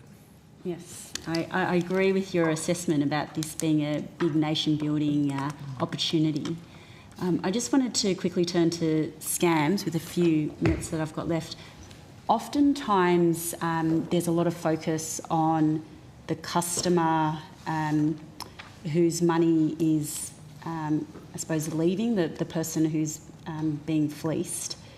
I wanted to ask you about what you are doing as an institution to prevent customers wittingly or unwittingly being the source of the scams coming in, receiving the scams, and then that money kind of fleeing off, I guess like a mule account. What are the steps that Westpac is taking to ensure that that's not happening? So thank you. That's a really great question and one of the key challenges for us. And I'll invite Ryan to add his thoughts and reflections on that. But every bank account is day one opened in a legal, legitimate way, and mule accounts are inevitably due to someone stole the ID for that account, or it was sold. Or alternatively, the owner of the account is complicit or a victim in the particular scam or situation. And so they're very hard to identify. And one of the important challenges for us is that a major source of mule accounts is bank accounts that have been literally just bought by somebody. And as it stands today, if you go on to, dare I say it, Facebook and look up bank accounts for sale, you'll see bank accounts for sale and you'll have the bank's names and the cost of that bank account. So that's an illegal activity, yet it's allowed to prosper. And that bank account then gets sold and as a result, we don't, there's no change in its characterisation. It's just now owned by a criminal. And then as a result, the scam is able to be affected on unwitting customers. And so it only reinforces this, and I think Australia's done a really good job on this, but it's a real opportunity again for us to be a global leader, is to make sure this has got to be solved as an ecosystem and all the participants have got to be involved in this. And so, for example, you should not be allowed to advertise the sale of bank accounts, and that's illegal. Yet it does occur. And unless everyone in the ecosystem and those who advertise bank accounts are involved and take ownership of this, we're not going to be able to deal with it as comprehensively as we would like. As Anthony mentioned, the notion of being able to go onto something like Facebook and just say buy a bank account and finding pages and pages of information on how to buy a bank account illegally online is something that we have to stamp out. It presents too much risk to everyday Australians. What we're trying to do about it is we've increased our detection capability. We do transaction surveillance on all inbound payments. There is better interbank cooperation around identifying mule accounts and sharing information so that we can work together to stamp out the mule accounts. And we have a number of onboarding controls, including behavioral and facial biometrics, to try and make sure that the customer is indeed the customer. But at the end of the day, this is a financial crime perpetrated against Australians, and we have to find the people who perpetrate and who profit from the financial crime and stamp that out. Okay. Terrific. Thanks. Member for Casey. Thank you, Chair. Mr Miller, does Westpac finance green hydrogen projects?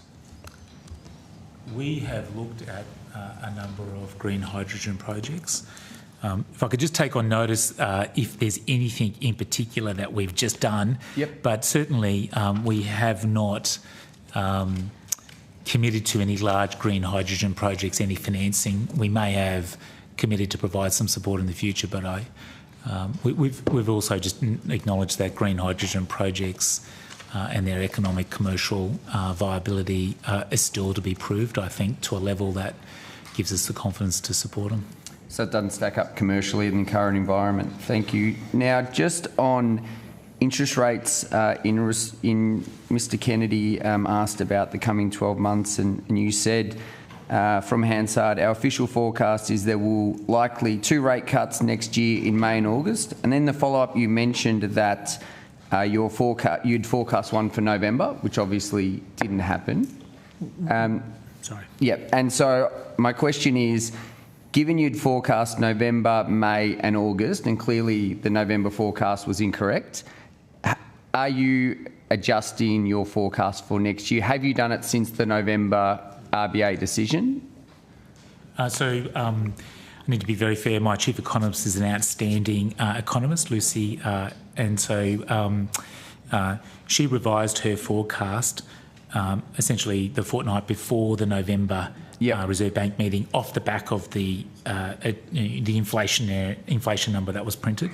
And as she revised her forecast for the November board meeting, she retained her forecast in relation to 2 further rate cuts in May and August of 2026, but are clearly data dependent. And so provided we saw what we think we're seeing, which is that reduction in inflation to the target setting for the Reserve Bank, then we would anticipate that there'd be a rate cut in May and August next year. I'm keen to understand why there was no change given, so we had the CEO of Commonwealth Bank, I understand a separate organisation this morning, say that they were now forecasting no rate cuts, and given the November number will be carried forward for 12 months, so will materially impact that. I'm trying to understand why there would be no change to the forecast, given that material change, and given the Commonwealth Bank CEO has said they've changed their forecast.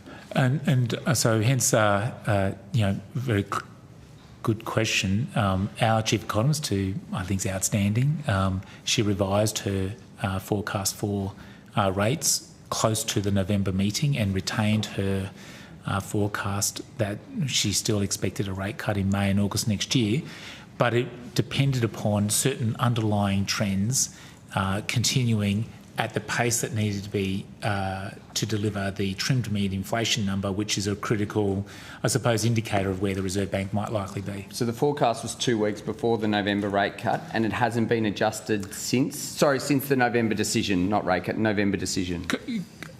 Again, subject to if anything's come out in the last 24 hours. Yep. Her forecasts were within the fortnight leading up to the Reserve Bank decision of no reduction. She affirmed her view that while there wouldn't be a rate cut in November, she still expected, based on what we're seeing, 2 rate cuts next May and August, data dependent. You've given there's actual data in November, which again is 12 months, and given customers look at, rate cuts and potential rate cut forecasts in how they take out loans, et cetera, would you anticipate, or would you like your chief economist to review those 2 numbers? It's really important for me that there's a clear level of independence for Lucy. She is our chief economist. I think she's brilliant, and she does her work, and she makes her calls independent of any thoughts or ideas that I might have. Okay, just want to move across to payments. Just want to refer to the Prime Minister's press release on the 15th of October 2024, where he stood and said, and I quote, "We are prepared to ban debit card surcharging from the 1st of January 2026, and then added a little rider afterwards, subject to consultation. Is it your anticipation that there will not be a ban to debit card surcharging from the 1st of January 2026? I think there's been pretty broad-based acceptance of the need to, or support to, remove the ability to surcharge debit card at very least. And then I think, the extension of this review process to really exhaustively and thoroughly determine should more be done.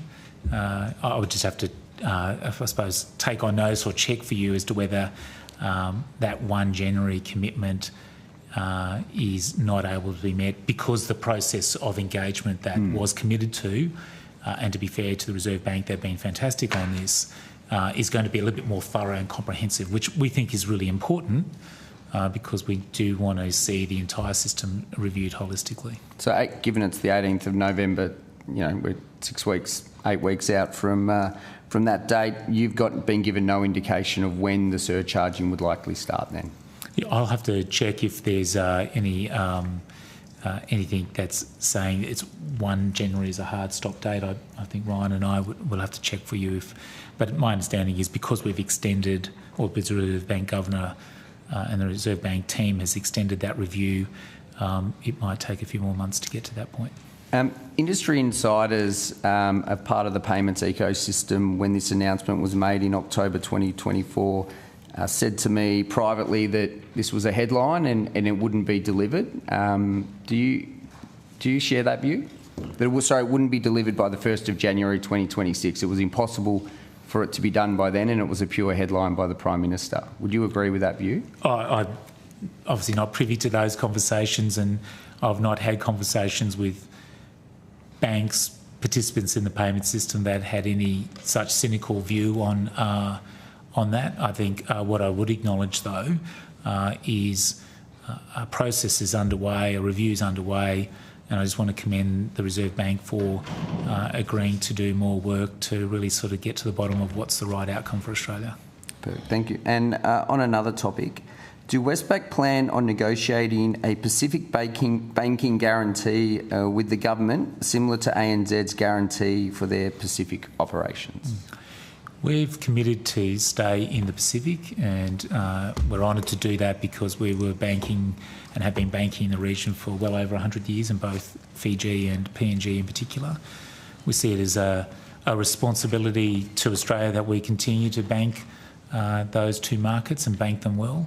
And I would just want to acknowledge that the government has been tremendous in terms of supporting us on making sure we stay active in those countries to protect Australia's interests, given the current global setting that we're in the middle of. As to specific partnership arrangements, etc., we're comfortable with where we are today, and we continue to discuss with the government what's potentially needed to make sure we can bank PNG and Fiji safely. So there's nothing specific needed from us at the moment. Chair, I just want to check how we're looking for time. You've got 2 more minutes. 2 more minutes. Okay, so just wanted to jump across to hurdles on customers to earn interest on their deposits. And given the time, I might give you a list of questions that I'm happy for you to take on notice, but just want to reference the ACCC inquiry found that 71% of bonus interest accounts did not receive the bonus interest rate on average each month over the first 6 months of 2023. So I've just got a list of 8 questions that I'll read out for Hansard and take those on notice. And if you want to add a minute or 2 of commentary just to manage the chair's time. The other thing is too, you can just put them all out without reading them. Well, just do that. And if there are any particular questions you want to ask, you can certainly use the remaining time to do so. Yep, so I will put those 8 questions on notice. I just might start with how many hurdles do customers need to meet to gain their interest as part of your interest accounts? So there's one reward product that is the key offering we have, and it's about making sure that the amount in your bank account is at least $1 more per month. To the extent that it's up by $1, then you qualify for the bonus interest rate. I would say that by value, 85% of the deposits that are with Westpac under that particular product are getting the bonus rate. Perfect, thanks. I'll leave the rest of those. Chair, tremendous. Okay, well done. I'll now suspend proceedings for a 15-minute break, so we'll start again at 3:25. Well done, Mr Miller. You managed to draw members of the public in as well. They were here for a period of time. They were here for a short space, though. That one group left relatively early and the other endured. So, not because of you, because of us. Thank you, Chair.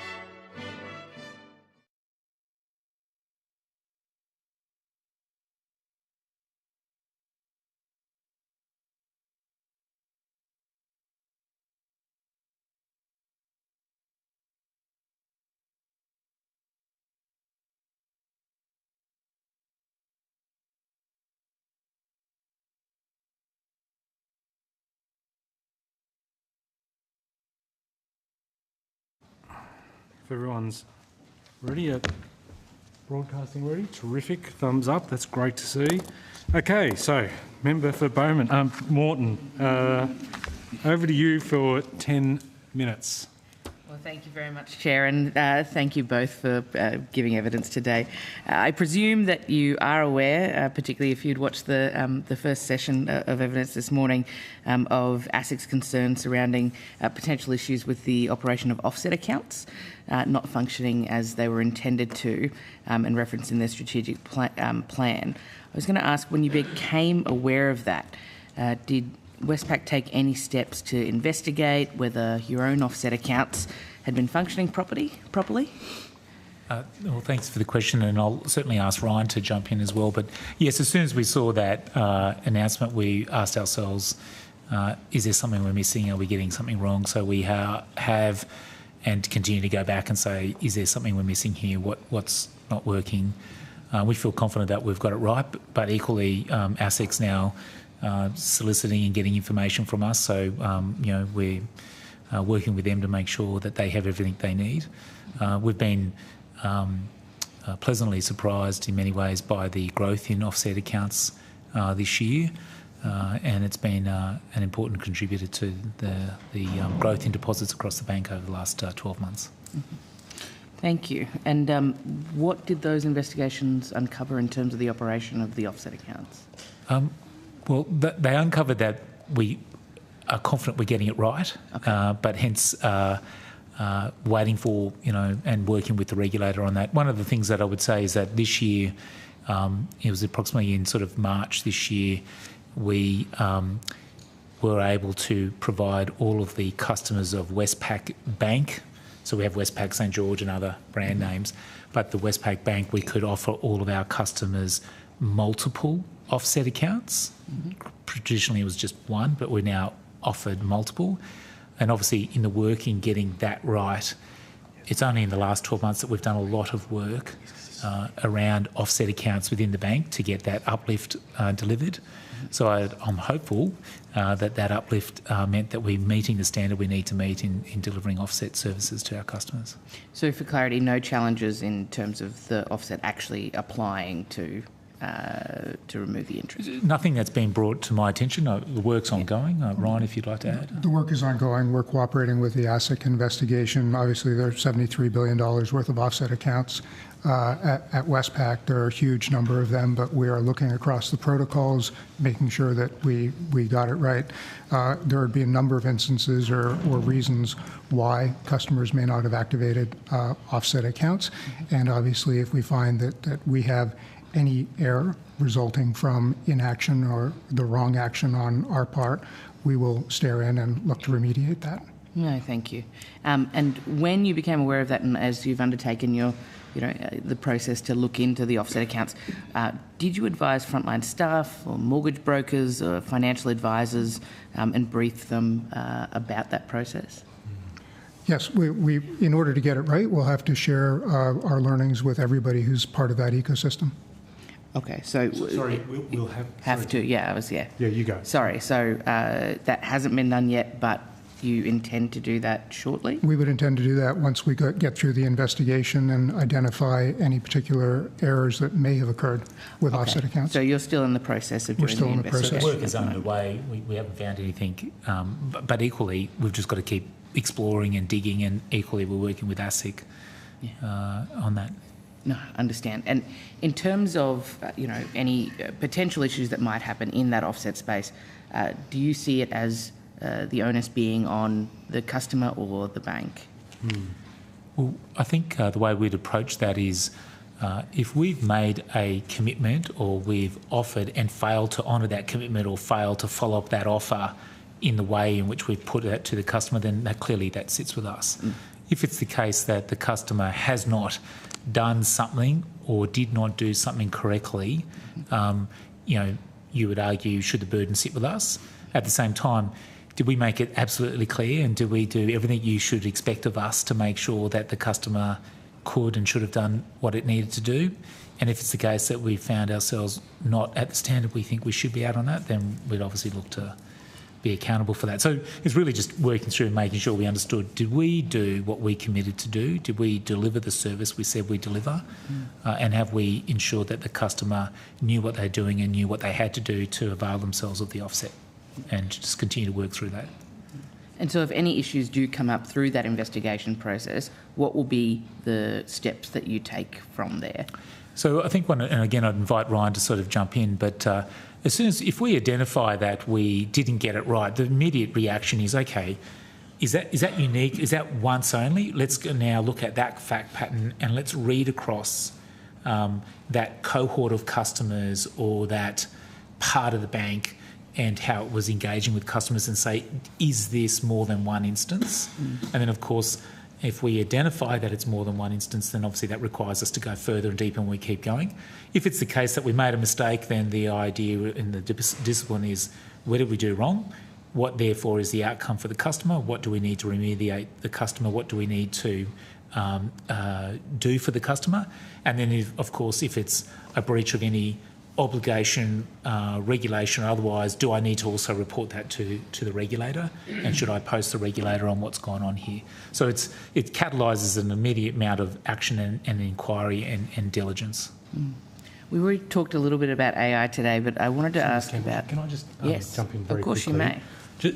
Just in relation to the questioning from the member for Moreton, in response you said, you said something that there's a bit of a thread in the breeze we need to clarify. You said, effectively, if something didn't meet expectation, you use the phrase, this sits with us.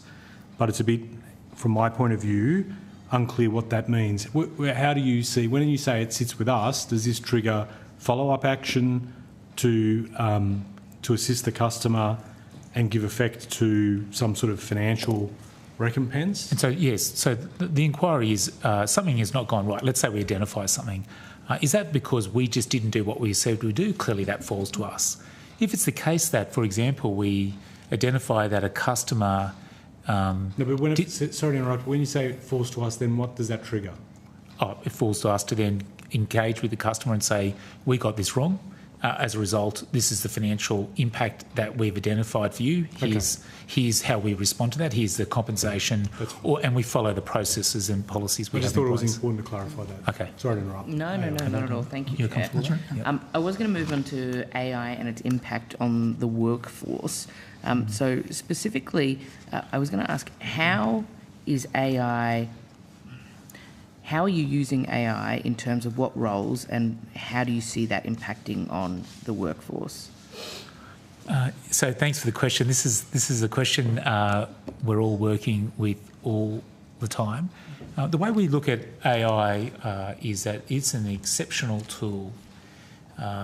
There's a lot of hype as well. I want to be cautious about some of what people are forecasting, but nevertheless, it's a tool, and I think its potential impact on how we work, how we deliver services to our customers, I think is going to be quite profound over time. But it's fundamentally a tool. And so the way we're looking at it is, how do we therefore equip our people? How do we invest in our people? How do we train our people to be able to use this tool? So that's sort of, in particular, point number one. What we've also focused on is, let's get this tool in the hands of as many people as we can. So we have over 15,000 people inside Westpac at this point who have access to the Microsoft Copilot AI tool, and they're using it, they're, if you will, practicing how to use it, they're learning how to use it, and we're immersing the company more and more in this tool. The next chapter for us and next stage for us is then to start to look at what more can we do, what incremental investment, what other AI capability do we need to introduce so that people can do more, can do their job easier, they can do it safer, they can do it faster. Where we're seeing real success in the use of AI in the company at this point is where it helps our employees do their job better, more consistently, sometimes faster, and importantly, in a more safer, consistent way, which is of real value. And an example I'd share with you is we have built a generative AI tool that works with our customers when they take a call in the scam centre. When the call comes in, customers are inevitably very concerned about they could have been scammed. There's emotion. There's a lot of, jargon, and there could be language barriers, etc. And so how do we make sure that as quickly as possible on our call, we get to the key points of what's gone on or may be about to go on so that we can then action some action? And the generative AI tool listens to the call, and as the caller is talking and using language and different words, calling out, no, this looks like for example, a scam consistent with a pattern we've seen elsewhere. You should check, have they done this or have they done that?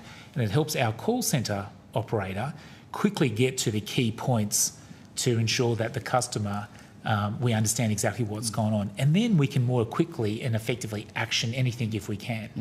And the outcome of that is we get through the call quicker, we get through the call more safely, and more importantly, we do it consistently, so there's the right standard, and the employee has a tool which makes sure that they can do that quicker, more consistently to the right standard. And so that's been we've been really positive about what we're getting out of it. So understanding your response, that means that Westpac's position is that AI would never replace a job.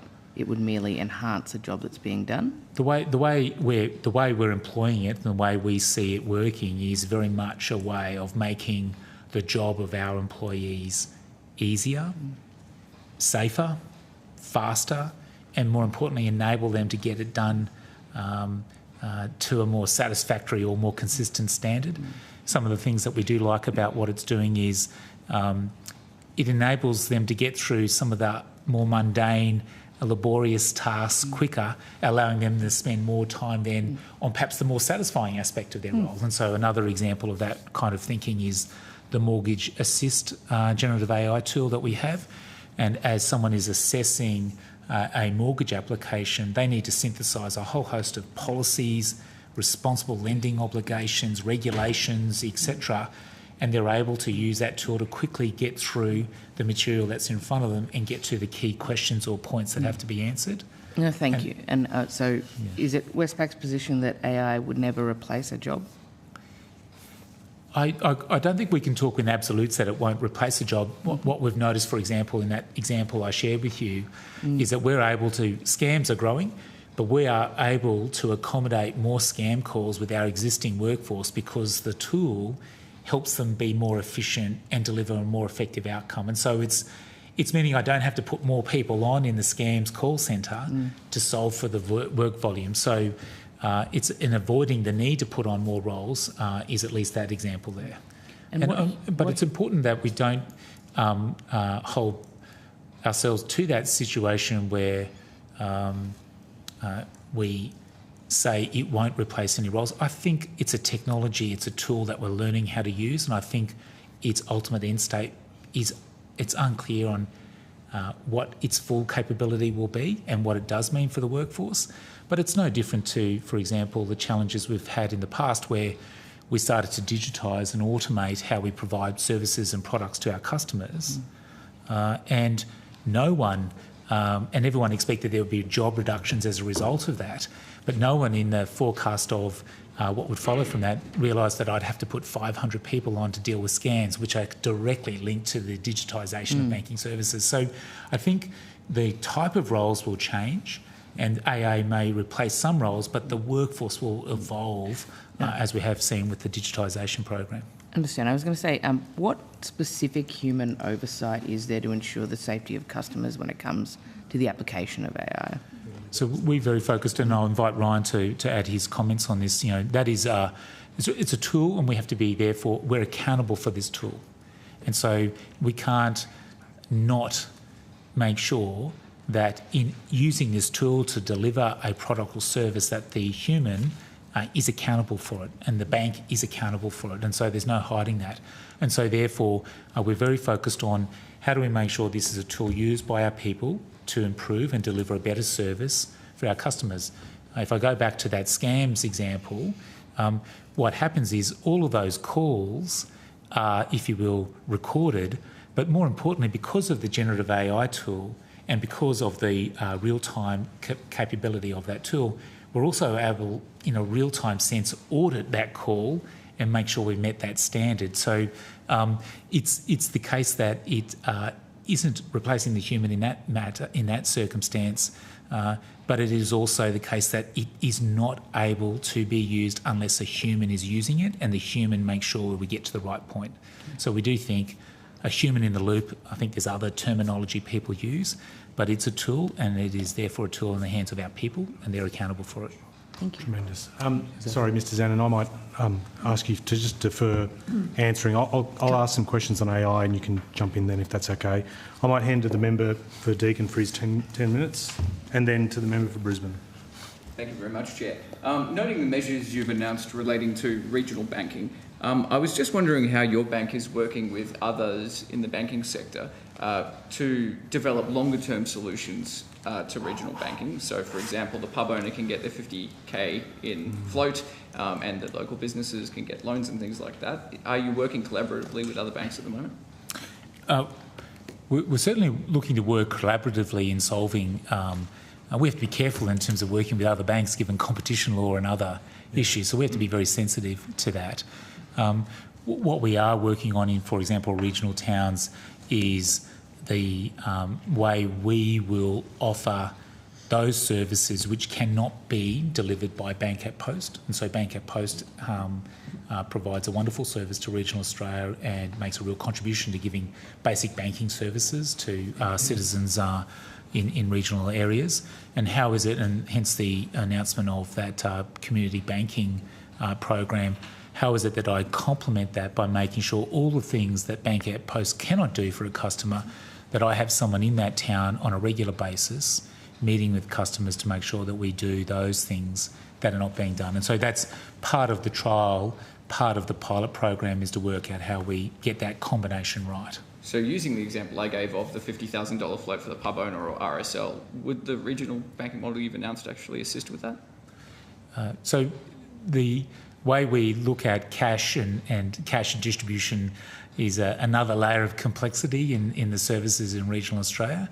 And part of the trial will be, is there something we need to do better in those towns where we don't have a full-time physical point of presence and I have a visiting bank team? Is there something that we need to do incremental to what they currently have in place in terms of how they manage their cash and their cash flow day to day? So the idea is that we engage and we'll see if there's things that we can do and learn to do better in those particular settings. So does the extension of the moratorium suggest that you don't anticipate the industry figuring it out before 2030? The extension of the moratorium is because I just wanted to affirm to everyone we're very committed to supporting regional Australia. We know that was an important message, that there was that moratorium on closures, and so we've given that commitment. And then now it's just working as hard as we can to do the following, which is how do I deliver the service that customers want in the format they want and where they want. 96% of what they're doing with us is digital. And so only 3% is in effectively a branch or a person-to-person setting, and 1% is virtual. And so how do I deliver that combination into regional Australia? And so what we've decided and what we're focused on is how do we just keep working at getting that combination right. And I'd acknowledge that we reopened our point of presence in Moree 2 months ago, announced that about 6 months ago, and that's been a real success and a real healthy reminder to me and to the team about the point of presence alongside the digital, alongside the virtual, is how we must think about delivering service into regional Australia. I'm going to jump around topics a little bit due to the lack of time. There are claims out there that the reduction in interchange would lead to reductions in reward schemes. I was just wondering if you could share how these schemes are currently funded and whether it really, does this leave small business and consumers who are using debit cards and the like paying for what are effectively incentives to attract high-value customers? Yeah, so I'll try to sort of go through that, and if I don't get each of the points, please course correct me. Where interchange fees were just bluntly reduced, there was a consequent reduction in the offering, and this is in the markets that we've observed, and we shared this in our submission. But fees on all cards went up. The interest rates on all cards went up. The no interest-free periods all went down. and rewards also went down. And so that is the direct causal link between just a reduction in interchange fees and what happens in the market where this has been done. And so our submission and our concern is that just a simple focus on the reduction in interchange fee on its own could lead to those kind of consequences. And so, yes, it could be, and I think it would naturally follow that rewards programs, which are used by many Australians, would potentially be adjusted, or So are there they would be funded by the increase. interchange presently? Interchange is, yes, part of the economics within the, if you will, the payments and cards industry that funds, the delivery of services, and in delivery of services that many people want on cards includes rewards. The thing that I would just want to emphasise is that we have 2.2 million card holders at Westpac. 1.4 million of those card holders have no reward program. What they want is no fees or a very low interest rate or a long interest-free period, and that is what the interchange and the economics in the payment system today currently provide them. And if you therefore change the interchange fee, then you will see, for people who see this as a working capital tool in the month-to-month and week-to-week paycheck situation, they see it as a working capital tool, you'll see potentially fees, potentially interest rates go up considerably for those card users. These schemes are a promotion, aren't they? They're there to incentivise you picking a credit card, primarily high-value customers, so you get that business. It's an incentive to use credit cards vis-a-vis a low-fee debit card or the like, isn't it? So the 61% of the card holders at Westpac have no rewards and focus on no fees and low interest rates, and approximately half have a balance which carries over month to month, which tells you that they're using the card to fund essentially week to week, month to month living. But at the interchange fees they're paying, either directly or that small businesses paying, the consumers are paying, are they effectively covering the cost of the promotional item of these point systems? Well, just to be clear, there are different interchange rates for different cards, so non-reward cards have lower interchange fees. But they're not a direct reflection of the actual cost of the transaction, though, are they? Not on each specific transaction now. Because some of them are some generalised? Yeah, so merchants can elect to either pay interchange by interchange technique used, a fee, or pay a simple blended fee. And so that might be the other sort of point to note. Do we have a breakdown of how the funding of point systems, from the card fees vis-a-vis as taken out of as a proportion of the interchange fees? Or is it entirely funded by interchange, the reward point systems? So to the extent that there's cards offered with rewards, those rewards cost to provide to the customer, and interchange fee, potentially scheme fee, potentially fees on the card itself, interest rates on the card, they all go to the, if you will, the revenue generated to pay for the costs of the particular card itself. But I would say that the rewards programs are very specific, very tailored, and very, if you will, targeted in who they go after, and are therefore costed and managed in a very targeted way. Okay, I could go on with that, but I've got other topics. So there's obviously increased competition in the small and medium business lending. Could you share, and this could be a good news story for you to go with, how you're adjusting your products to expand the offering to businesses in terms of the loans you're offering? So we've saw good growth in the last 12 months in business, 15%. Saw excellent growth in SME. We saw some growth in small business, which is the first time in a very long time, so we're really pleased with that. The kind of things that we're looking to introduce for business customers is we've improved our working capital facilities. We've launched a invoice financing platform, which is we view as best in market, and we're really excited about its digital straight through and how efficient and available it is for our customers. We've also worked really hard on making sure that for all of our existing customers, we have and will proactively share with them the current appetite and capacity we have to lend them money. And so therefore they have, if you will, in their back pocket, a conditional sort of offer from Westpac to say, look, based on your current financials, we would be willing to lend you X dollars.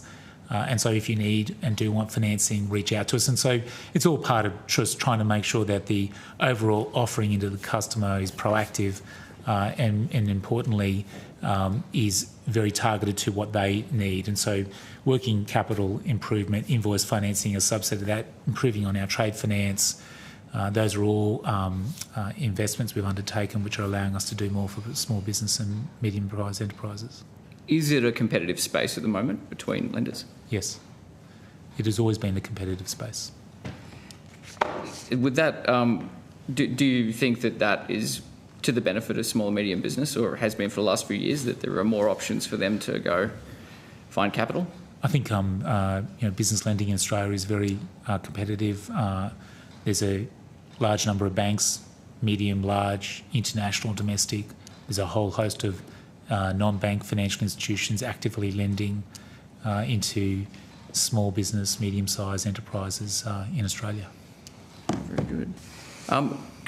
Switching topics again, how are you working to prepare your existing workforce, whether it's through training, development, redeployment, to be part of a future with artificial intelligence in the bank rather than a victim of it?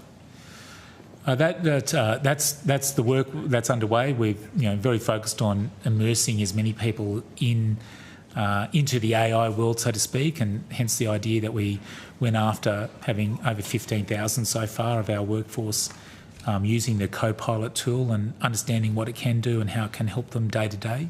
And then there will be layers of incremental investment, layers of incremental work that we need to do to help people use it more.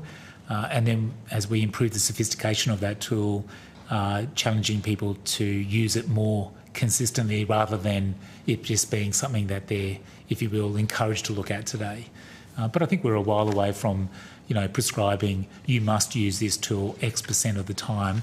But that's certainly, the target, which is, we create an environment where they want to use it and they are using it and they're using it consistently.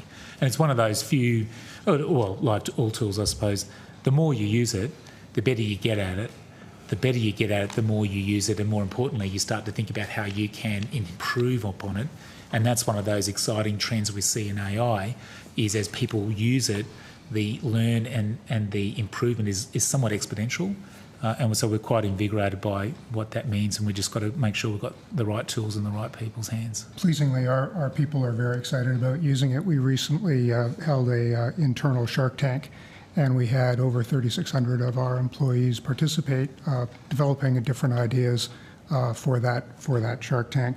We had over 1,200 ideas generated across that cohort of people who've had some exposure to AI, who've taken up the training that we've offered. And many, of course, as you know, are getting that training on their own because they're interested and they're using some of these tools on their personal devices. So people are excited about the opportunity. We think it's really important for our workforce to continue to develop those skills. Thank you. Member for Brisbane.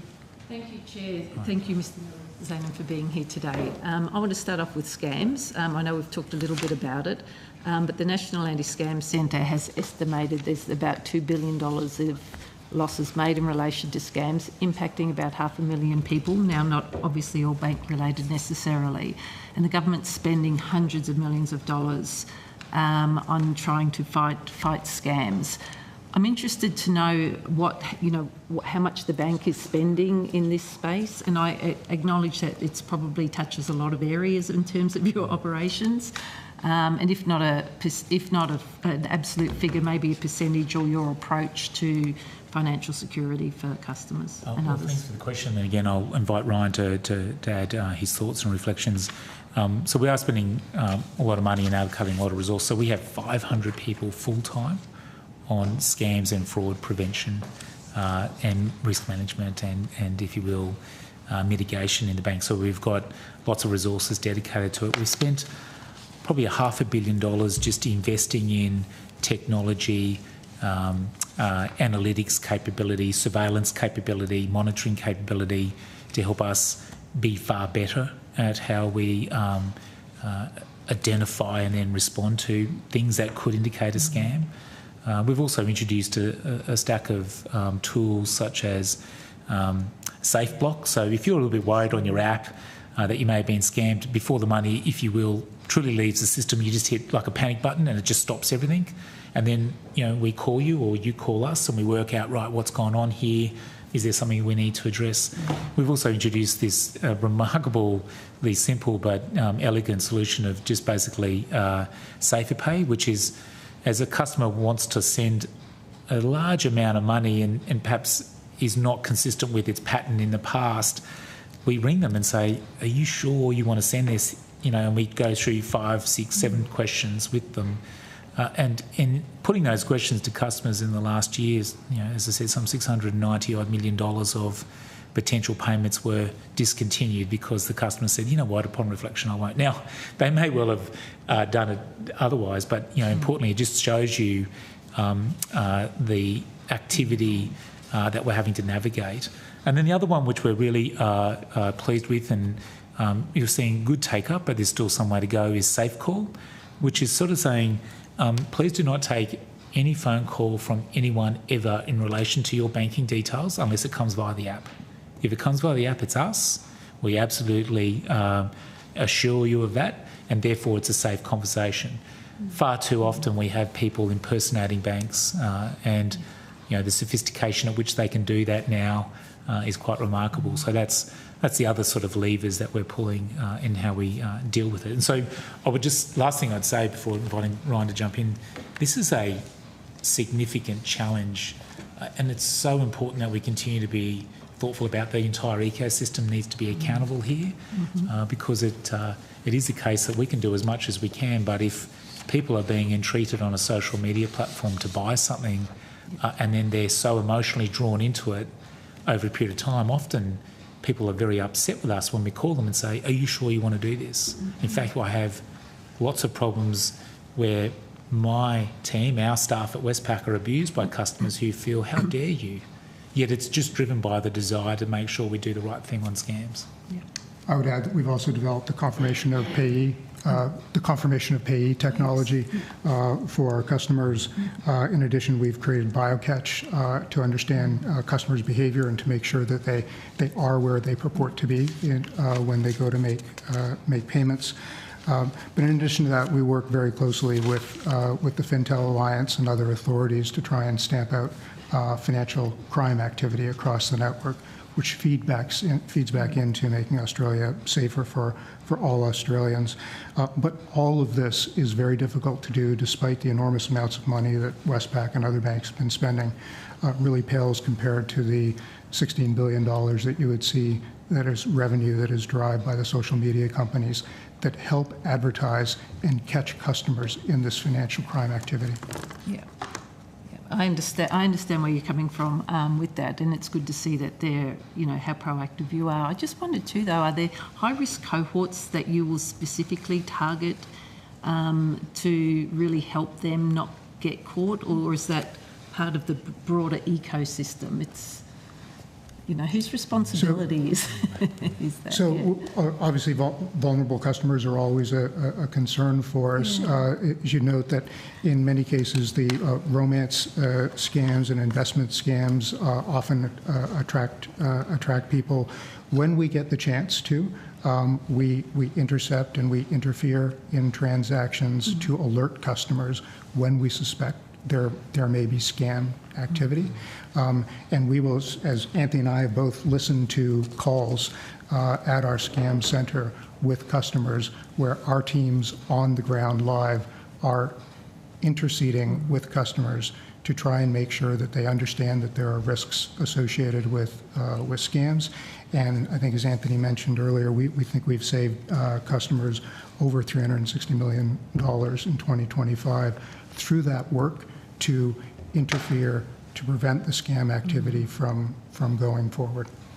One of the important sort of conditions, though, that helps us is we know our customer and we understand and we see patterns in their behaviour, and it's remarkable the instances where more vulnerable customer comes into branch, for example, and says, I'd like to withdraw X amount of dollars, and it's more money than they've ever withdrawn, and the customer service person at the bank can look at that history and realise, gee, you've never pulled that. And then there's a discussion, and you'll find instances that someone at home is taking advantage of them, and or there's some criminal activity which is, and they've become a complicit victim in that particular process. So it's remarkable how understanding our customers and being able to see their behaviours and patterns over time, you can start to identify if perhaps something unusual is happening.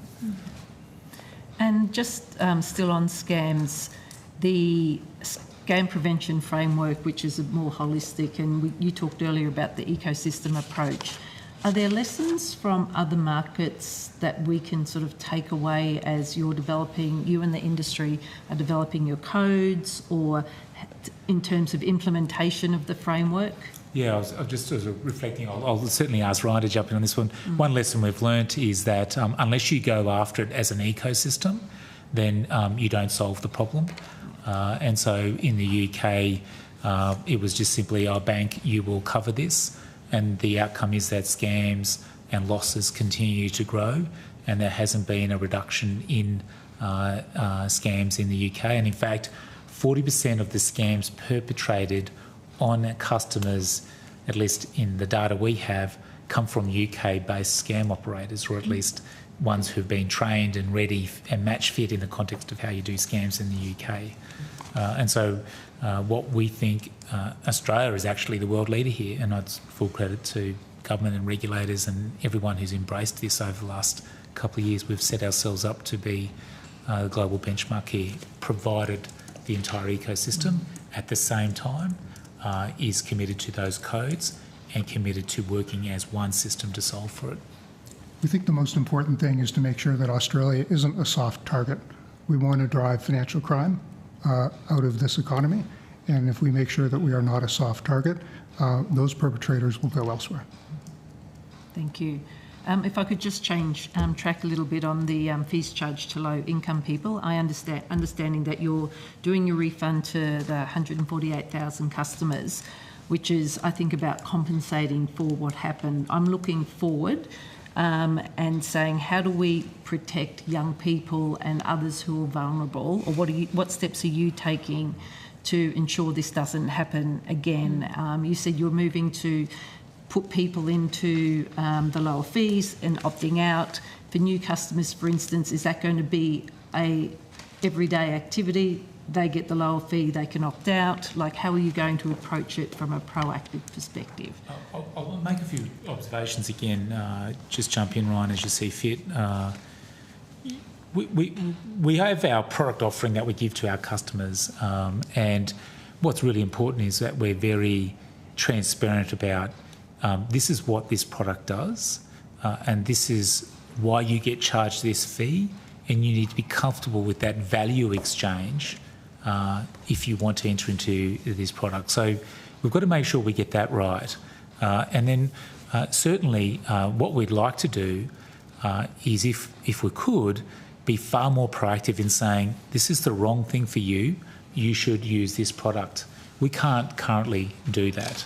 And so one of the issues is if we saw someone who has a bank account with us and there's a large sum of money sitting in that bank account earning a low interest rate, we can't say to them, hey, listen, you've got money sitting there for 6 months now, you should really put this into, for example, a term deposit or into this other account and you'll earn a higher interest rate. We can't give that advice because that would be deemed or at risk of being viewed as personal advice.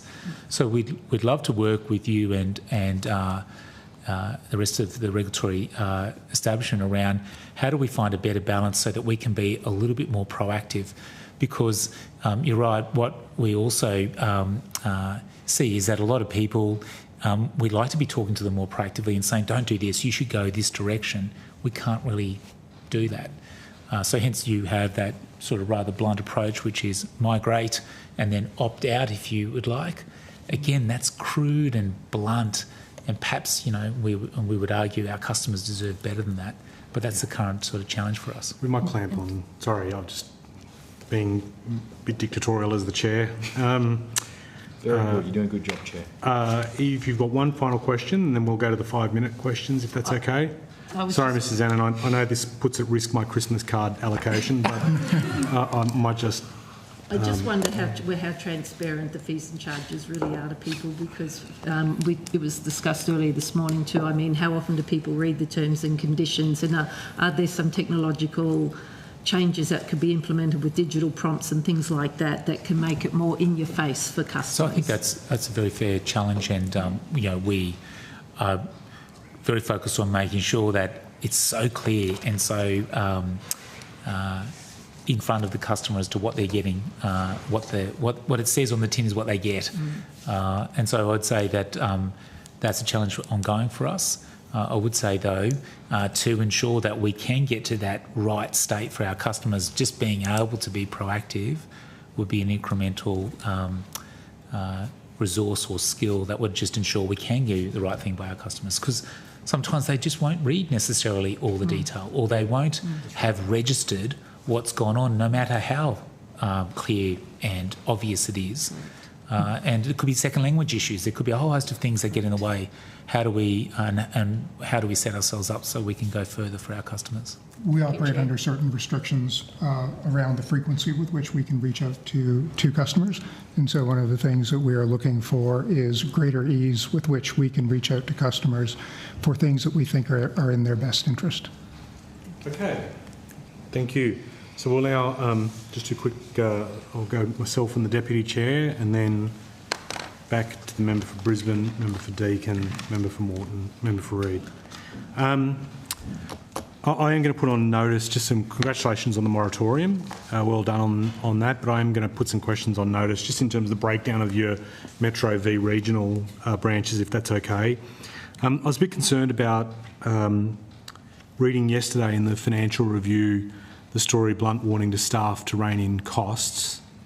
And your Chief Financial Officer, and he's great, he described here that Westpac was staring down the barrel of becoming the most expensively run of its rivals by the end of next year. Probably a bit of creative licence we'd have preferred not be used, but two things. I get concerned, I'm worried who will, if that is the case and you hit that mark, and I understand that you've got a glide path to reduce costs to 2029, who will shoulder the burden of the cost-cutting regime? Will it be employees, or will it be customers, or will it be both?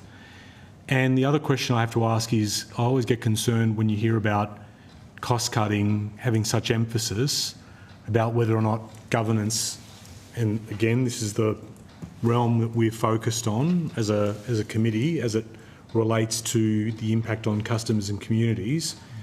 If you are very focused, sharply focused on cost reduction, sometimes there is a tendency to cut corners or dilute governance. How can you give assurance that that would not be the case in that kind of environment? Well, thank you for the questions. In terms of the governance, the work over the last 5 years was to set up the infrastructure, the policies, the protocols, the first and second line and third line defence apparatus in the bank, so that pressure to perform or pressure to go in a certain direction is not done in any way, shape or form that compromises the standards we need to meet or puts at risk our ability to meet the standards we need to. And so my Chief Risk Officer, who happens, I think, to be the best one in the market, is a critical sort of part of that, setting that standard where we are challenging ourselves, can we operate more efficiently? But it cannot be at the cost of the standard in which we must operate and the standard we've reached, as acknowledged by APRA's recent removal of or lifting of the enforceable undertaking. So I'll certainly invite Ryan to add his thoughts on that in a moment. In terms of the agenda on costs, the challenge for Westpac, and it might be slightly more unique for Westpac than others, is that we have a complexity in terms of how the company is currently configured. because the company bought a number of banks many years ago. Okay. And as a result, we've got duplicate process, duplicate systems, duplicate bank technology stacks in which we operate. And so so is this why you kicked off Unite? And Unite is very much focusing on, let's identify all those duplication, let's consolidate it down to one way of doing things on the one technology stack, following one policy, one process. And that will remove quite a lot of cost and clutter in the company, which will help us drive costs where they need to. The second is that, and hence the language you saw from myself and the language from the CFO, is that it's a responsibility for all of us at Westpac, myself as the CEO, absolutely, but for every employee to be thoughtful about how we spend money. And we emphasise, if we're going to spend money, which is our shareholders' money, are we getting value for that? And so things like the services we buy from external technology vendors or the services we provide from external parties, are we paying the right price and are we getting value for that? And to be candid with you, that's a challenge that myself and the rest of the team at Westpac is embracing, which is I think we can do a better job, and hence that language you saw myself use and you saw Nathan use. And then, of course, there's things like management consultants and other external service providers where we just feel that, actually, do we really need that? Is that strictly necessary? You're a good executive. You can, I think, draw the conclusion you need to draw. Do we need to get external affirmation on what you're thinking of doing and how we go about it? And so it's challenging everyone to take some ownership of reducing unnecessary, duplicative and wasteful spend. And so that's the emphasis we're going after, and that's, I wouldn't say low-hanging fruit, but that's the priority for us now because we've got to get that right. And at that point, I think we'll see a much better cost-income ratio, which is what Nathan was referring to the other day. Just some questions quickly on AI. I've already expressed my gratitude for the role of AI chatbots in customer service. But if the interaction that customers have with AI is a chatbot and they have trouble actually getting problem resolution because the way that the loop operates with a chatbot, at what point is the human in the loop brought in to resolve issues? Because you do wonder whether or not it's just an easy way to reduce call centre numbers, human interaction, actual people being involved in problem solving, and just shunting it all to an AI platform. How confident are you that the use of technology will actually make the customer experience enhanced as opposed to frustrating? Thanks for that challenge or that question. The AI, the generative AI, and particularly the agentic AI, where it does things for you, it's so important that you have, your data in a really good spot, but more importantly... What do you mean by that? So the information that it draws upon is safe, secure, and can be relied upon, and there's no mistakes that could be amplified by a model, etc. The second thing is that your process must be optimised. And so in many ways, before we could ever allow a AI augmented chatbot to help deliver a service to the customer, we've got to have a superb process that we already follow. And so that's the challenge that sits in front of us, which is we've got to build and make sure we have excellent processes. And one of the things I'd offer, Chair, is that parts of our offering today, irrespective of AI, are not at the standard they need to be. And I've got to get those working in the right way and have no negative doom feedback loop that drives our customers to rage. It's only when I've got that right, then does the AI tool become a way of helping do that, help our people do that well, help our people get that done safely and to the right standard. And so we've just got work to do about making sure our processes are superb before we start to contemplate how AI could be more involved. What I would say is, though, the experience we have tonight is the tool helps our people do the job to the standard we want to do, and it just helps us get that consistency that we need. And then it's also helping our employees break that negative feedback loop, because they can answer the question and get all of the issues resolved by synthesising all that information using the Gen AI tool to answer the customer's question, as opposed to saying, I'll get someone to call you back, or I'll pass you over to my friends in the next door operations centre. We're hopefully and methodically going to break that down and improve that so we deliver a better outcome for our customers. Tremendous.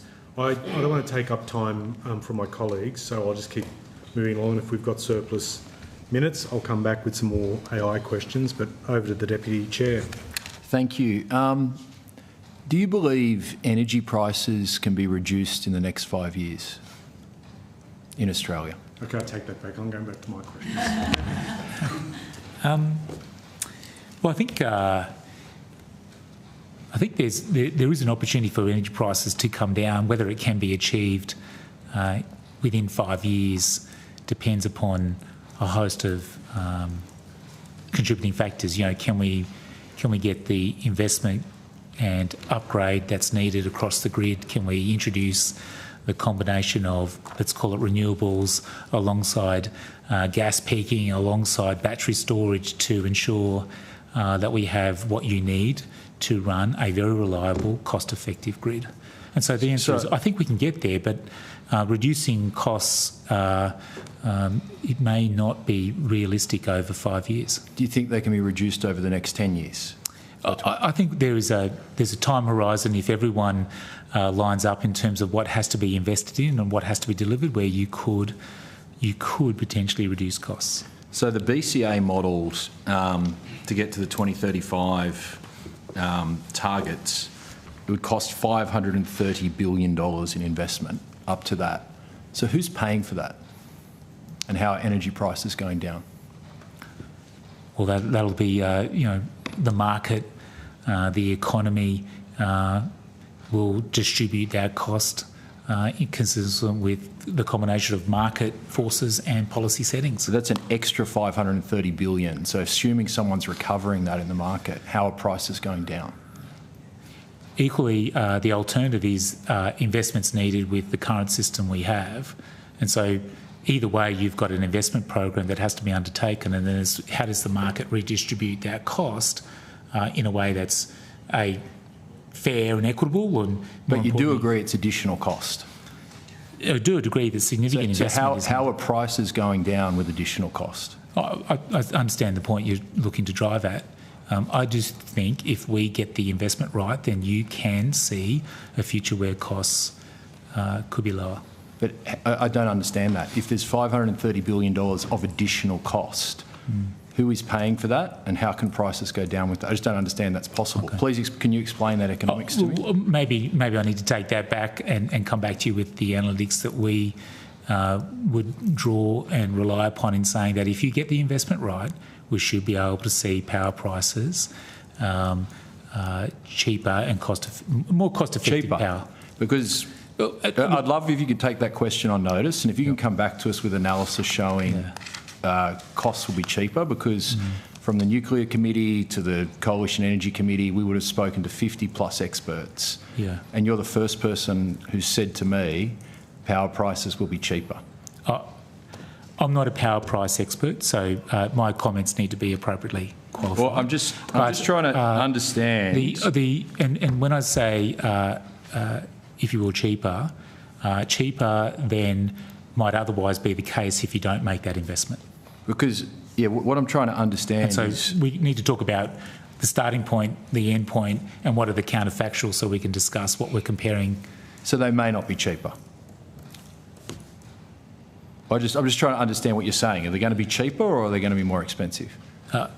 My view is that when I think about the choices we have, continue with, and the ongoing upkeep and investment in what we have today versus the transition plan that people have put forward, that if you execute that transition plan and complete that investment, then you could argue power prices will be better than as compared to the alternative. So as compared to the alternative, so they may still go up. I'm just trying to understand what you're saying. I'm not trying to put words in your mouth. I'm just trying to be specific and precise in what you're saying. Okay. So are you saying they're going to be cheaper, or they may be less than what you think they could be in some other alternate world? They're still going up, but I'm just trying to understand what you're saying and what your comments were earlier. That's all I'm doing. I'm not trying to verbal you.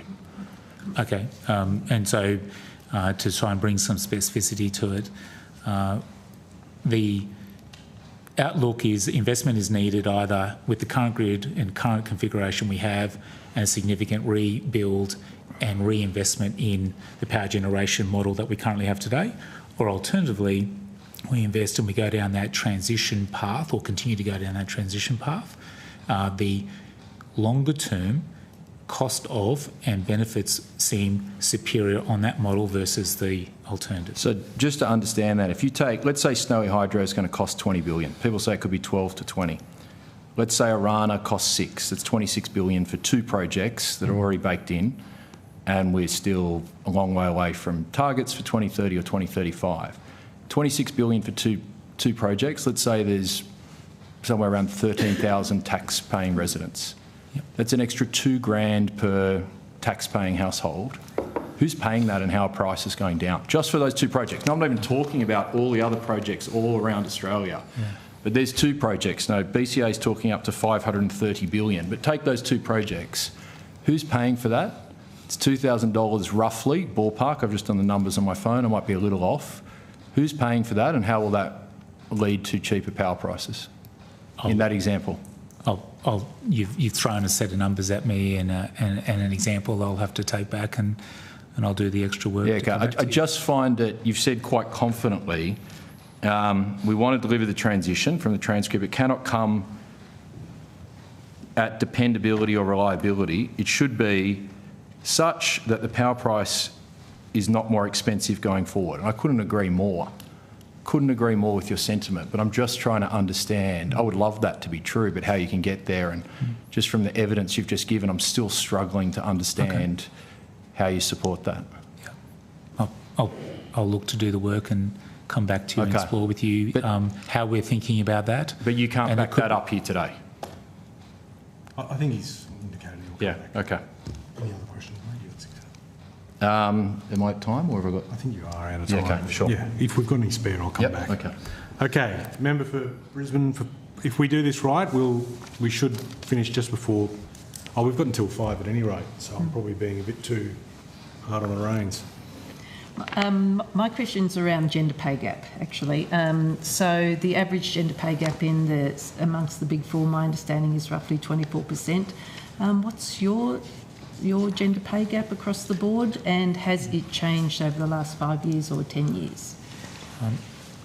Our gender pay gap is currently 28.1%, which is 0.1%. 28.1%. Oh, 28.1%. Okay. And so, just checking the notes there, that's down 1.2 percentage points in the last 12 months.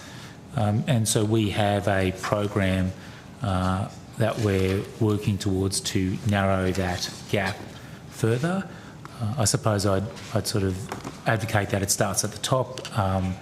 50% of my executive team are women, and so we've got the gender balance right. I think the next layer in the organisation, again, we've got that balance where I think it needs to be, and we're also very focused on making sure, and I think we're getting this right, that equal role, there is no gap in compensation.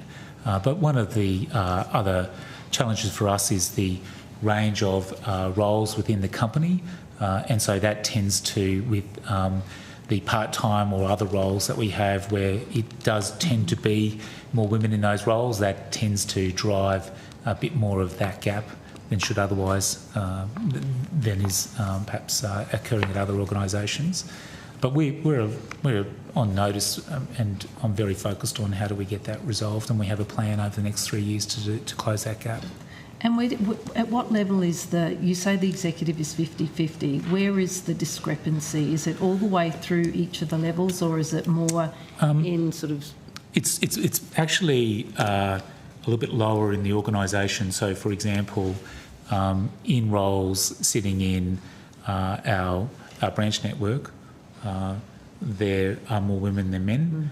The average compensation in the branch network is different to the average of, call it the technology team, where the number of men versus women is quite skewed the other way.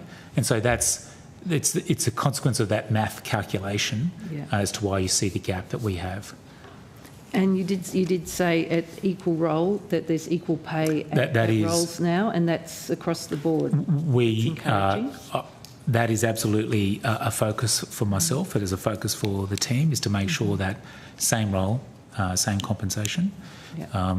I'd like to think we've got it right in every single part of the company, but I need to acknowledge that maybe an example that we're not, but we are very focused on making sure that is the case across the company. Yeah, and I'd like to just a quick comment in terms of, you mentioned part-time work, and which makes me think of flexibility. Yeah. I think to encourage more women to stay in the workforce, and there's a lot of studies that support this, suggests that greater flexibility is needed. I know Westpac's had a case brought to Fair Work Commission, but like generally speaking, is that the cultural, like is that the overall approach that you're taking to support women who are currently taking on more of the caring role and still home duties? Yeah, and I think, yes, that's right. Flexibility is really important. And, the flexible part-time 2 days a week or 3 days a week or X hours that you can offer in certain roles does mean more. It lends itself more to women who happen to be, as is the case, the primary caregiver more often than not. And so that drives part of that calculation that you've pointed to in terms of the gender pay gap. What we are looking to do is progressively improve that, reduce that, but at the same time, I don't want to just immediately say, and I could fall into the trap of just solving this by saying, well, I'll just reduce the number of women in branches and immediately solve this challenge. That does not feel like the right response. And that certainly doesn't feel like the right treatment of really important members of our team. What our branch staff do is fantastic for us. And so therefore, we've got to work on creating more roles in areas like technology, more roles where more women are involved, and so thus start to address that calculation or address that gap which you see in that calculation. Looking forward to seeing the figure go down next year. It is in my. It is part of my scorecard. Is the improvement on this over the next few years? That's good to hear. Thank you. Okay, Member for Deakin. I was wondering if you could expand on how investment in the energy transition is influenced by energy policy certainty or lack thereof, and in turn the cost of that transition. Thanks for the question. I think policy certainty, continuity and consistency are really important if you're going to get investment capital. And so therefore having confidence as to, longer term outlook or the longer term policy setting is a really important way to attract the right capital.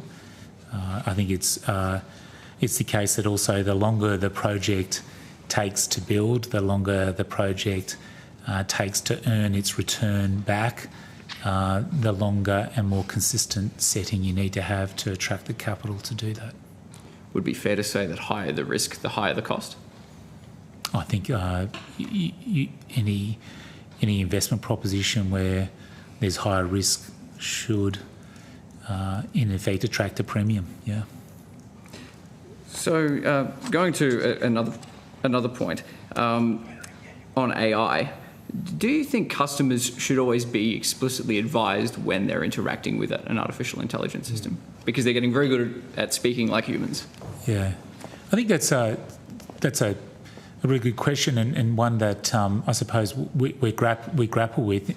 What we keep thinking about is, well, it's our job to deliver the service or product that the customer wants, and that it meets the standard and meets what's on the label. And so whether we do that partly through an automated process or partly with an AI tool or frankly any other mechanism, the simple fact is we're accountable for that.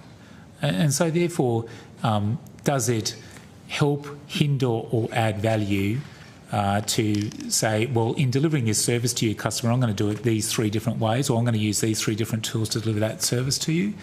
I think that's something to be tested and debated a bit further. Do you think the customer should be advised? So if I start a phone call, should I be told that I'm talking to an AI, not a real human? I think that if that's what the customer wants, and that's what we identify as what the customer wants, then that would be probably one of the ways we should go about it. Because ultimately, the way I've got to deliver my service is where and how the customer wants that service delivered to them. So if they want the service digitally, but they'd like to know that the person on the other side of the phone call, if it's a virtual, is one who's using an AI tool, then if that's what the customer wants, then we'd look at providing that. But they would need to be told in order to be able to make the choice, wouldn't they? And we're talking about policy settings and if you will, practice and precedents for the marketplace. It's still formative and early days in the context of AI, and we're making sure that we're using it as a tool that helps our customers do their job, our employees do their job for the customer, as opposed to intermediate our interaction with the customer.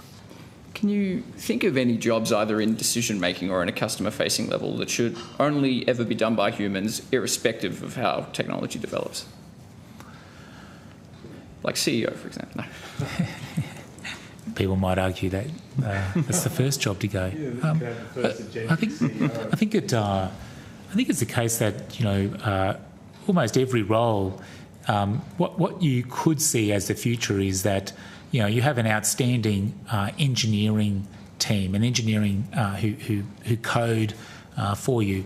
You'd have a small proportion of coders who would be supervising the agentic program, for example, that is set up to write the code that we need to see for a particular investment that's being undertaken.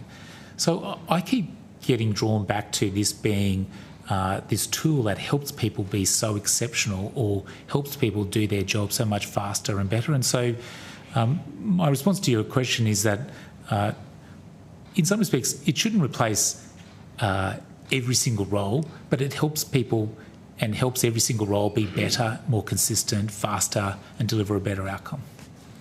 Would that not take fewer people by default?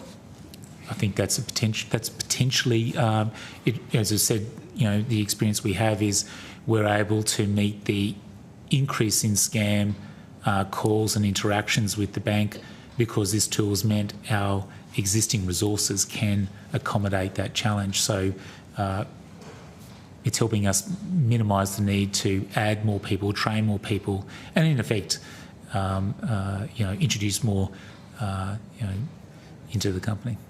So if a role is, foreseen to be one that is likely to be made effectively redundant by AI, does your internal training development go so far as to train them for another role in the organisation that will be required in the future, rather than just relying on redundancies, retrenchments and the like? So irrespective of AI or any of that, if a role is deemed to be and is made redundant, then we follow a process which includes, is there other roles that we can redeploy you? Is there potentially training that we can employ which will help you get another role inside the company or outside the company? And then we look at, is there other things we can do to help you in that transition? So it's not AI, it's literally that obligation we have, which is if that role no longer is the right role in this company, it is a redundant role, what are the other things we can do for that person, either to redeploy in the company, retrain and redeploy in the company, or provide skills and resources so they can gain opportunities outside the company. How early is that done? So let's say you've introduced a platform and you think, well, in a year's time, I can see that particular role being redundant. Do you start the training and development early, as soon as you realise that a potential redundancy arises, or after it's already happened? I think we'd always challenge ourselves, can we start it as early as possible? Is it the case that we feel we anticipate things as fast and as early as we should? I don't think we're as comfortable with that as we should be. And so we've just got more work to do to make sure, as we think about the evolution in our workforce, we're thinking about the resources, the skills and the training needed to capture what that workforce should look like 1, 2, 3, 5 years ahead. I would say that that's a skill that's we need to continue to invest in the company itself. Thank you. Okay, so I'm going to go member for Morton, member for Bowman, member for Reid. So, over you. Thank you, Chair. I was just going to come back to the Fair Work Ombudsman's investigation, the underpayments and back pay. Can you let the committee know how many employees you've been unable to find who are owed back pay? Do we have that? No, I don't have to take that on I'll notice. have to take that on notice in terms of giving you the specific number of employees that we have not been able to trace down to repay. So Thank you. There's some reporting that suggests it's at the shy of 400, but that there may be about $90,000 that's still owed to them. I was going to ask, and that may have changed, as you've been able to find more people, but I was going to ask, how are you going about attempting to find those people in order to repay them their entitlements? I would like to take that one on notice in terms of the work plan and the use of external resources to trace people whose addresses have changed, their last names have changed. There's a whole host of circumstances that get in between the record we have and the need to go back and pay them directly. And so I just, unless Ryan, there's some specificity you can bring now, we'd have to come back to you on that. But no, that's fine. We're very focused on that obligation, legally and morally, we have to find those people and make sure we repay them what was not paid to them when it should have been 5 years ago. In the enforceable undertaking that you've signed with Fair Work, was there any limitation in terms of time on for how long you have in order to pay those entitlements? Oh, again, that's an element of detail that I know a little bit of extra work before I come back to you on that. But No. We are certainly very conscious of and aware of and sensitive to the fact that we have got to do everything that we reasonably can to get that in the hands of those people who are underpaid. No, I'd appreciate you coming back to me. And the reason I asked the timing is because if there is a time impediment for former Westpac employees to be able to be paid, then finding them becomes more important. Yeah. And look, that's a very, very fair challenge and question. I'll just have to go and bottom that out with the team because, that was the Fair Work Ombudsman and Commission was very focused on making sure that there was plans to do whatever we could to get to those people. Thank you. You've said that the number one, you said earlier that the number one challenge is to build more homes, and you're on the record in media calling for more affordable homes. Can you talk to us about why we need more affordable homes? The way we think it's appropriate to frame up the challenge is median income in Australia is about $90,000. If you seek a mortgage from the bank, it's anywhere between 5 and 6 times your income, subject to expense verification. That would be the mortgage, and that assumes circa a 10% style deposit. So all of a sudden you've got a mortgage of $450, a deposit of $50. It's a $500,000, 6 times your income. It's $500,000 to $600,000 value of property. That sort of solves the affordability for median income earner in Australia. So therefore, how do we get more properties built, if you will, in that price zone to really make it such that the average Australian median income earner gets an opportunity to buy a property? And if I then look at median prices in capital cities for houses, it's over $1 million. So it's very hard in capital cities, albeit I think, we need to continue to work at that. Median house prices in regional Australia, and the definition of regional we just need to be a little bit thoughtful about, but the definition and the median house prices there is approximately $650,000. So all of a sudden it starts to suggest should we be building more houses in regional Australia? But how do we build more houses, more properties in that $600,000 price range to capture? And that could be, we need to do more for thinking about, introduction of modular housing, but also making that more acceptable in the community. How do we build more properties at that price point right across Australia is the challenge that sits in front of us. No, it's very important, and understand that you've been very passionate about making sure that we build more affordable homes. From 2013 to 2022, we only built 373 of them, and I presume that you would be supportive of needing to build more affordable homes than that in a 9-year period. I think yes. I think that's a very fair observation. Yeah. Thank you. Tremendous. Member for Bowman. Thank you, Chair. No problem.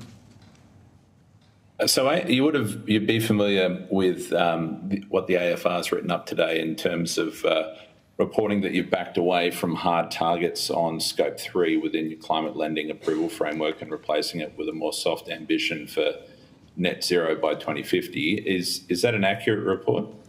I haven't been pretty busy this morning and then this afternoon. I haven't studied that article, so apologies that I can't sort of critique it.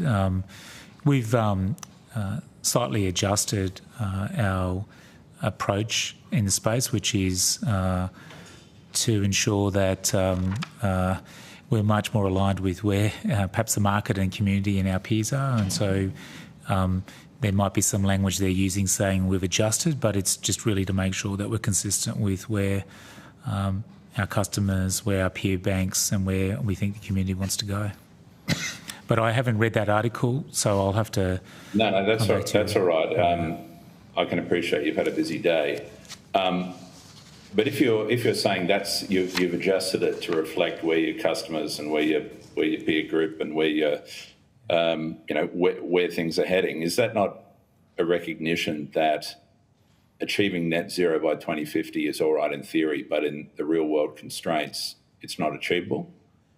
I think we are committed to net zero and have in place pathways that we're following both as a bank in our day-to-day operations and also with our aspirations around financing our customers on their transition to get to that net zero target.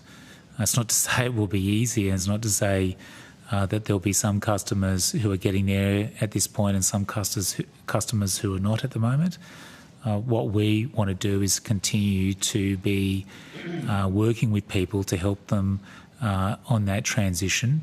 And so the slight adjustment in our language and approach was to sort of give us the opportunity to keep working with people and not step away from supporting them in terms of getting the transition delivered. So would you say the Scope 3 targets are unworkable? Scope 3 targets remain the significant challenge for my industry, but also for most of our customers. What we're challenging and ourselves to do and what we're working with our customers on, and all are working to, they need to have some ambition around net zero by 2050 in terms of their Scope 3. They need to have some measurement of and some disclosure around what they're doing on Scope 3, and they need to share with us a plan as to how they're looking to deliver on those Scope 3 targets. And so it was that adjustment in and what I've just described then with that language around therefore setting it up such that we can work with people to try and deliver on that goal of net zero by 2050. All right. But if it's unworkable for your customers, if it's not something that your customers can achieve at this point in time, would you not agree that it may not be achievable across the broader economy? And certainly we are keen to... We're working with our customers, we're working with the community. We're not looking to leave people behind and we're looking to work with them in terms of going after that goal of net zero by 2050. But I would just acknowledge, yeah, it's hard, and it's going to be harder yet in terms of trying to get there. What's hard about it? Well, I think to get to where the target has been set, everyone has to give, everyone has to contribute, and the benefits from giving and contributing won't be realised for a number of years, and most people, and I talk about this generally, struggle with the idea of giving up something now and not seeing a return until their grandchildren or their children have the opportunity to benefit. And so that's a challenge. That's a challenge for everybody. It's a challenge for everyone in the community. And so we just need to acknowledge that. It's not an accusation or a condemnation, but we just need to acknowledge it's hard. Okay. Just over the short term, what would you say are the biggest risks to the Australian economy? Obviously, we've had a whole range of different data come out in recent weeks. I'd just be, and I'm conscious we're short on time, but what's the, from Westpac across all your books, what would you say would be the major themes we need to be looking out for in 2026 in terms of risk? I think that's a really great question, and one that sort of just triggers a whole host of observations or worries, and I'm paid to worry about everything, so people should not take that the wrong way.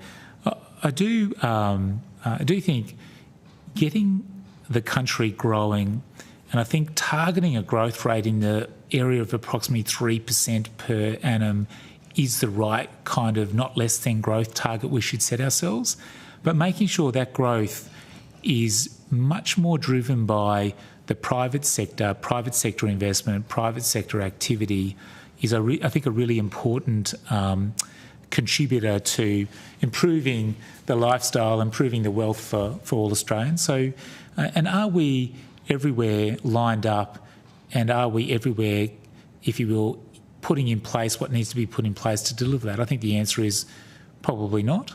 And so I worry about what more and how much more can we get done to just get the country growing at that sort of 3% plus rate, driven by private sector activity, which is why then when I look at... Sorry to cut you off. Would you say that federal government expenditure and state government expenditure, for that matter, have been crowding out the private sector?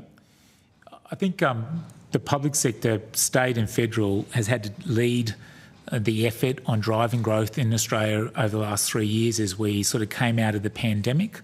And then there's disruptions caused due to geopolitical circumstance, etc., has just meant it's been much harder for the private sector to, if you will, take the lead. But I do take a lot of encouragement from, much more general discourse around growing productivity in Australia, much more focus on what do we do to grow the country, gives me confidence that at least now there's a recognition public sector has done its job, it needs to pull back, and we need to facilitate and allow the private sector to be the lead and the driver of growth going forward. But it's not at a balance that you'd like, and we just need to keep working at it. Mr Pike, thanks for your questions. We might need to move on. Okay, over to the member for Reid. Thank you, Chair. And appreciate your honest assessment of the net zero by 2050 target. I just wanted to come back to the point that you raised that 89% of your financing in the electricity market is for renewable energy projects. Wanted to get your insights into why, and I'm assuming this is all private investment in this space, why you think that so many private investors are deciding to choose to invest in renewable energy projects, because these are long-term projects, right? They're not going to see the project come online for some years. Why are they making such long-term plays in the renewable energy space? Well, I think there's a recognition more broadly, and I know people have strong views and it draws a lot of emotion about transition and the need to transition, and so therefore there's a recognition that renewables is going to be pretty important in its contribution to the transition. The other thing I just want to sort of call out that in particular when you think about solar as a source of renewable power. The time to construct is very, very short, and there's not much risk in constructing solar.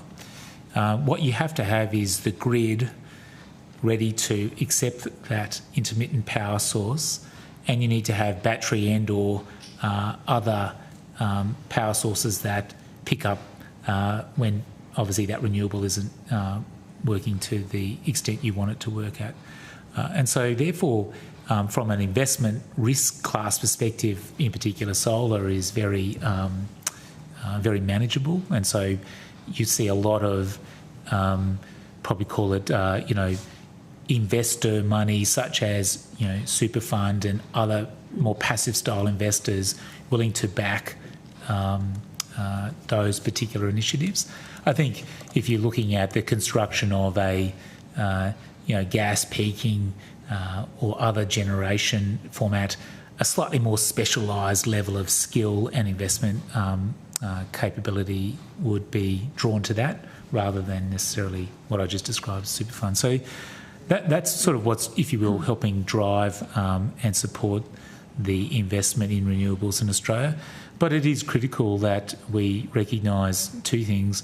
The grid has to be invested in to be able to support, and so more work has to be done, much more capital has to be allocated, and, if you will, much more support provided to the transformation of the grid in terms of approval processes and all of that. The second is clearly the battery and or what happens when the renewable's not working exam question. And we do need, for example, more gas peaking capability in the country. We need to recognise gas is so critical to ensuring we get to where we want to get to. And Australia is in a very, very privileged position to have the gas that it has and the renewable resource capability that it has. There's been a fair bit of discussion around energy prices, and I don't mean to draw on your kind of crystal ball gazing here, but can I paint two alternate scenarios for you?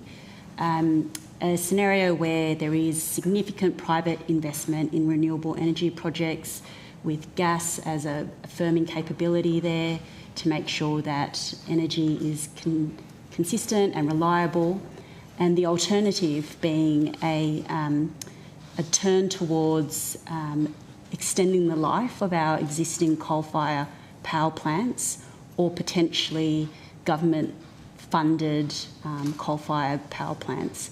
Of those two scenarios, which do you think where there would be higher energy prices?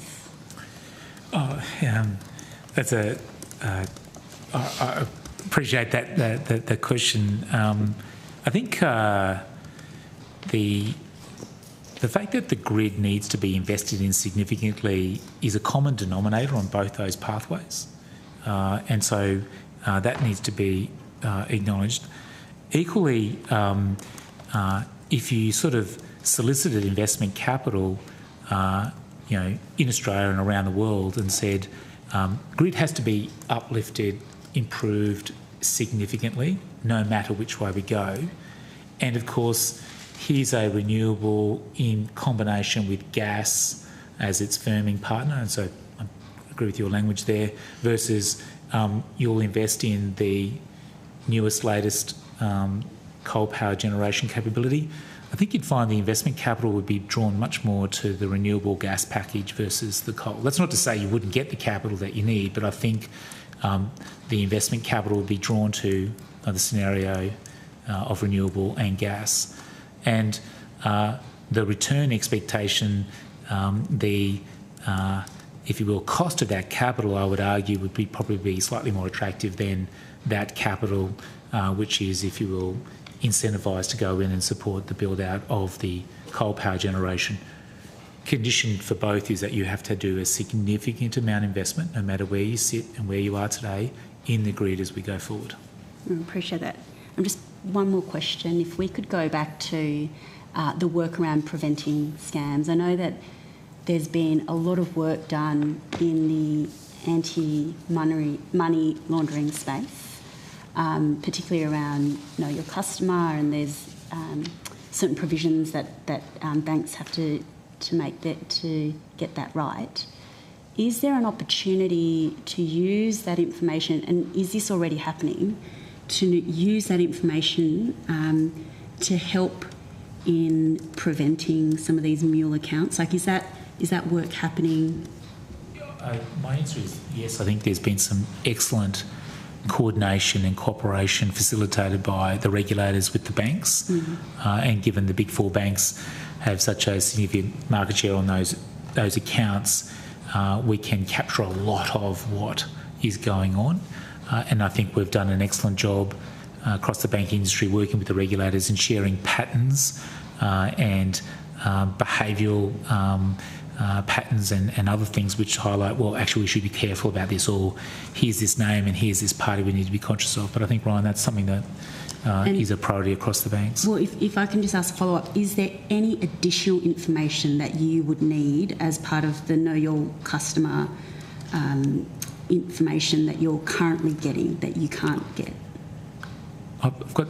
Did you want to? But I start with, we talk about it as fusion, the intersection between all the elements of financial crime. So you need to know your customer, you need to monitor the transactions, you have to understand what's happening in frauds and scams. You also have to look at what's happening in the cyber crime space. We operate a fusion center that interacts all of those issues. We also interact with regulators and the FinTel Alliance, so that the benefit of all of that information, one informs the other, because it's all financial crime that we are trying to stamp out. It just manifests itself in different ways. Cybercrime attacks the banks and the security of the financial system. Customers who may be bad actors can hijack mule accounts. Money can leave the system and go into crypto exchanges. So it all ends up being an ecosystem. And so all of the elements of our financial crime and technology understanding work to fight those elements together. We do that not only inside Westpac, but we also do it with authorities, including the regulators, and that information is widely shared for the benefit of the system. Yeah, great. Okay. Thank you. Just two, as Chair and Deputy Chair, we're going to blatantly exercise or misuse our authority.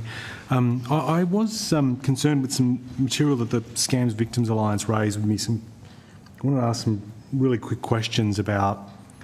There's a sense that banks adopt a strategy of denying and deferring liability for scam fraud, even where there's clear evidence that red flags were missed by banking staff. Do the banks only reimburse when they prompt victims to sign a secrecy or non-disparagement clause in dealing with scams? And finally, sometimes the losses are so great that it makes adjudication through AFCA very hard. How it would then sort of require victims to go into costly, high-risk legal battles against banks. Do you see the disparity in the power relationship there that might impact on people? Are you able to offer some quick response? And if you want to take stuff on notice, by all means. I will respond initially, but also I'd like to come back on that because there are some important themes that you draw out there. If we haven't followed the standard we should follow, we have not applied the policies that we have committed to, then we should be appropriately redressing what the customer has lost. And so we take that very seriously. And so if there are red flags in terms of our behaviour, then we look very much at, well, hang on, what happened? Why did it happen? If that's our fault, then we need to address that. I would say also, we don't settle only because someone signs an NDA or a non-disclosure. That's not a practice that's embedded, to the extent that someone wants to have a confidentiality arrangement around any particular settlement, then that's always something that's, if you will, negotiated on a instance-by-instance basis. And then I think I would sort of say that building out, and as we're looking to do this scams framework and codification, really making sure that across the ecosystem we've got the right way in which we review and listen to via AFCA complaints and include the entire ecosystem in doing that is, I think, part of the solution to making sure people aren't compelled to go into a court process and incur legal counsel costs and frankly, the drain of trying to position or prove your point. Thank you. Deputy Chair? Certainly, if there are instances where there are examples where we have missed red flags and you're aware of them, we would certainly like to know about them so that we could follow them up. Okay, thank you. Great. Look, just want to go back to energy because it's critical we get this right for Australia's economy. I think earlier you said solar is quite low risk and that's why it's quite easy to privately finance, something to that effect. Is that correct? To make sure I've got that specificity right, the construction of solar is viewed as less risky than other power generation construction as a general statement. You know, you put the solar panels up in a vacant area and you connect it to the grid. And I think you're answering a question about that's quite easy to privately finance and you privately finance them as a result. There's a broader range of... Their risk is lower.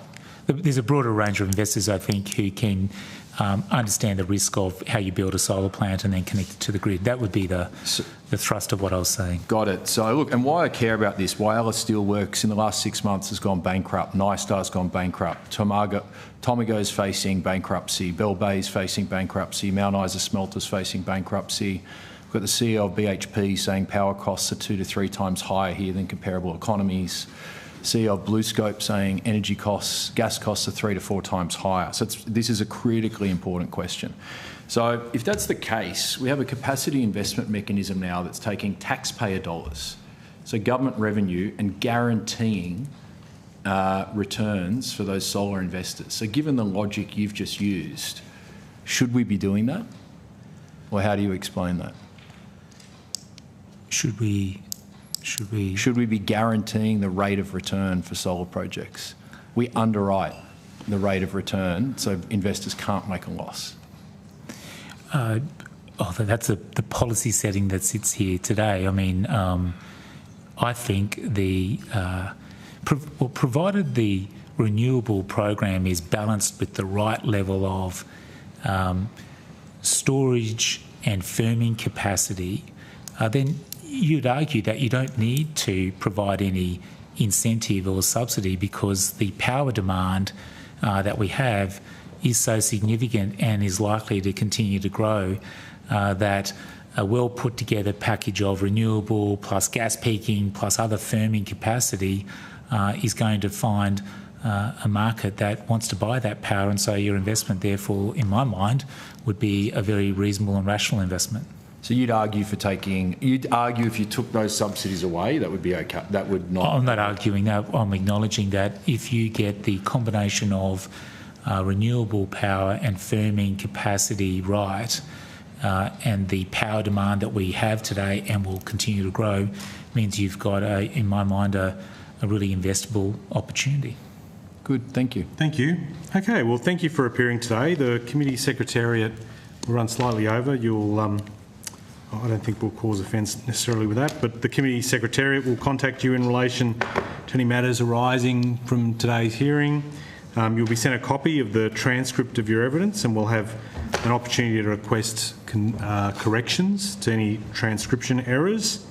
With that, I thank the witnesses and all the members and the secretariat for its time today. I declare the public hearing closed. The committee will meet again at 9:15 a.m. tomorrow here in committee room 2R1 for day 2 of the public hearings with the ANZ and NAB. Thank you, everyone.